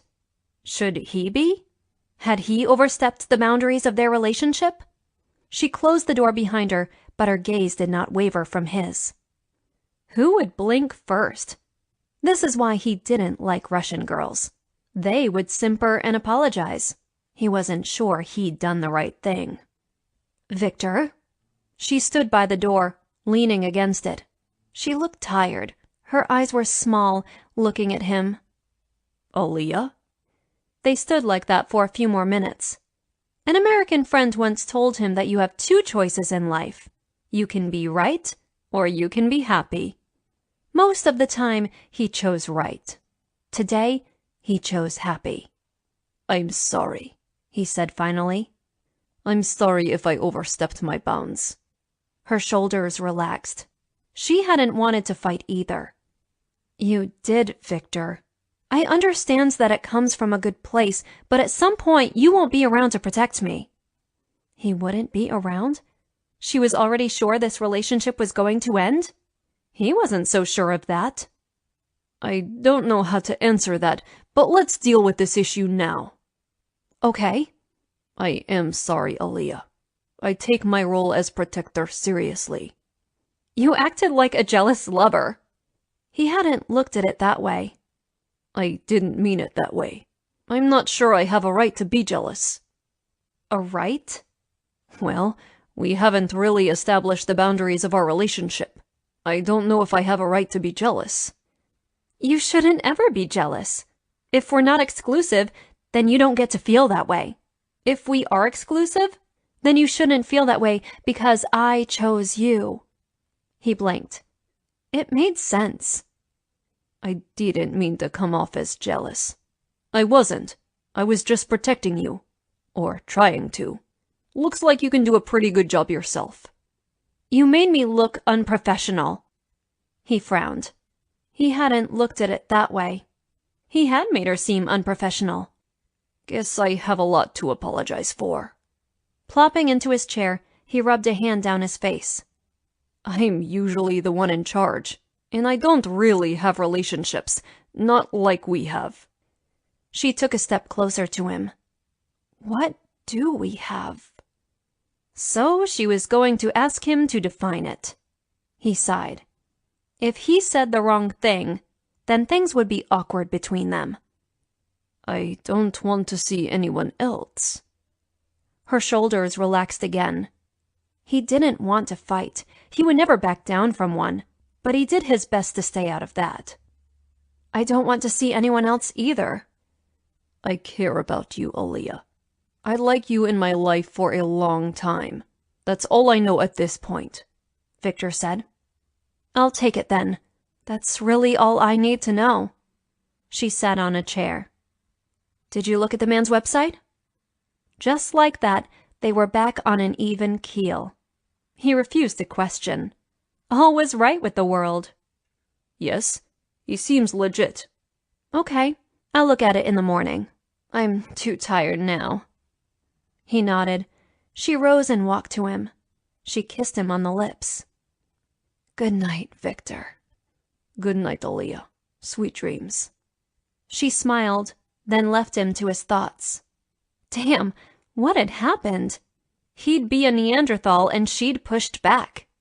The hazards of dating an independent woman. He leaned back in his chair, staring at the ceiling. Why hadn't he told her that he loved her?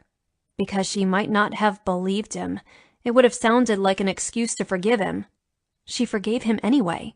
And she was his. All his. She wasn't going to see anyone else. He liked that. It warmed his heart. Sighing, he couldn't help smiling. He wanted to escape upstairs, and even if Aaliyah was asleep, he wanted to snuggle with her. A knock sounded on his door. Guess the staff knew that Aaliyah wasn't in here.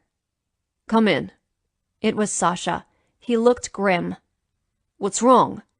Sasha needed a good woman in his life. You work things out? Not how you would have, but we did. Sasha frowned. Whatever. Someone else knocked on his door. He wasn't getting out of here soon. Come in. Arkady poked his head into the office. Boss, we're getting raided. Raided? By whom? Cops. Viktor was out of his seat before Arkady could finish. He pushed past him and ran down the steps. The customers were gone. Why would they raid now? What had he done? He found the person who looked to be in charge. What's going on? Are you Viktor Kozlov? Yes. We got a tip that there are drugs on the premises. We have a warrant to search the club. Viktor eyed the warrant. Guess you're searching then. Chapter 14. Aaliyah woke, and then she realized that Viktor had just climbed into bed. She glanced at the clock. Where had he been? He wrapped her into his arms. Where have you been? She said. Sorry if I woke you. She patted his hand that rested on her shoulder. It's fine. Did something happen? He sighed. The club was raided. She was awake now. No sleepiness at all. She shifted to look at him. Does that happen often? Never been raided in my life. I've always adhered to the rules. My patrons don't want to be bothered by the cops. They just want to have a good time. Of course. What happened? They found nothing. What were they looking for? She said. This didn't make any sense, and she had a sinking feeling that this raid had to do with her. She couldn't keep letting him protect her, nor did she have a safe place to go. She bit her lip. He kissed her. Drugs. They didn't find any. She didn't think they would. I bet your customers weren't happy. It happened after we were closed. Did someone phone it in? An anonymous tip. The cop I talked to didn't know much more than that. Could have been worse. They could have found something. There isn't anything like that in my club. I'm very strict about that. I wasn't saying it would have been there legitimately. Someone could have planted something. I hadn't thought about that. She heard his sigh. I'm sorry, Viktor. Why are you sorry? Because I think this has something to do with me and my presence here, she said. She put a hand on his face. He was such a good man. He would never kick her out. She didn't want to leave either. She was falling for him hard. She wasn't sure if this was a good thing or a bad thing. She didn't know his plans, and frankly, she'd been so much of a liability in his life, she didn't think she'd last too long. He'd protect her, that was for sure. Would she stay in his bed the whole time? He kissed her forehead. It's fine, Aaliyah. You have nothing to worry about now. I know what you're thinking, and if you run away from me again, I may put you over my knee and spank you. For some reason, the idea that Viktor would be that upset about her leaving sent a thrill through her.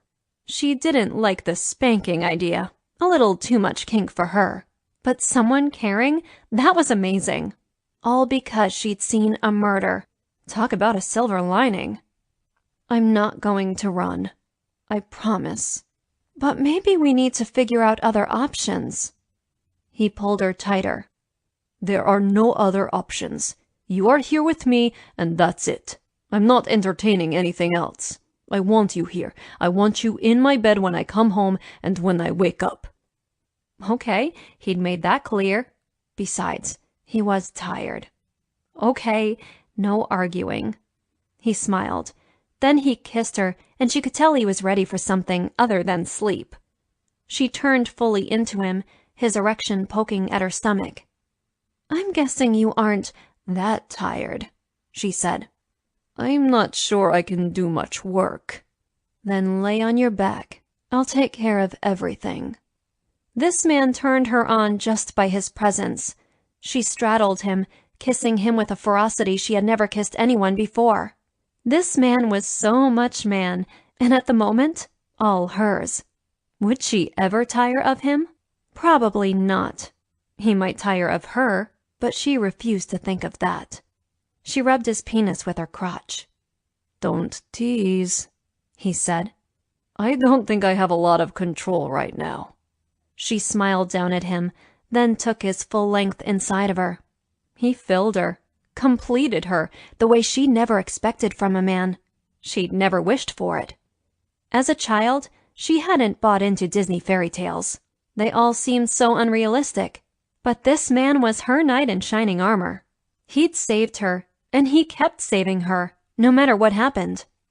She stroked him with her insides, setting up a slow, torturous rhythm. He gasped. She braced her hands on his chest, moving her hips until she was just at the peak. Then she sped up and they came together. Her breath came out in pants as she rested her head on his chest. Aaliyah, he whispered in her hair. The words held a tenderness that she cherished. Not only had this man saved her, he'd given her a chance to go to college and have a career. For a moment, she worried that her success was too tied up with him. But her success would be her own at some point. She shifted to lay next to him. He turned onto his side and snuggled her closer to him. She felt safe. It was that simple. He cared for her and kept her safe. Viktor, he chuckled. Now I need to sleep, my sweet. It's been a long day. Sleep. I don't need to be up for a while either, she said. It would have taken a bomb to get her out of the bed. His body warmed her. The hairs on his chest tickled her back. One of his hands rested on her breast. The other found a spot on her hip. She couldn't have moved if she'd wanted to. Not that she had any desire to. But she did have to figure out how to be safe without Viktor's business being affected. She couldn't, in clear conscience, keep having his life turned upside down because the Russian mafia wanted her. Police protection? She didn't know if they did that. She yawned. Viktor's breathing settled, and he was asleep, like a man with nothing on his conscience. Which he didn't, she was sure. She couldn't say the same. Sasha poked his head into Viktor's office later that day. Viktor? What's up, Sasha? He didn't like the look on his brother's face. You need to come see this. What is it? He waved his hand. Come see. Viktor followed Sasha down to his loading dock, which opened on the back alley of the building. He didn't often have a reason to be here, so he couldn't fathom what Sasha needed him to see. This was part of Sasha's domain.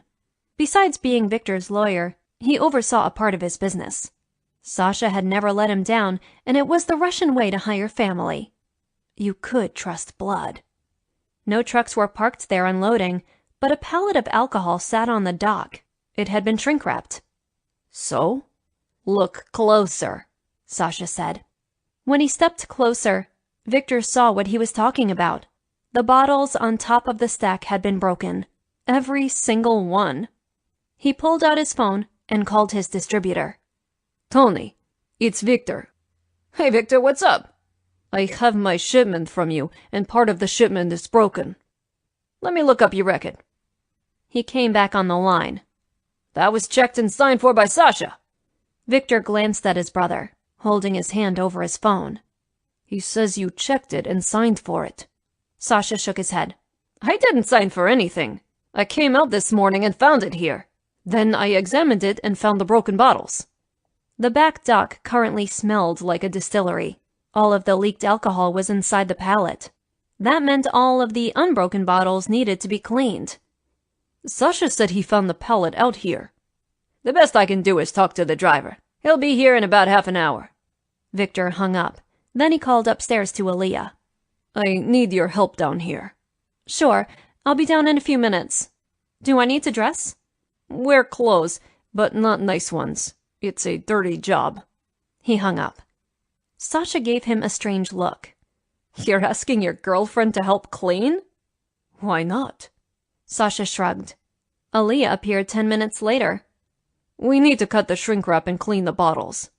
He took off his suit jacket and tie. He rolled up his sleeves. There were many bottles to clean before the bar opened that night. How did this happen?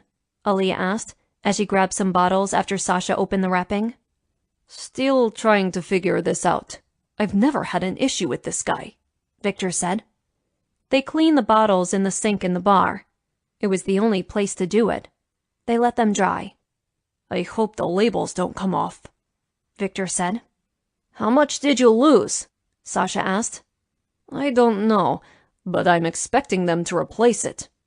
Maybe you need a camera at the back dock, Sasha said. You might be right. He wondered if this was something unrelated to the distributor. Had someone else come along and smashed the bottles? Bored kids? Why didn't the driver wait for someone to sign for the alcohol? The distributor could get in trouble for leaving it there. Not that Viktor was going to tell on them. They worked at the bar while Sasha brought them the bottles. Did you know the shipment was coming? Viktor asked Sasha. The man eyed Aaliyah over Viktor's shoulder. No, and we've never had trouble before. Not until your girlfriend came to stay. Viktor straightened. Sasha, that's unacceptable. You tell me that it isn't true, Sasha said. Sasha, it doesn't matter. Aaliyah stopped what she was doing and cocked her head in their direction. This isn't the time or the place, Viktor said. You have a problem with how I'm running my business? We talk in private, not here. Sasha frowned, but nodded. He's probably right, Aaliyah said. Shush, I'm not listening. She didn't pursue it. When they were almost done, the bartender came in and helped. He'd been with Viktor since the club's opening. Viktor's phone rang. It was the distributor. Hello? It's Tony. My driver said that he dropped off the stuff, but no one was there to sign. He said that someone threatened him. Who? He doesn't know, but the guy appeared out of nowhere. Had a gun. Shit. Sorry, Tony. We're having a bit of trouble. I don't want my drivers involved in your bit of trouble. Then you better call first so I can make sure someone is here, Viktor said. I will next time, but if there is more trouble, we'll have to rethink this relationship, Tony said. Viktor hung up, dropping the phone onto the bar. What was happening? Why were things escalating? Did the cops figure out who the suspects were? They hadn't contacted Aaliyah again. She would be really scared now. Not good. She might do something stupid. Sasha came back in with the last of the bottles. Problem? No, but Tony is going to call before the next delivery to make sure that someone is here. Sasha grunted, then leaned on the bar. We need to talk. Not now. I have work. Tonight. Sasha stomped away like he used to when he was a little kid. That man was moodier than a woman. He probably needed to get laid. Sasha needed a woman, one that didn't let him get away with anything. Viktor didn't look forward to his talk with Sasha. The man was on a tear about Aaliyah. Jealousy? Did he wish he had something like Viktor had with Aaliyah? What a mess. But he wasn't giving up Aaliyah to the Russian mafia. Or anyone else. The mafia could be nasty. Case in point, the execution-style murder in a dark alley. Viktor shuddered.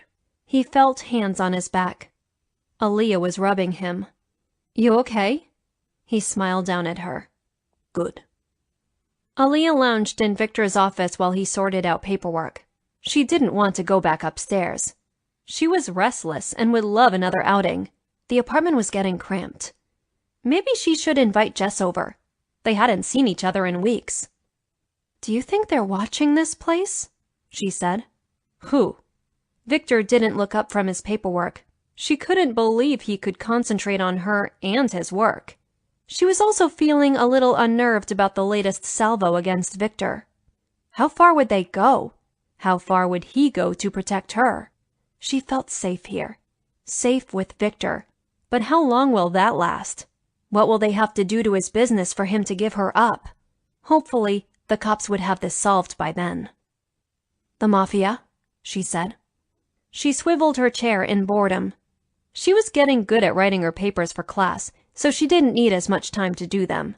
She wasn't on social media, and frankly didn't think it was a good idea to start now. "Probably." Once again, he didn't look up. He only turned to his computer, typed on some keys. "How can you be so calm?" He stopped and finally looked at her. She hated being high maintenance, but she needed some reassurance at the moment. This incident was the first time the bad guys had let them know of their presence in a few days. This had been a direct attack on Viktor's business. That unnerved Aaliyah. They were getting more serious. They wanted her. "Because, Aaliyah, they are a presence in this neighborhood, and I've had to deal with them in the past." "Oh?" "Yes. When I first opened the club, they wanted hookers in here and drugs. I chased them out. They don't like me to begin with, but it's been an uneasy alliance for years." "And now I've disrupted the balance." He waved a hand. "It's fine. I'm not concerned." "Maybe there's another way." "Another way to what?" He put down his pen and looked at her. "To protect me," she said. "Do you have an idea?" No, she did not, but in clear conscience, she couldn't stay here much longer. She didn't want to be reckless or be in danger. She also felt that she shouldn't take advantage of Viktor. He'd been so good to her. And when this was all over, she'd have to leave. That broke her heart. She was beginning to have feelings for him. She didn't know if he had feelings back. She should ask, but for some reason, she was chicken. What if he said he didn't? She'd be shattered, and the rest of her stay here would be awkward. She didn't want that. She wanted to stay in Viktor's bed for as long as she could. No, but maybe it's time to explore other options." He folded his hands on his desk. "What other options are those?" His gaze was stern on her. "I don't know, but there has to be something else I can do, or we can do. We have to do something before they shut down your business." "Oh, Aaliyah, I own nightclubs in other major cities. I can pack up and live in them if I want." "Then maybe you should send me to one of those to sing. Then the mafia would leave you alone." He shook his head. "I don't like that idea." "Why not? Your business would be safer." "Like I said, my business is not just this place. This is one of several I own. The others are under no threat, and the Russian mafia has no pull in those countries." "But—" "No buts, Aaliyah. You're staying." He picked up his pen and went back to work. She wasn't satisfied. She didn't like being dismissed as if her opinion didn't matter. Her temper spiked and she stood. Viktor looked up at her, no fear in his eyes. "I'm serious, Viktor. I'm not going to be responsible for your business going under. And Sasha clearly agrees I shouldn't be either." "Don't worry about Sasha. He's out of line." She leaned on his desk, her hands on his paperwork. "We need to talk about this." Viktor sighed, put down his pen. You are not letting this go, are you? "No, I'm not. What happens if they ruin your nightclub?" They aren't going to ruin it. But let's look at possible scenarios. At least he was paying attention to her fears now, instead of dismissing them. "Go ahead." She sat back down on her chair to listen. The club closes and I have to lay off people. I'm sure I can find them jobs because I don't employ that many. Some of my bodyguards will relocate to other clubs I own. Some will get other jobs in the field. I can give good recommendations for all of them. They would know in plenty of time to get another job. Everyone would be taken care of. "Would you stay in New York?" He shrugged. I'd probably move my mother to wherever I was going. She doesn't care where she lives as long as it is a city and doesn't have to learn a new language. I'd probably move to London or LA to accommodate that. What about Sasha? She noticed he didn't mention her at all. He wouldn't take her with him. That was telling. Sasha is a big boy. He can follow or not. He's only licensed to practice law in New York and California. But he could get his license anywhere you went. I don't know the specifics of that. The point is that I have an escape plan. Everyone will be taken care of. Everyone but Aaliyah. She would be left, wouldn't she? All the more reason to make sure his business didn't fail. She rubbed her chin as he stared at her. Viktor realized that he left Aaliyah out of his escape plan. That's why she was looking at him like that. Not a good mistake, but he wasn't really paying attention. A tactical error that he had to fix right now. The paperwork could wait. This was not a fuck her on the desk make-up sex. He stood and she looked at him, wide-eyed. He held out his hand. Come on. Where are we going? Upstairs. I want to have this conversation where no one will interrupt us. She took his hand warily. He led her up to the apartment. He had begun to think of it as their apartment. She was entrenched, and wherever he went, he would take her with him. If he said it now, she might not believe him. "Don't you have work to do?" Aaliyah asked him as he opened the front door. He remembered how she looked that first day he'd brought her up here. She was scared. She looked equally as scared today. His heart broke that he hadn't made his feelings clear to her. He'd been remiss in doing that. He wasn't just playing house here. He loved her. He didn't know how long all of this would last, but he was going to see it through to the end. The best night of his life had probably been her worst. If she'd never seen that murder, she never would have ended up in his club. He would never have been as happy as he'd been since she was here. Why hadn't he told her that? Because he assumed she knew. That she understood that he did things for her to make her happy because he loved her. He'd never loved anyone other than his family before Aaliyah. He never felt capable of it. It can wait. This is more important. He sat her down on the couch. You want some wine? Do I need to be fortified with alcohol? No. He sat down beside her and took her hands. Her wide eyes stared back at him. You're scaring me a little, Viktor. Sorry, I don't mean to. I'm just trying to get you to understand that I'm not kicking you out. If you want to go, you can, when this is all over. But I am not going to force you. I've never had a girlfriend as part of my escape plan, because no one has been around as long as you have. Is that why you like me? Because I have no choice? Not at all. I like you because you are fierce and independent. You make me think, and you challenge me. He looked down at their hands intertwined. What I'm trying to say is that I love you, Aaliyah. You can come with me wherever I go. I just don't think we'll have to leave. A smile burst onto her lips. You love me? Why was she so surprised? Yes, I love you, Aaliyah. I've never said that to anyone. She kissed him.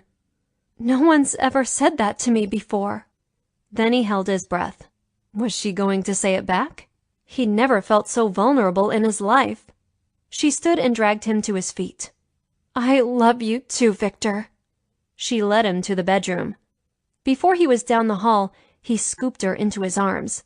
She giggled. Oh, Aaliyah, what would I do without you?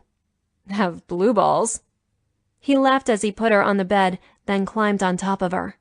He nuzzled her neck, then nipped and licked that spot that he knew drove her wild. She moaned. He loved the sound of her when they made love.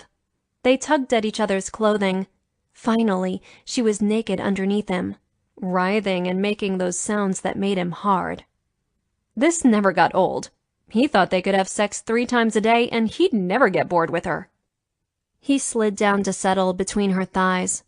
Her sweet pussy was already wet. He licked her folds and sucked as if his life depended on it. This woman was his. She came only moments later. He liked how responsive she was. He could pitch a tent and stay here for days. But then her breasts were calling to him. They were large, and her nipples were standing at attention, begging him to touch them. So he sucked on one while he played with the other. Aaliyah started moaning again, and he wanted to be inside of her. Now. She handed him a condom as if she'd had the same thought. Now, Viktor. She rolled it on for him, and then he was poised over her entrance.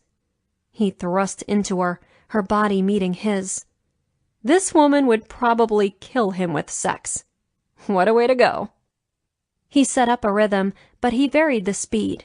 This drove her wild, and he wanted to rock her world. You're evil, she said, but the smile on her face said something else. She enjoyed when he did this. Her eyes grew dark. She was on the edge. He waited, thinking about budgets. Anything not to come before her. Her body stiffened, then her vagina clenched around him. He sailed into the abyss with her, his thrusts lacking finesse as he lost control of his limbs. He slumped onto her. Her hands were gripping his arms. She let them loose. Her breath came out in pants. That gets better every time. He rolled off her and removed the condom. He dropped it in the trash can next to the bed. He'd have agreed with her, but he wasn't sure he could speak. Instead, he lay next to her and snuggled her close to him.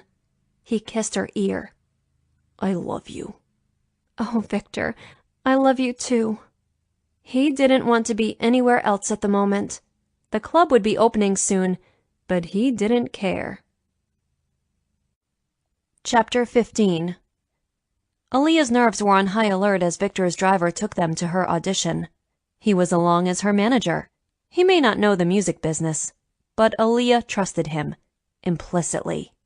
He could navigate this new world with her. She wouldn't need to do it alone. She could sing, that she knew, and someone else thought she had a lot of talent. That part was easy.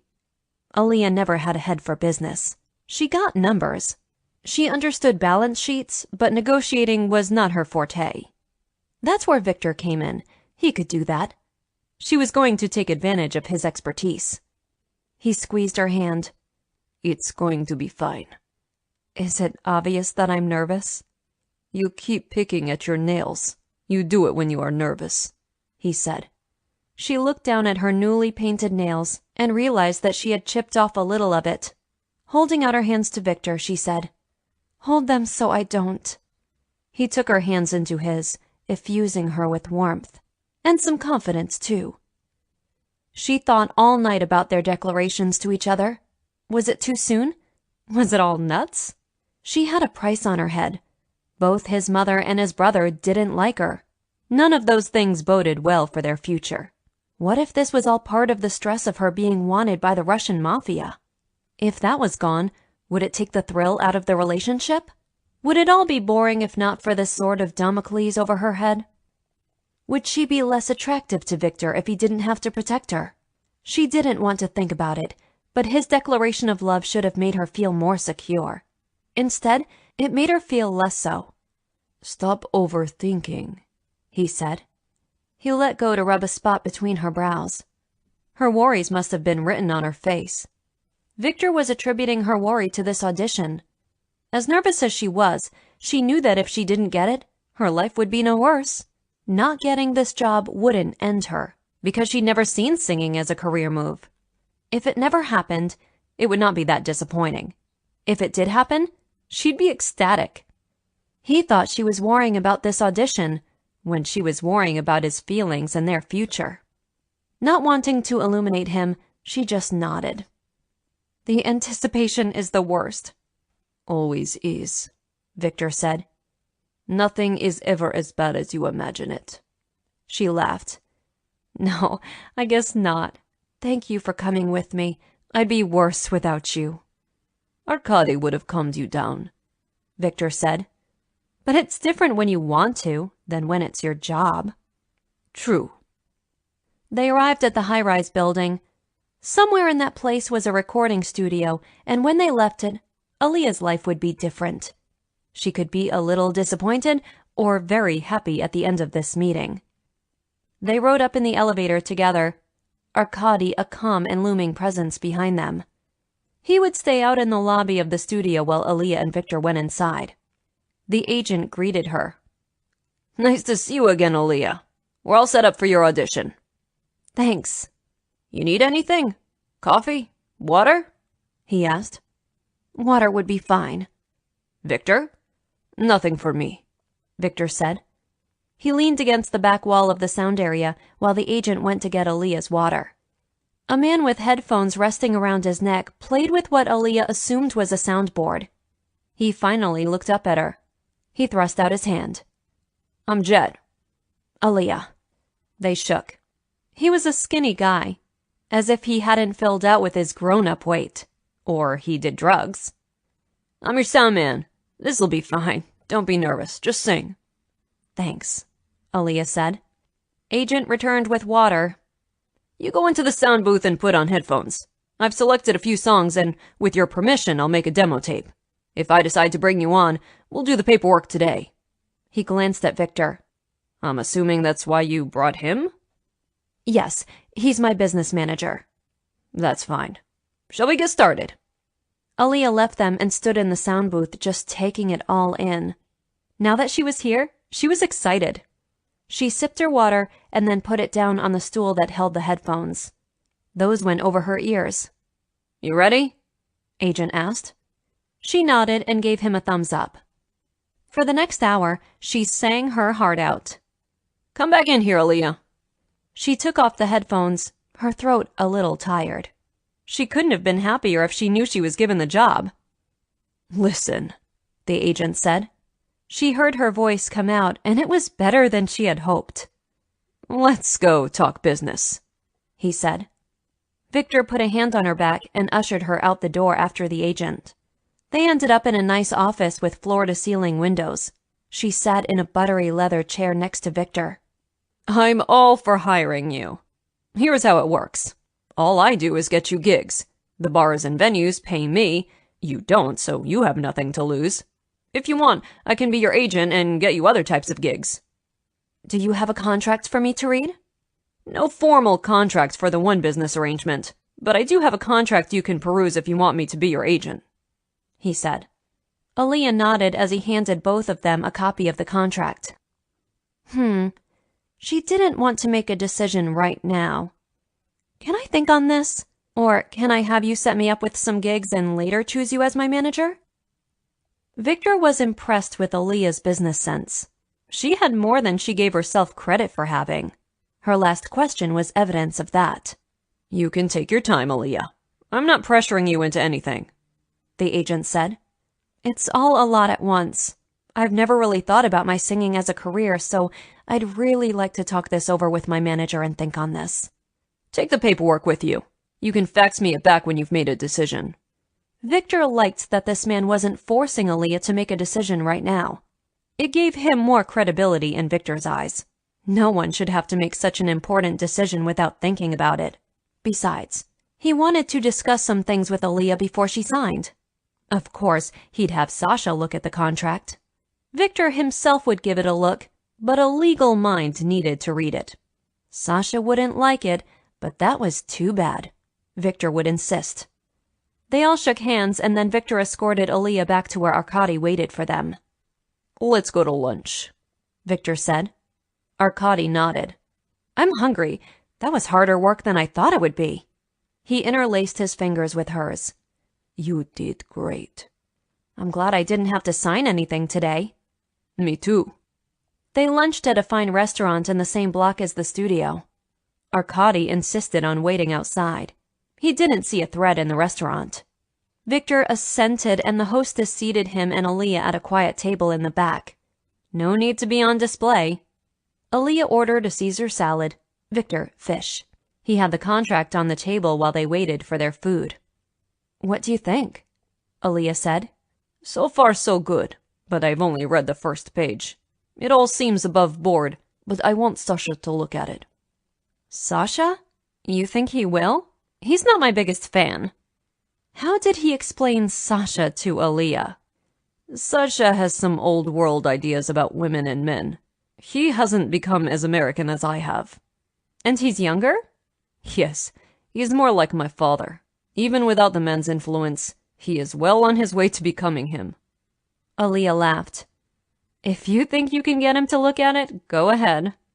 I do have him on retainer, so he has to, Viktor pointed out. Okay. I don't see anything that jumps out at me. I think this guy is legit. If he'd pressured you into signing a contract right then, I would have been worried. Me too. Even I'm not that naive. Let's talk about long term, he said.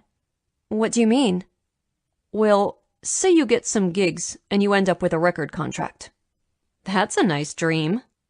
Let's say, for argument's sake, that it happens. What if this murder is not solved?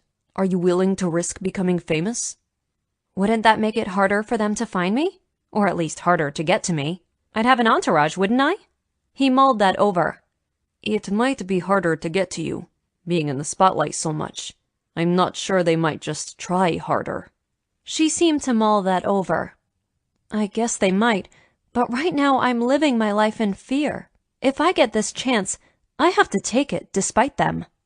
She had a determined look on her face, and Viktor knew he'd never talk her out of it. He could see why. She was a girl from the ghetto.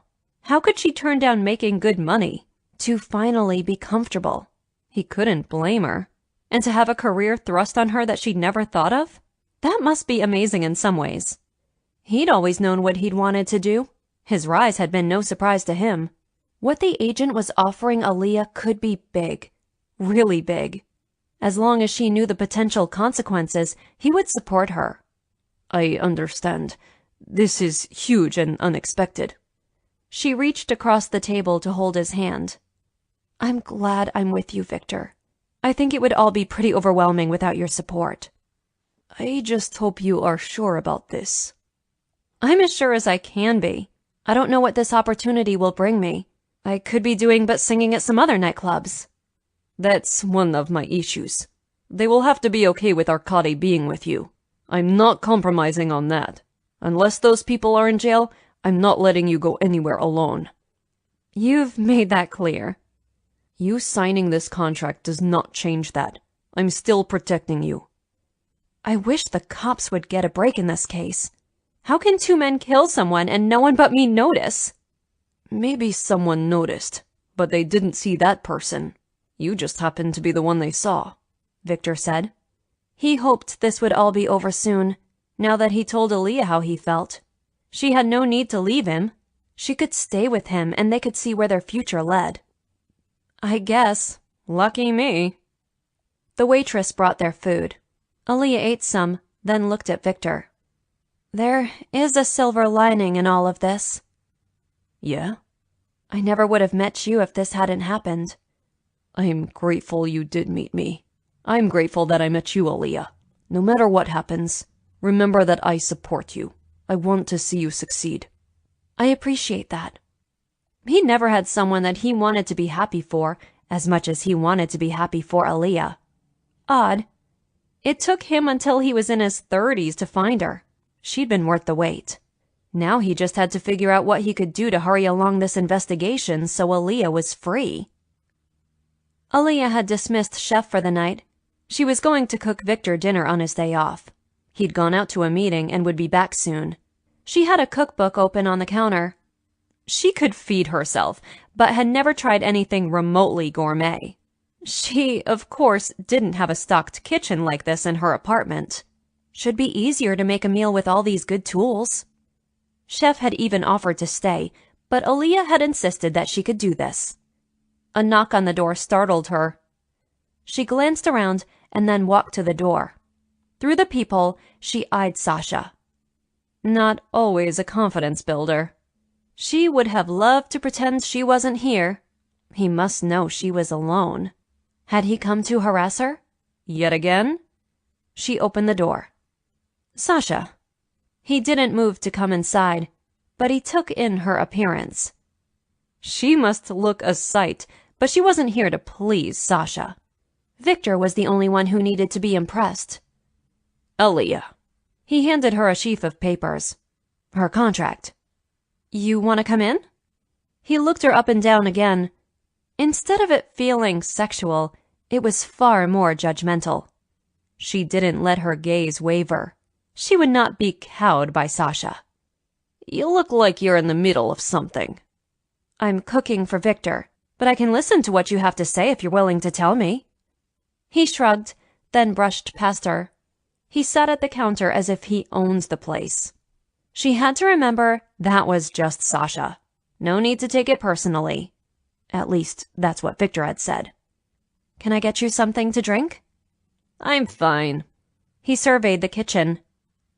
Have you ever cooked before? She glared at him over the counter. I have, just not anything complicated. Tell me about the contract. There's nothing to tell. It's pretty straightforward. There are escape clauses for both of you. What's an escape clause? It's a clause that says you can get out of the contract under certain conditions. None of them are unreasonable. They can't just drop you. They have to notify you 30 days before they want to void the contract. You'll have to do the same. I wouldn't have to give them a reason to void it? No, actually not. Just notify them and wait 30 days. They can't sue you. You can sue them if they do that. She pounded chicken breast for her meal. Sasha watched her. Why was he being so nice? Aaliyah didn't trust it. Sounds reasonable. Why would they make such a great contract? Seems to me they'd want to make one in their favor.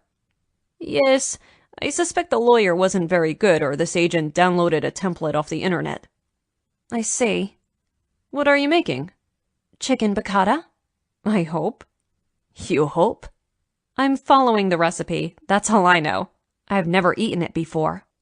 You're making Viktor a meal that you've never tasted?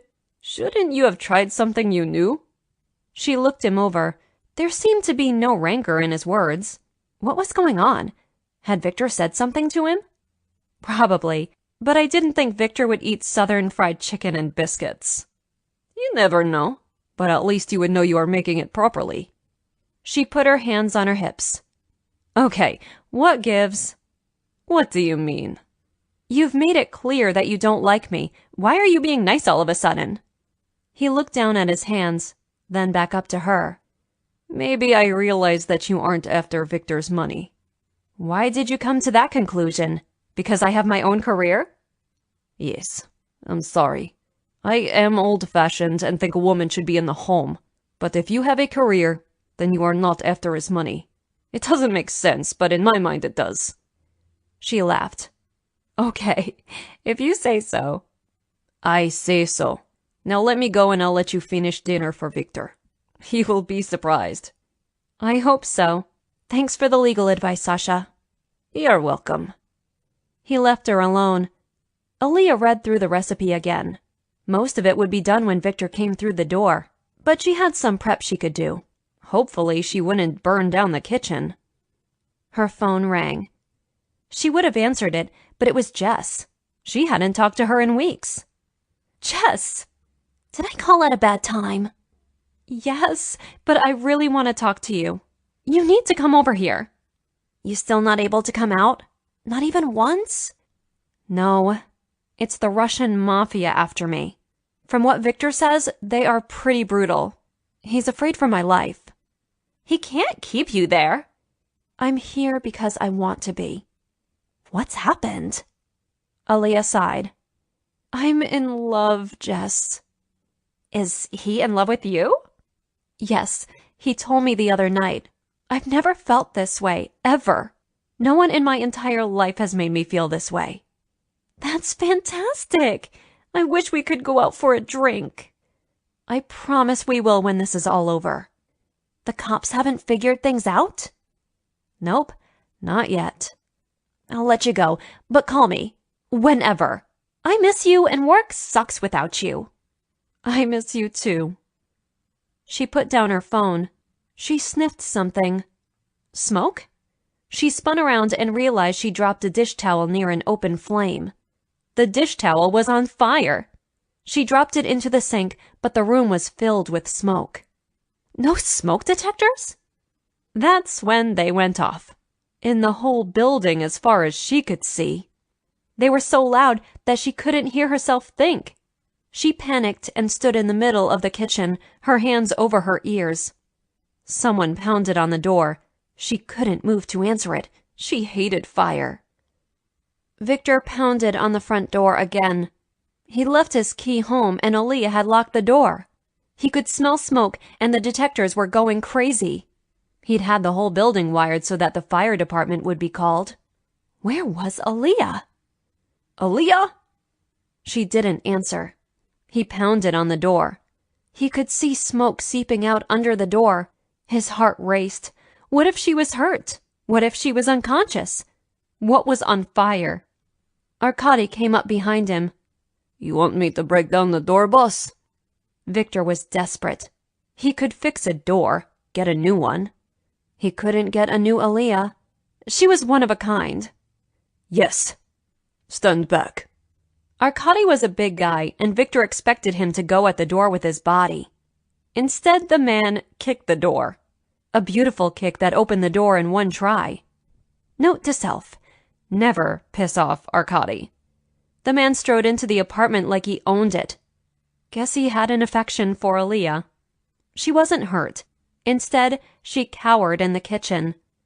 They hadn't seen her at first, but Viktor turned off the burners and saw her on the floor.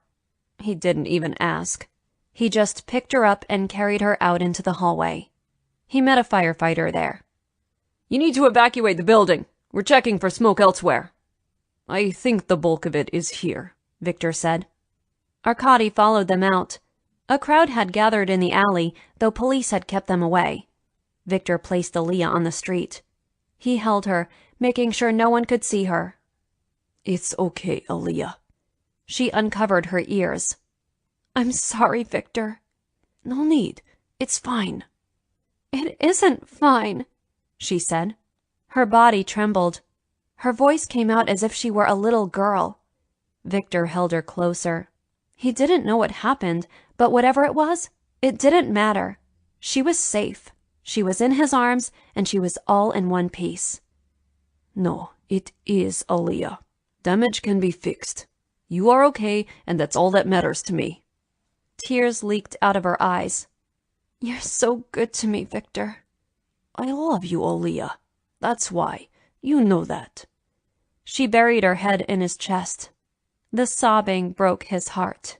She hadn't done anything that couldn't be fixed, couldn't be made better. He'd let her help him redecorate, put a piece of herself into the apartment. She could do whatever she wanted. She'd been so good about living with him, but he hadn't thought that she might want a taste of home. They could buy furniture, paint. He just wanted Aaliyah with him and safe. Safe. That was the word he couldn't stop using. He wanted no threats, and he had to do something to change the situation. He was a man of action, and he hadn't taken any. And now she was scared. Of everything. He didn't want her that way. She didn't want to be that way, he'd bet. She'd always be looking over her shoulder, and if she became famous, it would be worse. He had to find a solution, move this case along. Someone tapped him on the shoulder. He looked up to see a firefighter. I need you to come with me. Is it okay? No structural damage. It's just going to smell of smoke for a while. Do you know where it started? Yes. Aaliyah, we need to go inside. She sniffed, nodded, and then stood. She wiped away her tears and followed them in. The place did reek. Viktor had strong fans in the club that would get the smell out. There had been no smoke damage there. Aaliyah eyed his club sadly. He squeezed her hand. It's fine, Aaliyah. This is why I have insurance. She frowned, then nodded. He took her hand and didn't let it go until they were upstairs. This is the worst of it, the firefighter said. Viktor turned to Aaliyah. You stay out here. Let me deal with this. Then we can talk about it. She nodded, leaning against the wall as if she had no energy anymore. Viktor's heart went out to her. So much of her life had been crap, and he wanted to take those memories away from her. He wanted her to be happy, not sad against a wall. He entered the apartment. Is there water damage? Only slightly in the kitchen. We found the source, turned it off, and then we were able to put out what was left. The counter had a burn mark on it, and water sloshed on the floor. He could mop that up. His office underneath might have some water in it. Didn't matter, because Aaliyah was fine. She was okay. Everything else was superficial. Can we sleep here tonight? Yes, but you might want to think about not opening your club. It's closed today anyway, Viktor said. It's all just clean up. Right, thanks. What battalion are you with? The man told him a number and name. Viktor would make a donation to them this week. The firefighter left. Viktor took in the state of his home. He needed to be calm because Aaliyah would not be. She was tough, but her being in danger had made her afraid. Up until now, he hadn't thought about the toll all of this must have been taking on her. Very selfish of him. He was concerned about his own happiness and not hers. This was not how he'd been raised. He would make it up to Aaliyah. He would make her life better day to day, not just long term. He felt guilty as he took in the smoke and water damage. He didn't know what had happened, but this wasn't Aaliyah's fault. Chapter 16. Aaliyah leaned against the wall. She was tired. Not just tired today, but tired from it all. She wanted her life back, or some semblance of normalcy, something that she could hold on to. Her singing career was a bonus she never expected, but she longed to just walk outside, without a bodyguard, without feeling as if she had to look over her shoulder, go for a walk in the park, sit on a park bench and enjoy the fresh air. She hadn't realized how much she'd missed it. Viktor was a gem, but this was his home. She was only living with him. She didn't know if they had a future. She had no idea what the future held. If she could be independent with her singing career, then that was good. But there were no guarantees. Her phone rang. Dion. Hello, Dion. What's wrong? Why do you think something is wrong? Because you sound tired. More tired than usual, he said. She sighed. Must be bad if her brother noticed over the phone. I'm just ready to be done. For the murderers to be caught. She wouldn't tell him that there was a price on her head. He'd worry too much and he had to focus on his internship. That was important for him in the long run. His chance to get out of the ghetto. She wouldn't do anything to ruin or interfere with that. Then go somewhere else. I can't, Dion. I'm not safe. Is Viktor telling you that? The cops are too. I have to believe them. She cleared her throat. She could still taste some of the smoke. It hadn't been thick, but she'd been scared anyway. What did you call for, Dion? Just to make sure that you're okay. She blinked. Dion wouldn't normally do that. Is there a girl? He laughed. How did you know? Because you don't normally check up on me. A girl in your life would either inspire you or tell you to call me. Especially a girl whose family is important to her. Well, yes, there is a girl. It's odd, but I haven't known her long. But I feel as if I've been waiting for her forever. Aaliyah knew that feeling. She and Viktor had been together only a short time, and it was as if they'd been together forever.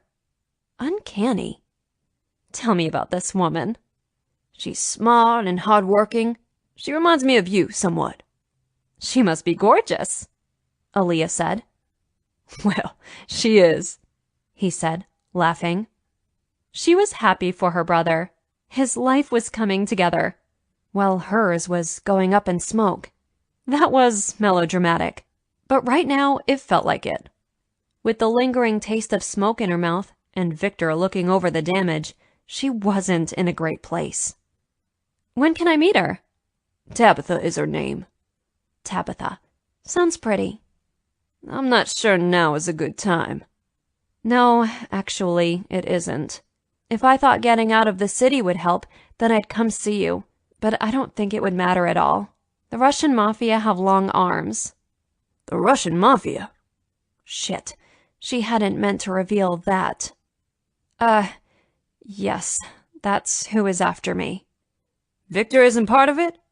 No, Dion. How can you think that? He's a legitimate businessman. Okay, Aaliyah. Now I'm really worried about you, Dion said. Don't be. I'm safe here in Viktor's place. She thought back to the bottle incident, but kept that to herself. Dion might just feel the need to leave his job and come here, if he knew how close they were getting. She needed him safe and out of the way. If you think so, Aaliyah, I'm going to trust you. Hey, I'm the big sister. I'm supposed to do the worrying. I'm a little more grown up now, Aaliyah. I can worry about you. He had grown up. She was proud because she'd been part of that.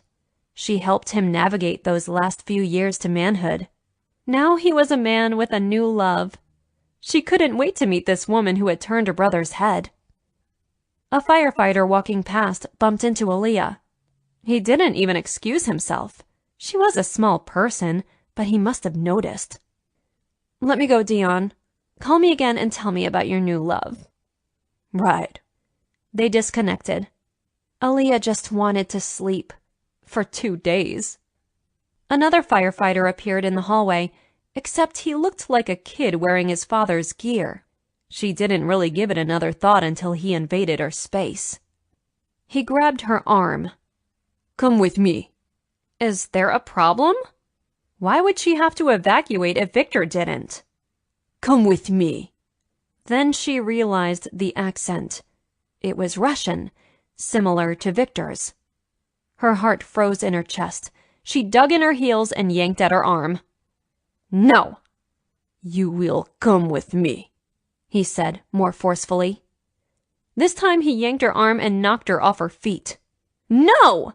She shouted, but there didn't seem to be anyone within earshot. What the hell was she going to do? The man dragged her down the steps. Where did all those legitimate firefighters go? How had this man gotten past them? She struggled to regain her footing. No! She shouted again. The man ignored her while pulling her down the steps. She grabbed at the railing, momentarily halting their progress. Her life depended on this. She'd never see Dion again. She'd never see Viktor again. Enough, the man said, and broke her grip on the railing. She flew down the steps, almost smacking her head. Guess it didn't matter if she was caught dead or alive. She fought to stay conscious. Then she did the only thing she thought would help. She let out a blood-curdling scream. She wasn't much of a screamer, but she gave this all of her effort. Viktor's ears perked up. Arkady looked at him, a little dazed. Aaliyah, I left her in the hallway thinking it was safe. All those firefighters around, Viktor said. Arkady was out the door first, but only because this was his job. Viktor's reaction times were good, but not as good as his employees. Arkady paused in the hallway. Viktor didn't see Aaliyah. Had she been taken? Shit, damn. Why did he leave her alone? They had to find her. She'd be dead if the mafia got their hands on her. Aaliyah screamed again. Viktor's feet moved faster. They rounded into the stairwell and came face to face with a gun-wielding firefighter. He knocked off his helmet, and Viktor realized the man was wearing the uniform for a disguise.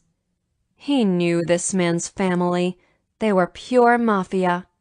They'd been born in the same town in Russia, but Viktor's family had turned away from crime.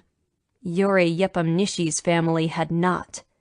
His father was the sadistic head of the Russian mafia in New York, the man who would torture and kill Aaliyah if they didn't get her away from him. Viktor put up his hands. I'm sure we can work this out. Aaliyah struggled, but the man had his hand in her hair. The gun pointed at Viktor didn't waver. The man had ice in his veins, making him a psychopath. He had to figure out a way to save Aaliyah. He'd never see her again otherwise. No, we can't. You've interfered long enough, Yuri said. She's innocent. No, she isn't. She saw a murder and reported it.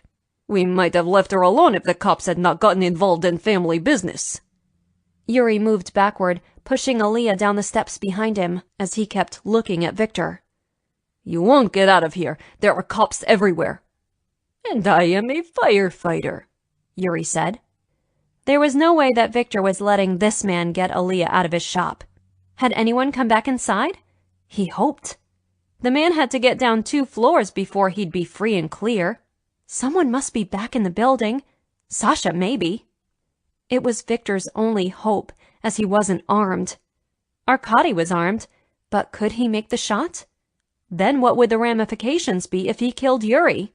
The Mafia would never leave the club alone then. They'd be out for vengeance. Arkady didn't move. He hadn't pulled out his weapon, probably because they were inside the building. They will see who you are, Viktor said. Let Aaliyah go, and I'll get you out of here safely. No, we have to talk to her, Yuri said. No, you don't. Yes, we do. We have to convince her that she saw nothing, that she must take back her statement to the police. Yuri laughed, an awful grin on his face. Then we have fun with her. Then we kill her. That was it. That pushed Viktor over the edge. They couldn't touch Aaliyah. She was his and his alone. He'd taken a step toward Yuri while the man was talking. Viktor bent his knees. He played football at his American high school. He'd been good. Not many players could get past him. Viktor had to stop this now. He must save Aaliyah. Hopefully, Arkady could react after he saw what Viktor was doing. Viktor eyed Aaliyah, hoping she would see that he was going to take action. As if she understood, she sat down on her butt, pulling Yuri off balance. Viktor used that distraction, launching himself at Yuri. He knocked his gun hand, then tackled the man. Yuri let go of Aaliyah, who scrambled down the steps to the next landing. Viktor slammed into Yuri, who fell against the wall. Arkady was behind him and must have picked up the gun. Stop, he said. Yuri froze on the landing. Viktor was on top of him, just regaining his feet. He looked behind him to see Arkady had picked up the gun and was pointing it at both of them. I think we have the upper hand, Viktor said as he brushed off his suit. He'd need a shower after this. Aaliyah might need a bath. She looked up at them, eyes wide. Aaliyah, go find Sasha, Viktor said. She left them, and Viktor took that moment to slug Yuri. The man had it coming. There was no way he was going to get Aaliyah. Sasha appeared at the landing. Viktor? Call the cops, Sasha. This man is trespassing, among other things. Sasha did as he was told. He tucked his phone away when done. They are sending in a cop that's already here. Can the 2 of you handle this with the cop? Viktor asked. Yes. Sasha moved up the steps while Arkady moved down. When Viktor was sure they had control of Yuri, he left to find Aaliyah. She was sitting in his chair in his office. She looked more scared than he'd ever seen her. She jumped into his arms. He sat down, tucking her into his lap. She sobbed. I was so scared, Viktor. He's in police custody now. He can't hurt you. I'm sorry I left you in the hallway. This isn't your fault. Yes, it is. I'm here to protect and love you, Viktor said. She sniffed. I love you, Viktor. You're going to have to talk to the police. You'll be there? Of course, but let's get you upstairs.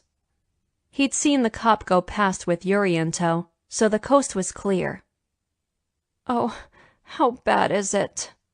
There's a little damage, but it's livable.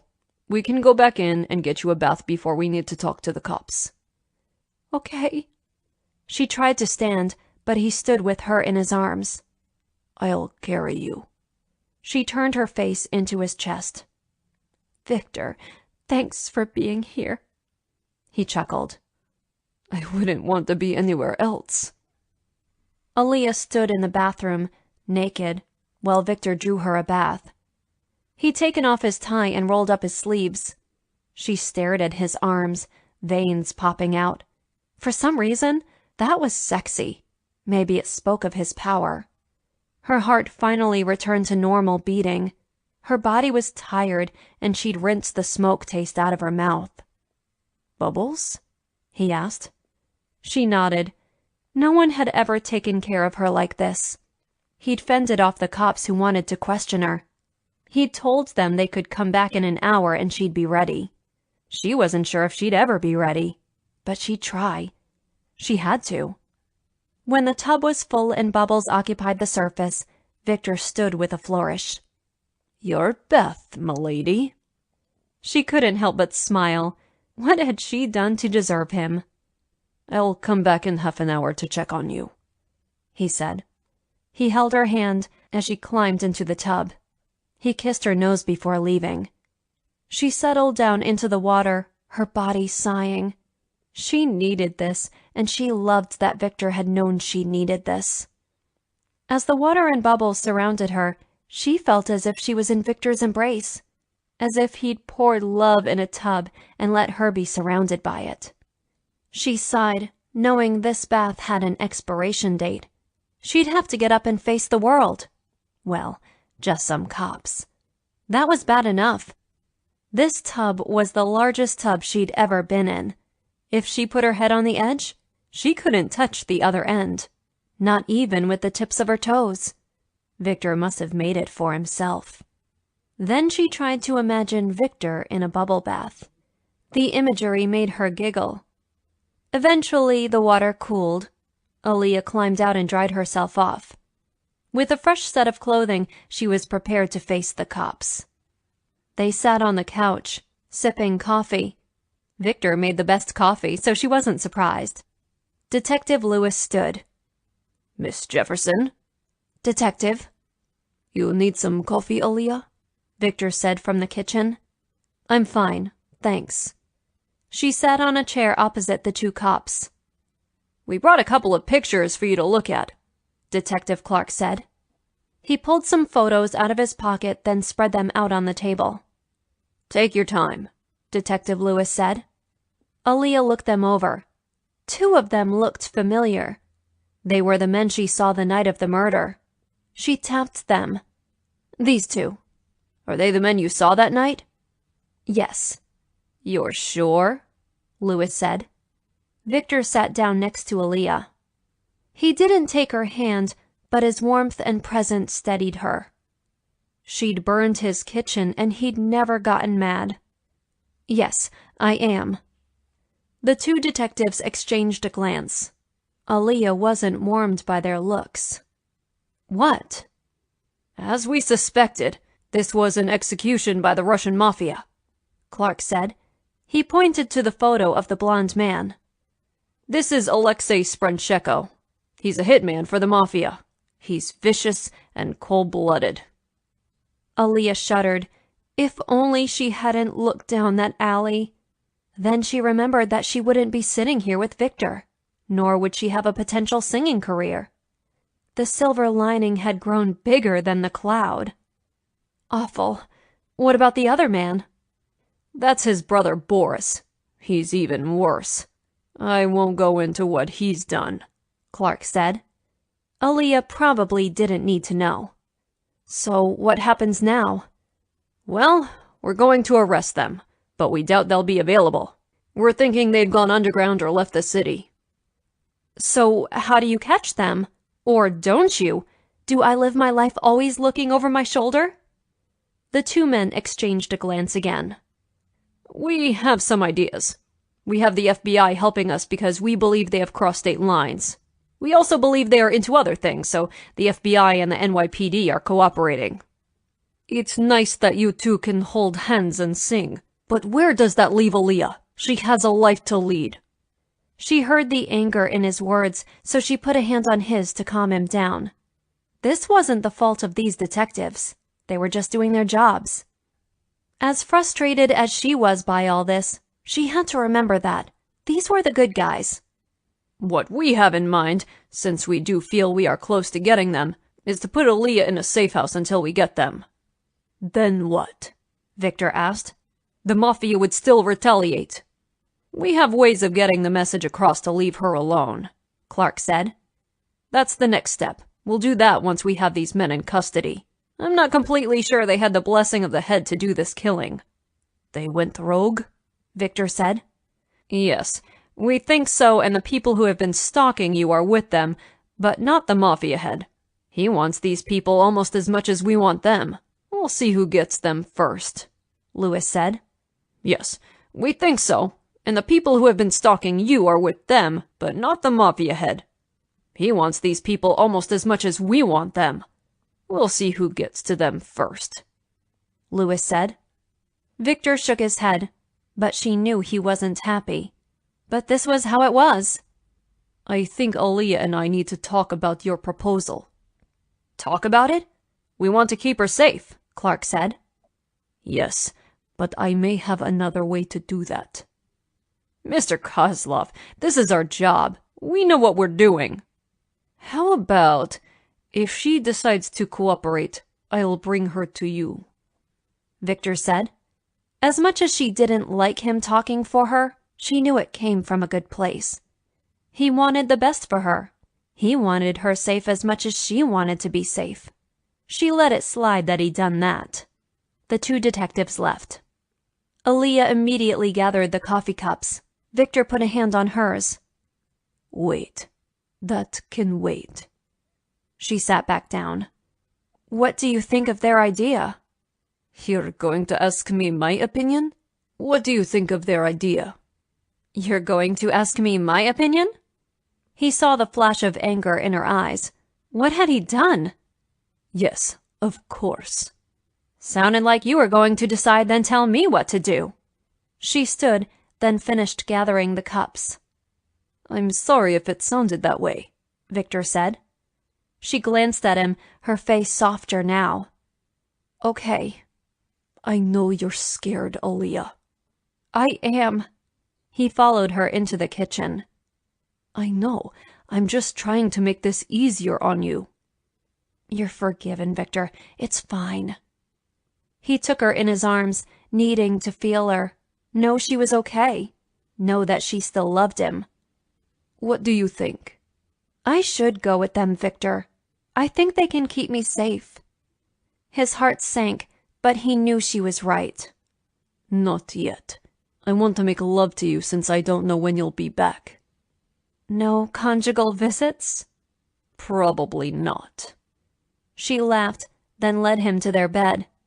It was their bed. It was no longer just his. She'd made a mark on it and him that he wouldn't soon lose. She undressed quickly, as did he. He wanted to feel her soft skin against him as much as he wanted to be inside of her. Her heart beat double time. He could see the pulse in her long, beautiful neck. She wanted this as much as he did. He understood that he had to let her go. He also wanted her to understand just how strongly he felt and that he'd be here when she was done.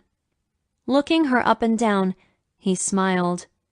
She was gorgeous with her mocha skin. He dug his hands into her hair, kissing her lips as if she were his only source of oxygen.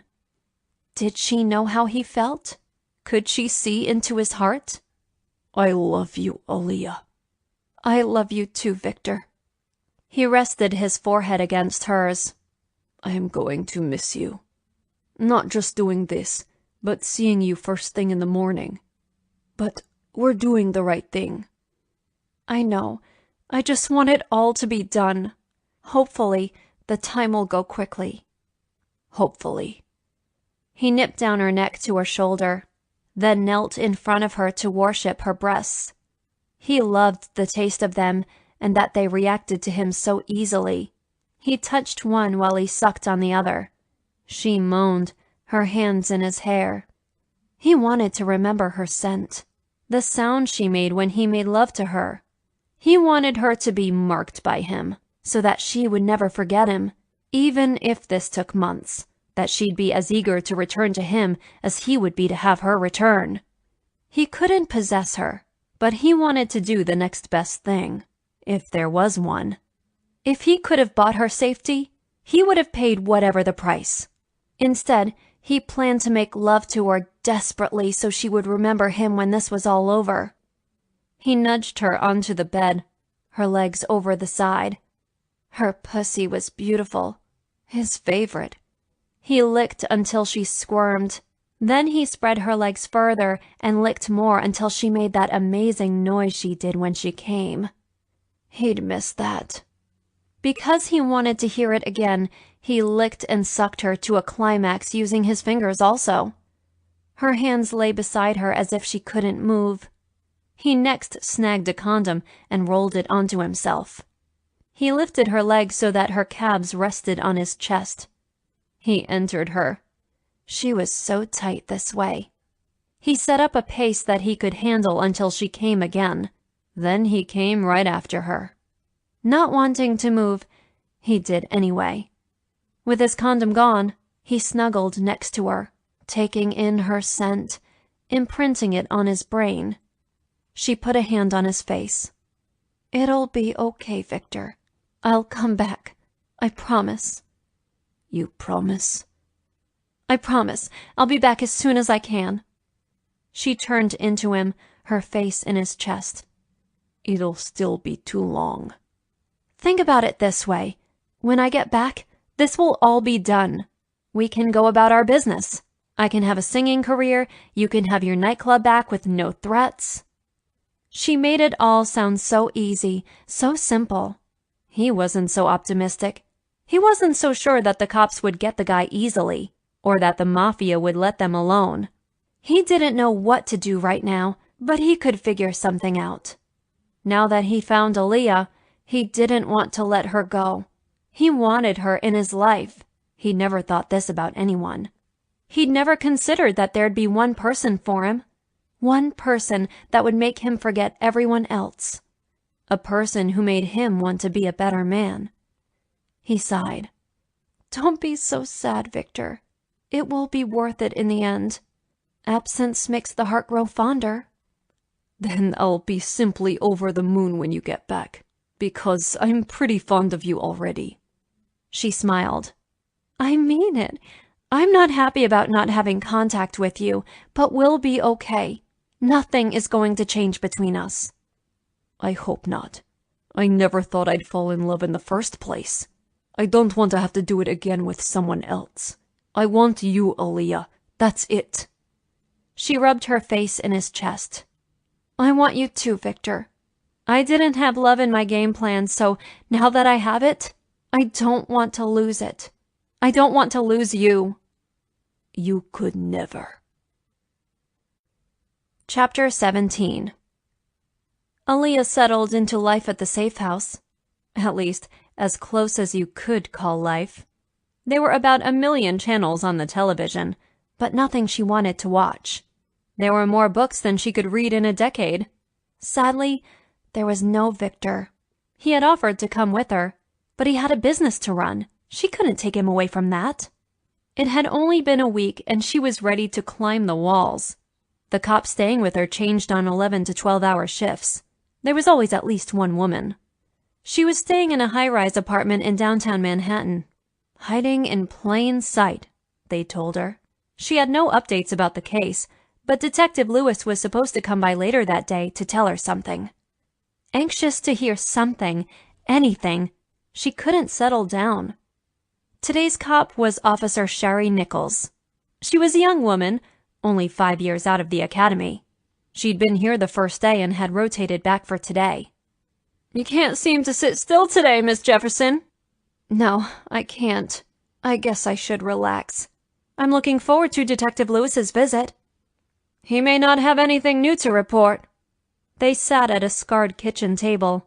So different than the apartment building with its security. Nicer than even Viktor's place. Too bad the furniture was early American garage sale. Not unlike her apartment. She would be happy to be living there instead of in protective custody. I hope he does. Might make my stay here a little bit easier. We could play cards or a game, Shari said. Isn't this just like babysitting? Do you sign up for this assignment, or is it because you did something wrong? Aaliyah asked. Shari laughed. I signed up for it. I'm safer here than I would be on the streets. I don't mind it, really. But it's boring compared to police work, isn't it? Not so much. A lot of police work can be boring. Paperwork, for instance. I loathe it. Always try to foist it off onto my partner. With this gig, I have very little paperwork to fill out. Is there a plan B? What do you mean? If, for some reason, I needed to escape? You planning on running? No, but what if something happened to you and the other officer? What should I do? There is no need to worry. This safe house has never had an issue. We've protected hundreds of people in this apartment building. We change which apartments we use on a regular basis. Only a handful of people know that you're here. You have nothing to worry about. Aaliyah felt a little better. It didn't stop her wanting to climb the walls. She wanted fresh air. She wasn't even allowed onto the balcony. She didn't even know what floor she was on as she was blindfolded on her way here. The cops said that they didn't want her to know where she was so she could never tell anyone. They'd confiscated her phone, but she knew it was in the apartment. For her own safety, she wasn't tempted to find it and call Viktor, no matter how much she wanted to hear his voice. That would have helped her get through the day. He didn't even have to say much. He could have read the phone book for all she cared. She just wanted to listen to his sexy timbre. Do you have a boyfriend? Shari asked. Yes, he runs a nightclub. I miss him very much. That's who I was just thinking about. Awful to be away from him. Could be worse. I could be alone in the world. I know I have him back when I get out of here. Before Shari could say anything else, someone barged in the front door. Shari shoved Aaliyah off her chair. She landed on the ground as bullets sprayed around her. Shari jerked, then didn't move. Shit, she was dead. Aaliyah couldn't see who had been shooting, but someone else was bleeding in the doorway to the kitchen. She peeked around the chair. The person wasn't moving, and they dropped their gun. She didn't hear anyone else in the place, so she tiptoed out of the kitchen, stepping over the gunman. In the hall, she saw the other cop, Farrell or something, leaning against the wall.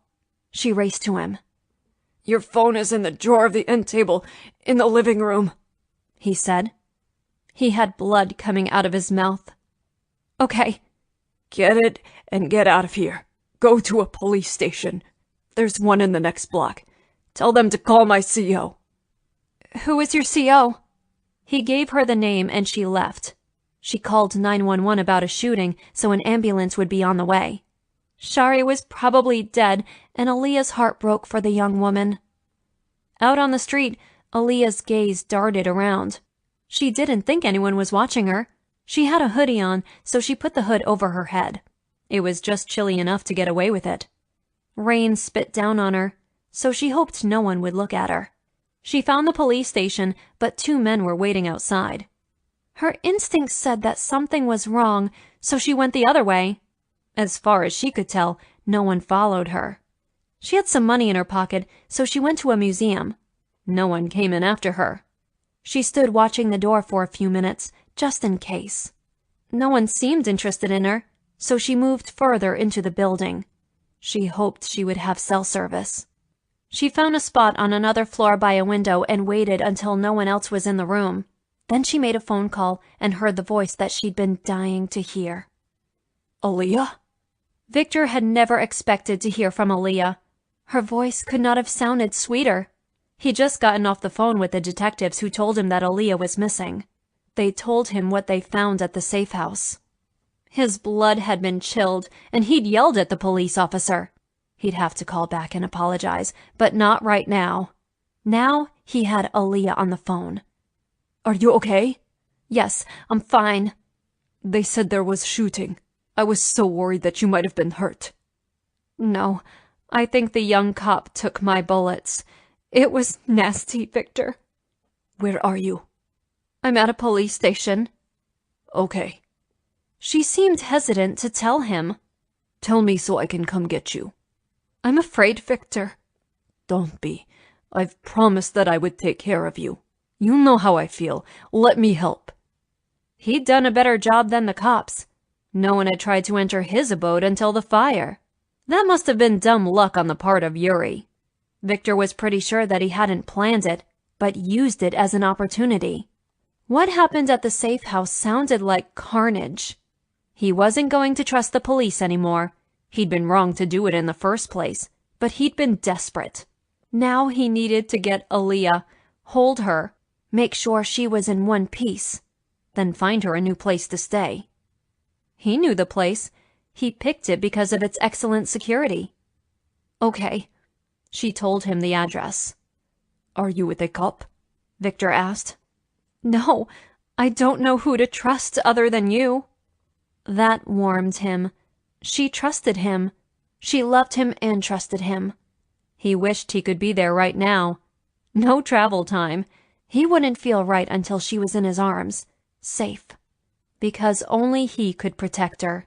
He'd been on the sidelines too long, just coasting. He would take action now. He'd waited too long. Then he and Aaliyah would be free. I'll be there in 15 minutes, he said. He disconnected. When he went downstairs, he found Arkady. The man had been a little lost since Aaliyah had left. Good news. We're going to get Aaliyah, Viktor said. The two had become friends. If he didn't trust Aaliyah, he would have been jealous. But she was his. Of that, he was certain. Arkady's face lit up. I'm in. They climbed into his car when it came around. Viktor called Aaliyah when they arrived. We're in the parking lot in the back. There's an alley beside the building. I'll be there. She was breathless when she opened the door. She jumped into Viktor's lap and he held her tighter than he'd ever held anyone. He buried his face in her hair and took in her scent. This was his woman, and no one else could protect her the way he could. I'm sorry, he said. For what? She looked up at him with her big eyes. For letting you go. You're my responsibility, Viktor said. I never should have let you go with the cops. We both thought it best. Don't beat yourself up, Viktor. I'm fine. I'm safe. I'm taking you someplace safer than the cops had, he said. Then he had business to handle. As much as he wanted to stay with her, he'd leave her in good hands. He'd arranged it. She'd be fine until he was done, and then he could bring her home. They'd redecorate, buy furniture, put down roots. Or if she wanted a house, he'd buy a house. Didn't matter as long as he was with her, as long as she was in his life and in his bed. Where are we going? She was still on his lap. He wasn't letting her go until he had to. You'll see. Trust me on this, he said. I trust you. He smiled, then kissed her nose as they drove through the streets of Manhattan. You want to talk about what happened? I'm not even sure. I was talking to the female cop, then we were on the ground. She was shot. The gunman had been killed. I called 911, then got out of there. I didn't think that anyone followed me. I didn't see anyone hanging out while we waited for you, Viktor said. He'd been keeping an eye out, as had Arkady. He wasn't going to take any chances. He needed to keep Aaliyah safe. Now was not the time to talk about it. Emotions were running high. Even his. As relieved as he was to have Aaliyah back, she was still in danger. He'd take care of that. He should have in the beginning. This should all be done by now. You didn't hear anything before that point? No, I didn't. I've been going over it in my mind and no, there was no warning. It just happened and then I escaped. He squeezed her hand. She was here. Safe. His. He wasn't going to give over the responsibility of protecting her to anyone else. He'd been doing a fine job, and now he was back. He would put her someplace safe and take care of this situation the way the cops were unable to. He cursed himself for not paying more attention, for not taking action. He'd been getting sedentary, enjoying his money. Aaliyah was too important to him for him to sit on the sidelines. No longer. He'd never been one to rely on anyone else to get the real work done. When they pulled into the garage of his mother's building, Aaliyah's eyes went wide. She sat up, turning to look at him. He put her face in his hands. Trust me.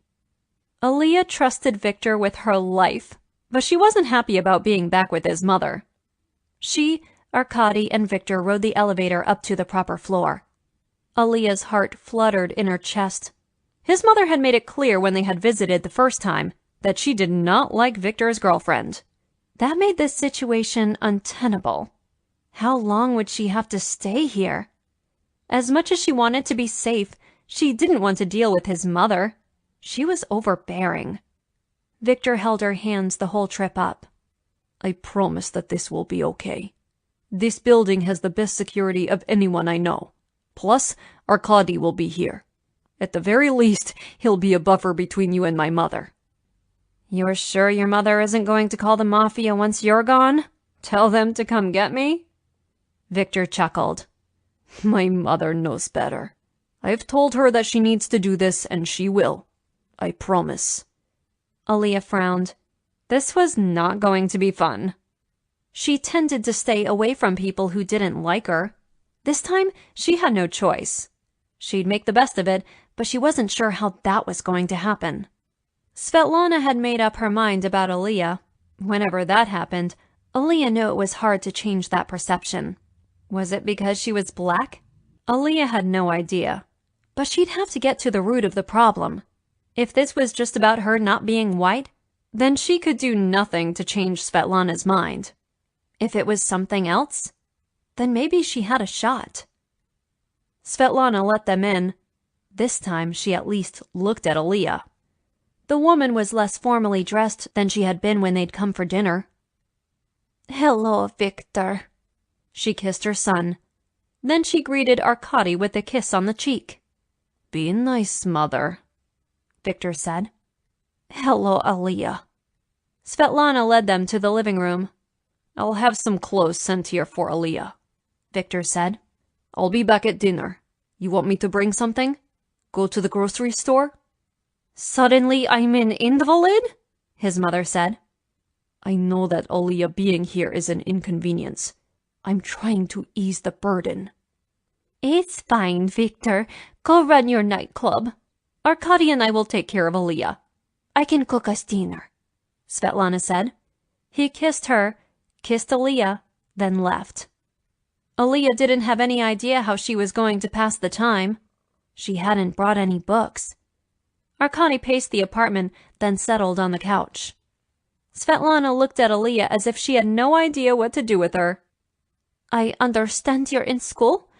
I have a computer you can use. She led her to a room with shelves filled with books. In one corner was a desktop. That would work. She did have a paper due which she wasn't sure she'd get written. Thank you. Svetlana nodded, turning away. She paused, then turned back to Aaliyah. I'm very protective of my boys. I've been spoiled up until this point, and I haven't really had to share them. You're the first one that Viktor has brought to see me. I didn't react well, and I'm sorry. I was jealous. She left Aaliyah pondering her words. How could she have been jealous of Aaliyah? At that point, Viktor hadn't expressed his feelings. Had his mother known? Had she realized that Aaliyah was the one that was turning Viktor's head? Aaliyah hadn't even known that at the time. In fact, she was not sure of how she felt about Viktor. Aaliyah booted up the computer, but stared at the screen for a few minutes thinking about what Svetlana had said. She shook herself, then got down to work. A half an hour later, Svetlana came in with some tea. You've been working hard. I figured you might need a boost. She put down a mug in front of Aaliyah. Thanks. What class are you taking? This is just an introductory English class. Composition. Not as hard as I thought it might be. Was she actually interested in what Aaliyah was doing? Or was she at least being polite? Either way, Aaliyah would take it. Better than the bitter woman she dealt with last time. What degree do you want to get? Accounting. I'm good with numbers. Viktor told me that you sing? He said he's had you sing at his club? I do. I only sang because he asked me to. He liked my singing. He also said that you might have an agent? I just signed with one, Aaliyah said. Did Viktor actually talk about her to his mother? How exciting. Yes, it will be, once this whole murder investigation is over. This must be a drain on you. You'd like to get on with your life. She was being surprisingly understanding. Had Viktor talked to her? Or, like Sasha, was she having a change of heart? Yes, I would. Does Viktor talk to you about me? He does. We talk at least once a week, and his end of the conversation is about you. He'd never talked to me about any woman, ever. Aaliyah, you must be something special. She beamed as she sipped her tea. Well, you've raised a wonderful son, Mrs. Kozlov. He's very good to me. I want you to know that I appreciate all that he has done. I could never repay him for his kindness. He doesn't need repayment. He just needs loyalty. He has that. Good. Svetlana rose. I'll let you get back to your work. Viktor said that you were trying to cook when you set off the smoke detectors. That was a mild version of the story. Yes, I can cook some food, but not anything else. I'll teach you to cook Viktor's favorite meal. You'd do that? Yes, I would, Aaliyah. I have to make amends for my behavior.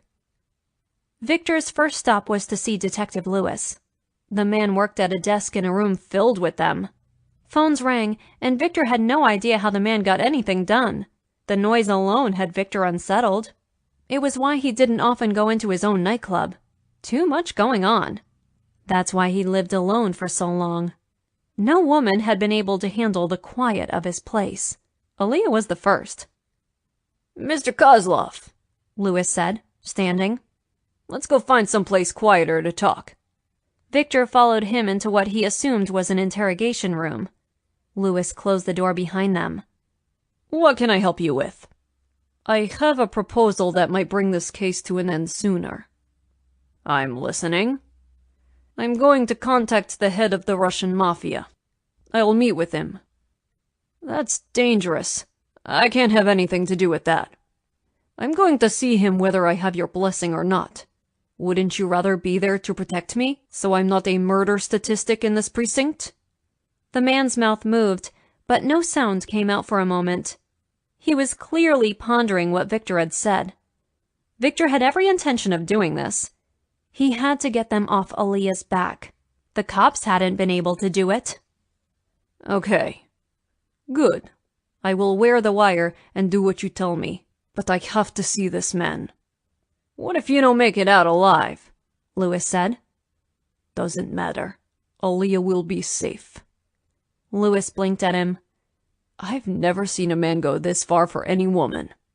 Then you have never seen a man as in love with a woman as I am. If I die, she inherits it all. She will live well for many years. Here's the game plan. Lewis outlined what was going to happen. Viktor's only concern was getting in to see the mafia head. For that, he'd need Oleg, a man he was sure had more connections to the mafia than he admitted. He met with Oleg at his downtown office. Once again, in the high-rise. Too many people in one small place. Maybe he should think about getting out of Manhattan. Open a club somewhere else. He'd hit the major world cities. He could branch out. A thought for another day. Since it was a weekday, Oleg's secretary was there. Looking at her, Viktor knew why she'd been hired. She had the longest legs he'd ever seen, the brightest smile, and the largest boobs.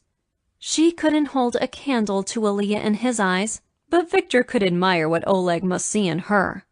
He'll be right with you, Mr. Kozlov. Viktor waited in a plush chair for Oleg's secretary to let him in. Oleg was making him wait. It was all part of the game. Viktor could be patient. This had all been going on for weeks. What was a few more minutes? As anxious as he was to get this done, he had to look at the big picture. He would have Aaliyah to himself. They could do whatever they wanted, and he could take her to see his other clubs. He could take her all over the world, if he wanted. He had so many places he wanted to show her, things he wanted to do with her. He could show her the world and all the things in it he loved. He'd buy her a house in every country. He didn't care about the money. It didn't mean that much to him anymore.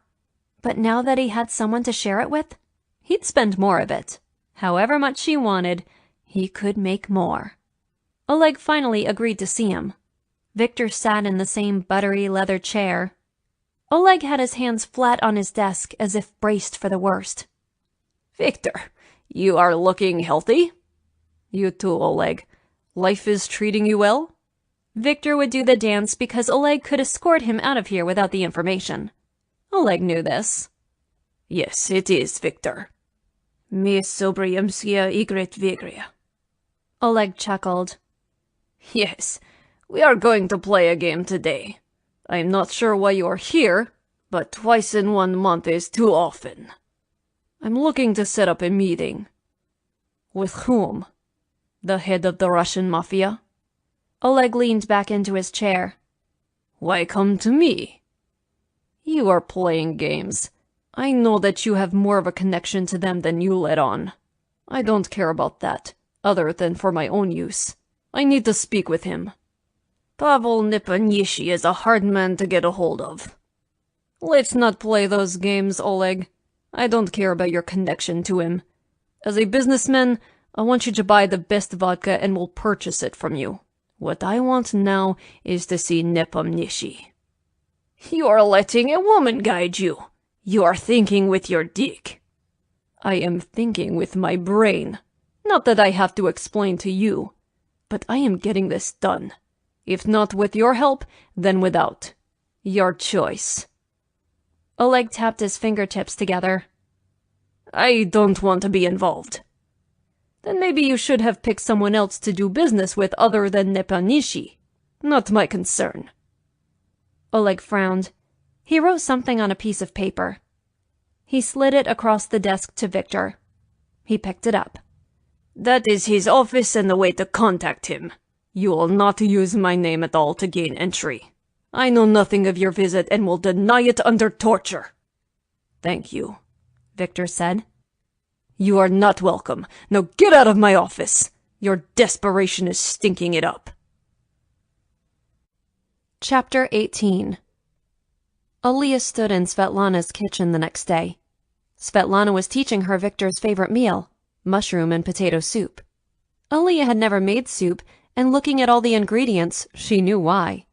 This was her food budget for a month. Well, not now that she was living with Viktor. When she'd been on her own. I need you to clean the leeks and chop them, Svetlana said. Leeks? Viktor's mother handed her some stalks. You ran them under water, but make sure you get in between the leaves. There is usually sand. Aaliyah did as she said. Svetlana inspected them. Good. Now use that knife and board to chop the white part of them. Am I doing this right? Food had always been something easy, except for fried chicken. That she made properly. Everything else she made was mainly from a box. Eating the food that Chef had prepared had expanded her palate. Maybe if she cooked this for Viktor, she wouldn't burn the place down this time. The memory made her shudder. Yes, that's fine. Next, cut up the carrots. First, cut off the ends and throw them away. She did that. Svetlana gave her firm but easy instructions. Aaliyah learned how to make the soup. Once the preparation was done, there weren't a lot of steps. She could remember that. Aaliyah and Svetlana enjoyed a cup of coffee once the soup was simmering on the stove. Hopefully, Viktor is coming for dinner tonight, Svetlana said. He is. She talked to him that morning.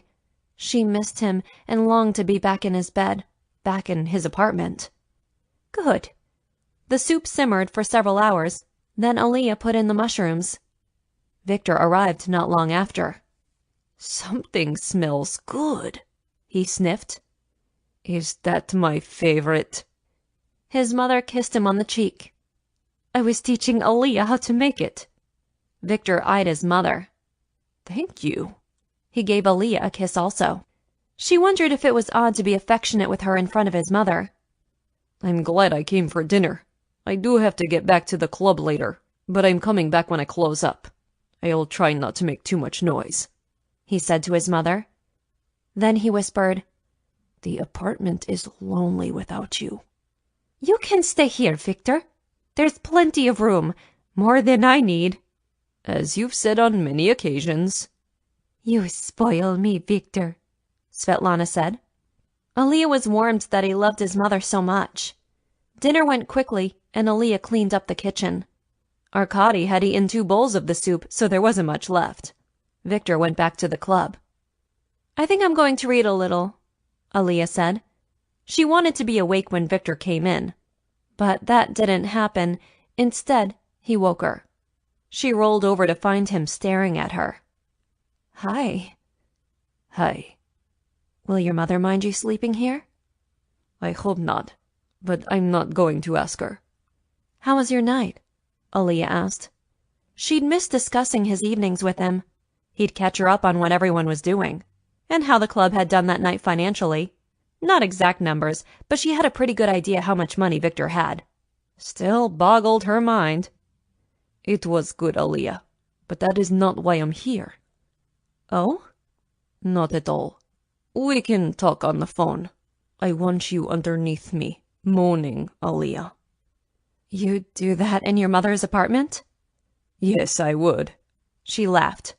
She'd worn pajamas because there was no Viktor. Now she shrugged them off. He was already naked and turned on, clearly. She'd missed him. She ran her hands up and down his body, remembering how it felt, remembering the nights of passion. She wanted to be with him again. I missed you, Aaliyah. Not just the sex.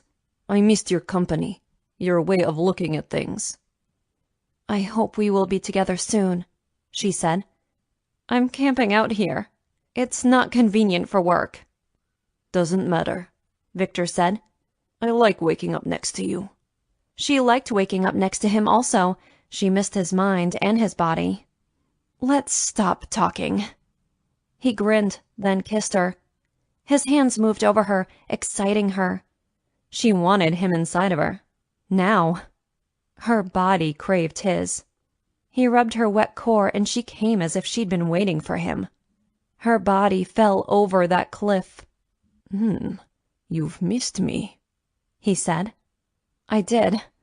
He put on a condom, then slid himself into her. Oh, God. She wanted this so badly. He wrapped her legs around him. This doesn't have to be long and drawn out. Quick and dirty? Yes. He chuckled into her neck as he thrust into her. Her body arched to meet his. Faster and faster until she flew off that cliff again. Her body jerked. His body jerked as he came. Then he slumped onto her. She didn't want him to move, but he had to get rid of that condom. He did, then lay on his back next to her. She snuggled up with her head on his chest while he played with her hair. She couldn't have moved if the bed had been on fire. Thankfully, it wasn't. Will you stay here all night? Yes. I assume my mother won't have a problem with it. She likes you now. She does. I had a good time with her today, Viktor. She's a nice lady. I'm glad you two are getting along. Me too. Especially since I don't know how long I'll be here. It's nice of your mother to open her home to me. She was hesitant, but I insisted. Now it's worked out. Have you talked to the cops? No, I haven't. He'd hesitated. Was he lying? Why would he lie about that? She shrugged it off. The cops would call him if something had happened. Now her eyes were threatening to close. I think I'm sleepy, Viktor. Good night, my love. Viktor buttoned his shirt. The microphone that the cops would listen in on was one of his buttons. It had been made to match them. Someone sewed it on, and now he was ready to meet Nepomniachtchi. He was pretty sure that the man hadn't put the contract out on Aaliyah. His son did, but Pavel had to rein in his son. He couldn't let him take away Aaliyah's life, whether literally or figuratively. We'll let you know everything going on. They will search you, Lewis said. Detective Clark leaned against the wall, a sour look on his face. He wasn't completely on board with this. Viktor would have made this meeting whether the cops were there or not. He had to do this for his as well as Aaliyah's future.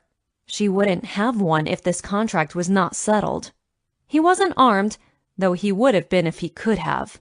He didn't own any weapons. Too many problems with getting them in New York City. Well, for law-abiding citizens, for sure. Say something, Lewis said. Something, Viktor said. The soundman nodded. I can hear him. Good. Now that he was faced with this meeting, he wasn't nearly as keen on it. It had to be done. Otherwise, he could never forgive himself. He'd promised Aaliyah on that first night that he would protect her. He didn't know it would extend to her heart, or that it would be this dangerous. He was Russian. He was tough. You ready to go? Lewis said. Viktor nodded. His meeting was in an hour. The police already had people at the site. It wouldn't be at Nepanishi's headquarters. They were meeting in a warehouse. Viktor's driver took him there at the appointed time. He paused before he left the car. This was for Aaliyah, for himself so he could have a life with her. A life he'd never expected and now couldn't imagine any other way. He climbed out of the car, approaching the door. Of course, he was frisked, but they found nothing. A man that made Arkady look small led him to a room in the depths of the warehouse. He hoped the cops would still be able to hear him. Pavel Nepomniachtchi was a short, balding man who, from the permanent broken veins on his forehead, loved vodka. He also loved rich meals because he was a fat man. No other way to describe him. He sat behind a desk with men on either side of him. Viktor thought he'd stepped onto a movie set. The scene was surreal. Pavel indicated for him to sit. Viktor Kozlov. That's me. You called this meeting. What do you want? Your son has a contract out on my friend. The man frowned. Clearly his son was causing him some sleepless nights. The word on the street was that his son was rogue. Yes, I know about it. I have nothing to do with that. But people think it's from you. He hadn't told them differently. So you need to call it off, Viktor said. Call it off? You think I have control of my son? I'm hoping you do. I know that murder was not ordered by you either. The murder that got us here today. Another frown from Pavel. No, it was unauthorized. Maybe necessary in the long run. Not a fan of cops who infiltrate my organization. Viktor didn't say anything. He just waited. He could wait a long time. For Aaliyah, he'd be patient. Pavel let out a breath. I'll put the word out. Give me 24 hours. She'll be safe. No one will bother you. Thank you. You've brought it to my attention that I need to take care of my son. His mother coddled him, and I think he's a little special, as they say. Maybe if I make an example out of him, no one will bother me. He'd kill his own son? Viktor stared into dead eyes. The man had seen too much. Viktor chose to stay quiet while the man chattered on. What could he say to someone who would kill his own son? Viktor hoped to have a son someday and raise him better than this man did. You try to do right by your kid and he goes off and kills someone without your permission. Harder to discipline when they are adults. You have kids, Viktor? No. Don't. They are disappointing. Viktor wanted to laugh at the absurdity of the situation. He was discussing child rearing with a mobster, a man who could kill someone as easily as talk to them about child rearing. Viktor would wait until the man dismissed him. He was in no hurry if this guy wasn't. Then a shot rang out. Viktor ducked, having no idea which direction it came from. One of Pavel's guards fell to the ground. Pavel had pulled out a gun. Viktor seemed to be the only one without one. Sigh. He lay on the floor as bullets whizzed past him. Then he felt a searing pain in his shoulder. Shit, he'd been hit. He tried to drag himself out of the crossfire, but that was tough to do with one hand. So he lay as flat as he could. He was bleeding. Suddenly, there was silence, then shouting. Police! Put down your weapons! Viktor couldn't see anything because he didn't know which way to turn his head. Louis stood over him. "You're hit?" He nodded.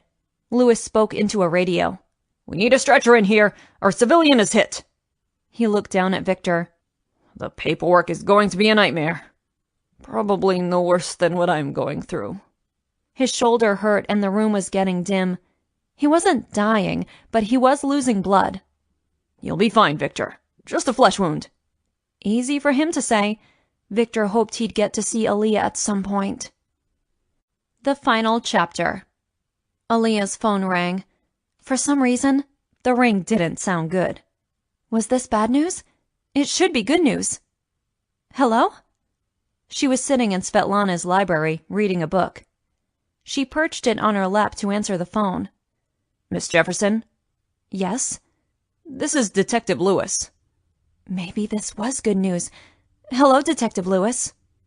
"I have some good news and some bad news." "I want the bad news first." "Mr. Kozlov has been injured." She didn't know which question to ask first. He should have been at his club. How could he get injured there, and why was Louis telling her? Shouldn't Sasha have called? How? Where? "Well, he went to see the head of the Russian mafia and was caught in a raid. He's in surgery getting the bullet out of his shoulder." She gasped. "Bullet? Raid? What was he doing?" "He was trying to get rid of the contract on your life." He was doing that? For her? But wouldn't that be dangerous? It was, but he succeeded. You're free to go. Do you need someone to bring you to the hospital? No. Arkady flew into the room. He must have heard. "I can get a ride from here. Thanks." She hung up. Arkady looked wild-eyed. "The driver is on his way. I'll bring you and Mrs. Kozlov to the hospital." "Did you tell her yet?" "No. I was hoping you'd do that," Arkady said. "Where is she?" "In the kitchen." Aaliyah calmed herself, but she was upset. She had to get to Viktor, but his mother needed to know. She strode into the kitchen. "Svetlana?" "Yes, Aaliyah." "I have some bad news. Viktor's been shot. He's in surgery. We need to leave as soon as the driver gets here." Svetlana gasped, then hugged Aaliyah. "Oh, do you know anything else? How did he get shot?" He was meeting with the Russian mafia to get rid of the contract on my life." Aaliyah wasn't sure how Viktor's mother was going to take that, but she just hugged Aaliyah. "He really loves you." "Yes, he does." The car arrived minutes later. The three of them climbed in and sped away to the hospital. Aaliyah couldn't sit still. The car wasn't going fast enough. She wouldn't feel safe until she saw Viktor. Would he be out of surgery? Would he make it?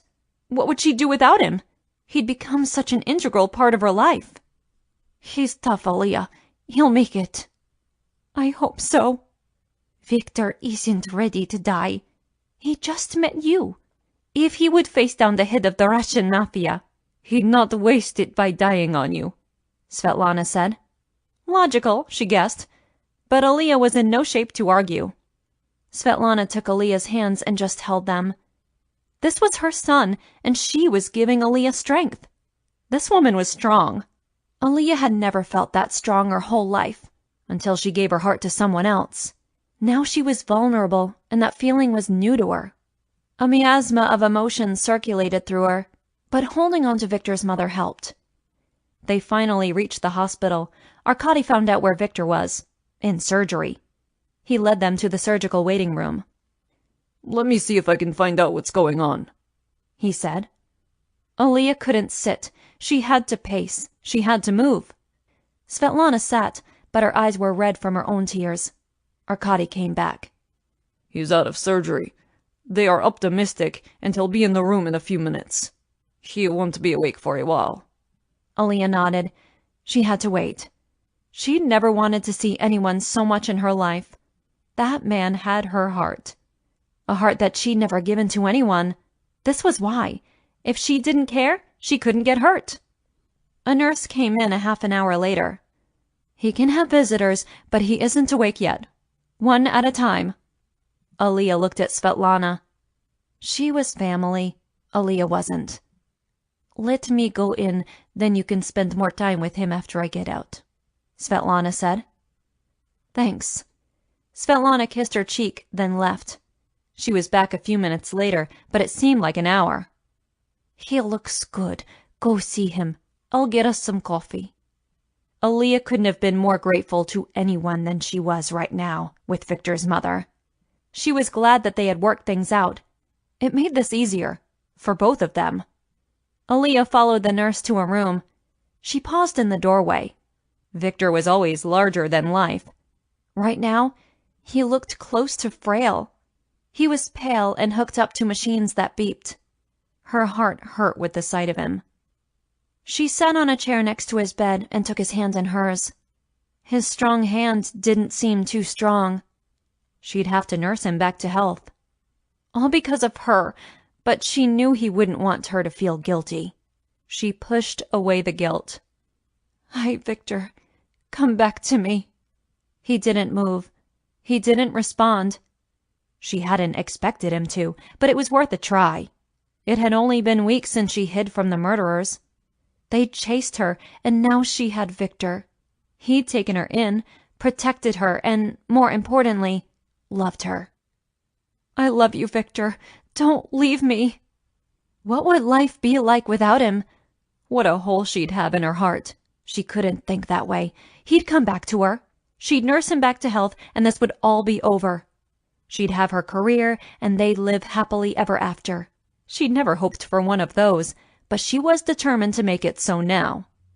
Needing to feel him, Aaliyah crawled into bed next to him, careful not to move anything attached to him. She took in his smell. This was her Viktor.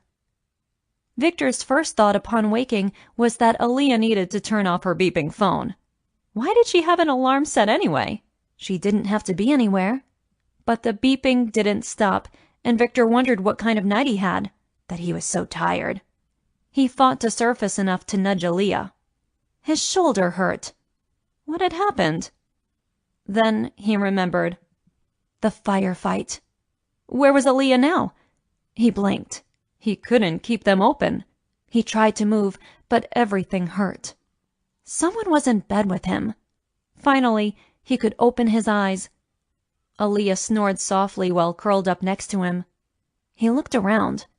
From the bed and the machines he was hooked up to, he must be in a hospital. He adjusted his position. Aaliyah stirred. Viktor? Hi. He smiled down at her. She was the most beautiful woman on earth. You're awake. How long have I been out? Hours. Let me go get your mom. He grabbed her arm. In a minute. I just want to drink you in. Okay. She smiled back at him, and it lit up the whole room. He loved her. She had his heart, and here she was in his hospital bed. I guess I'm going to leave? Yes, you are, she said. I would have been pretty upset if you hadn't. Yeah? Yes. I've gotten used to you being around. I would have had to find a new place to live since I gave up my apartment. No, you wouldn't have. No? Nope. I changed my will. You inherit the building, he said. Her eyes widened. Really? You don't leave it to your mother or brother? I've left other things to them. Everyone is taken care of, and included. Of course you would. You face down the guy who runs the Russian mafia. Of course you'd take care of me from the grave. But since I've lived, I can take care of you in person. I like that better. They remained silent for a few minutes. Viktor? Yes? Why'd you do it? It was dangerous, Aaliyah said. Because the cops weren't doing anything. You needed to have your life back. I wanted you to have a life. How else could we have a future? A future? Did she have no idea how much he loved her? Yes, I want a future with you, Aaliyah. What kind of future? Was she being coy? She had his heart. He couldn't let her go. Doesn't matter, as long as you are in it. Whatever you want is fine with me, no matter the cost. Wow, Viktor. Wow? Did she not understand? You want me to get your mother? Not yet. Are my clothes anywhere near? They're in the closet. Why? Go get my jacket. She slid off the bed, eyeing him as if he had two heads. She returned with his suit. You might have to help me. He indicated his shoulder that had taken a bullet. What do you need in your suit? Just hold it up for me.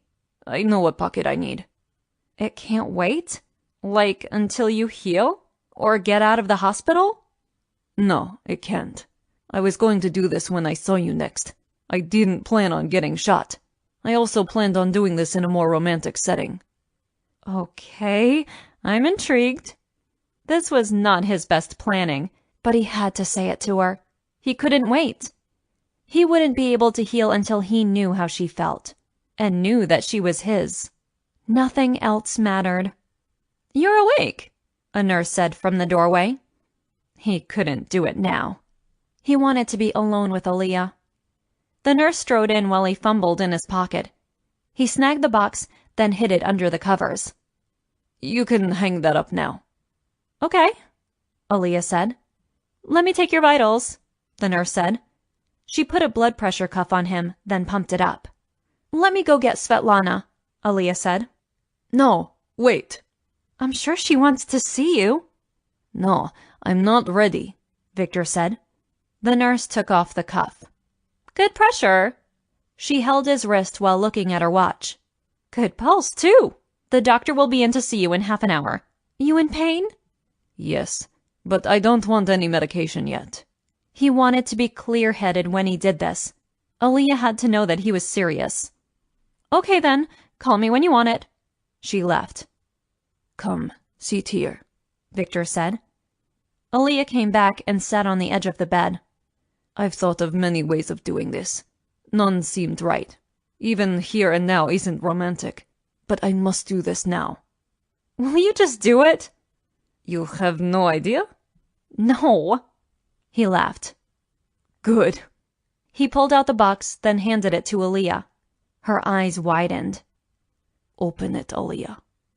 She did, and gasped. Aaliyah Jefferson, will you marry me? Yes, Viktor, I will. She hugged his neck. Put it on. I want to see it on you, he said. He'd had the ring for a week, and the opportunity had never arisen to ask her. Now he had, and she'd agreed. Oh, Viktor, it's beautiful. You promise to marry me? She kissed him. Of course. Don't say it just because I'm injured. I'm not, Viktor. I want to marry you. He held her hand. Think about where you want to live. Anywhere in the world. We'll buy a house there. You can furnish it and make it yours. Ours. I'll make it ours. His heart nearly beat out of his chest. Aaliyah was going to be his wife. Now you can go get my mother. She kissed him. No, I want to enjoy this moment alone for a few more minutes. She snuggled up against him, and Viktor wished they were home. Then he could make love to her. The end. This has been Viktor, Her Russian Billionaire, a BWWM billionaire romance. Written by Susan Westwood. Narrated by Melissa Barr. Copyright 2015 by Susan Westwood. Production copyright 2015 by Susan Westwood. Audible hopes you have enjoyed this program.